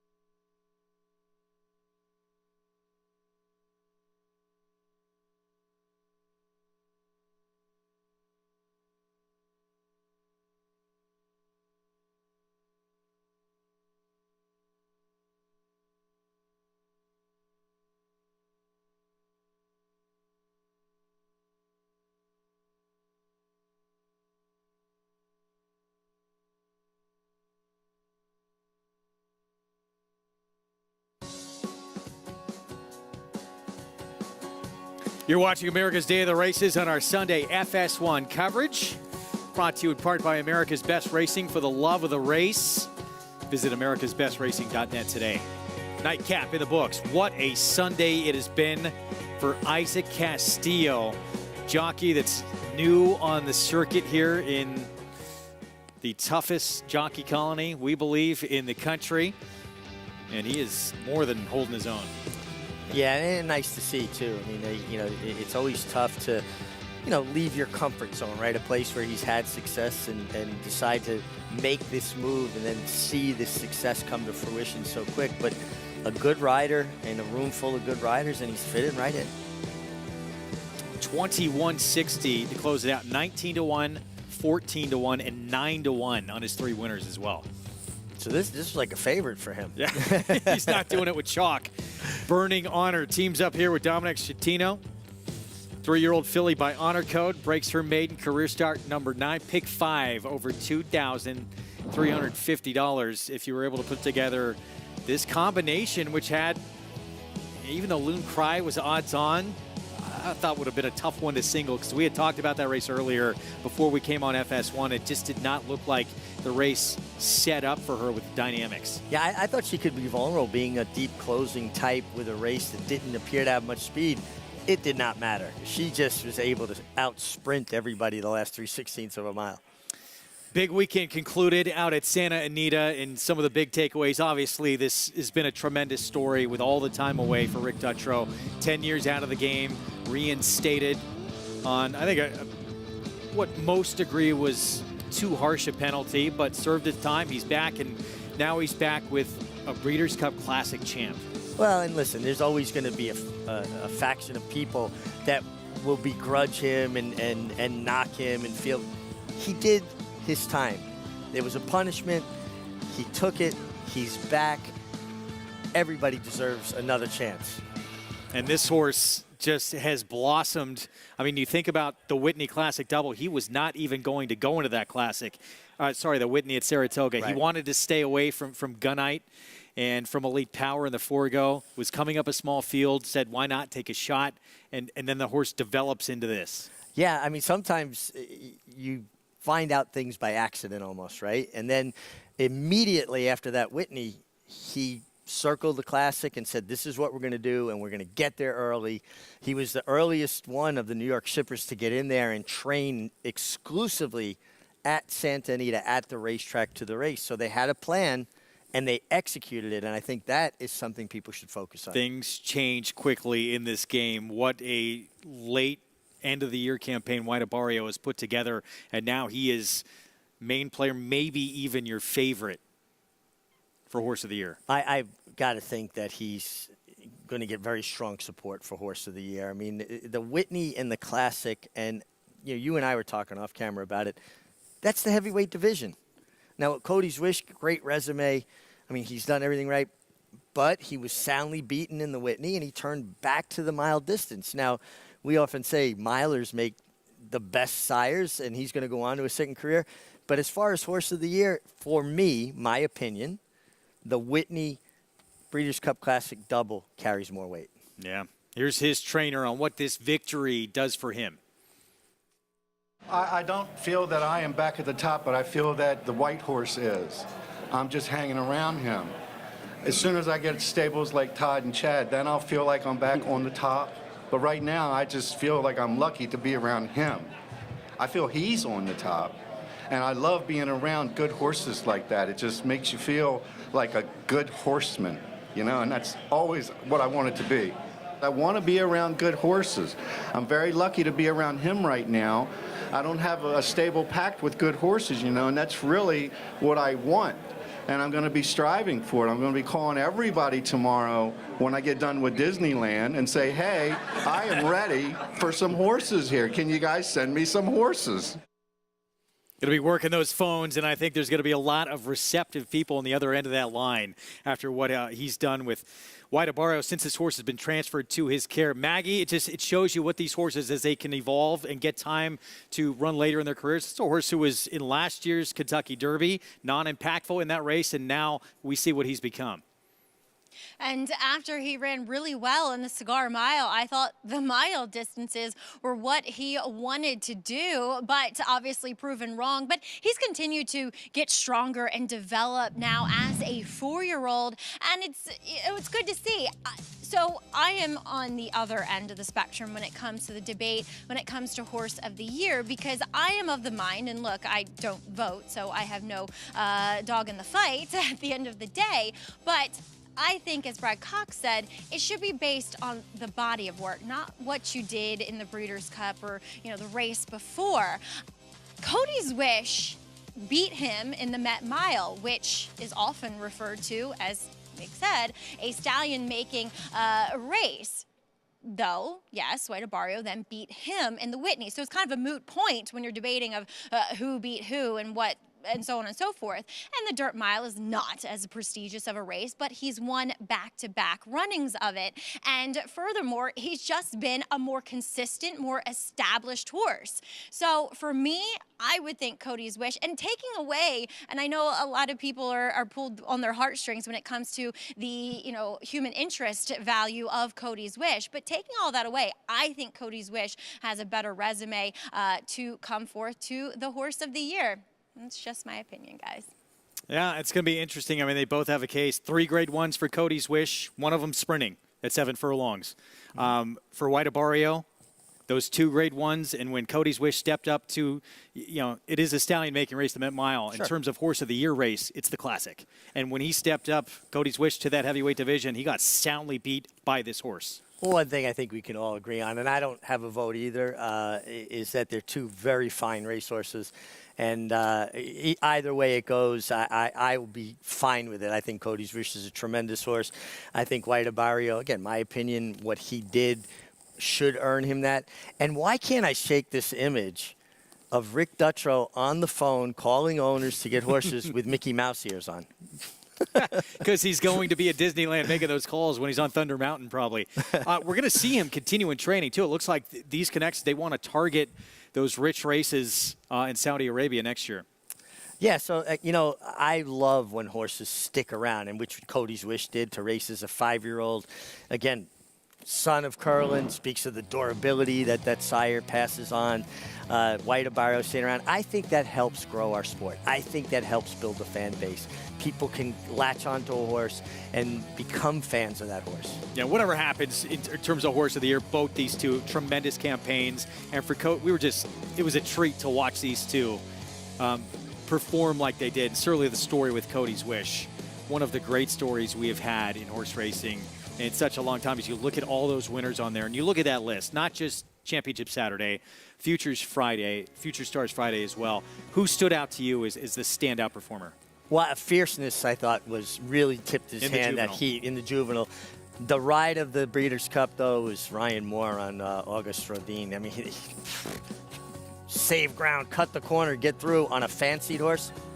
Nerves of steel. Incredible weekend of action. We're back Thursday, 12 Eastern start time. Check your local listings on Fox Sports 2. We'll see you then. Pumpkin Pie, huge upset. Pletcher, Velasquez together again with Green Up, beating Frank's Rocket. And then an even bigger upset with Where's Chris in the Nashua. One of 3 wins for Isaac Castillo. That one at 19-1.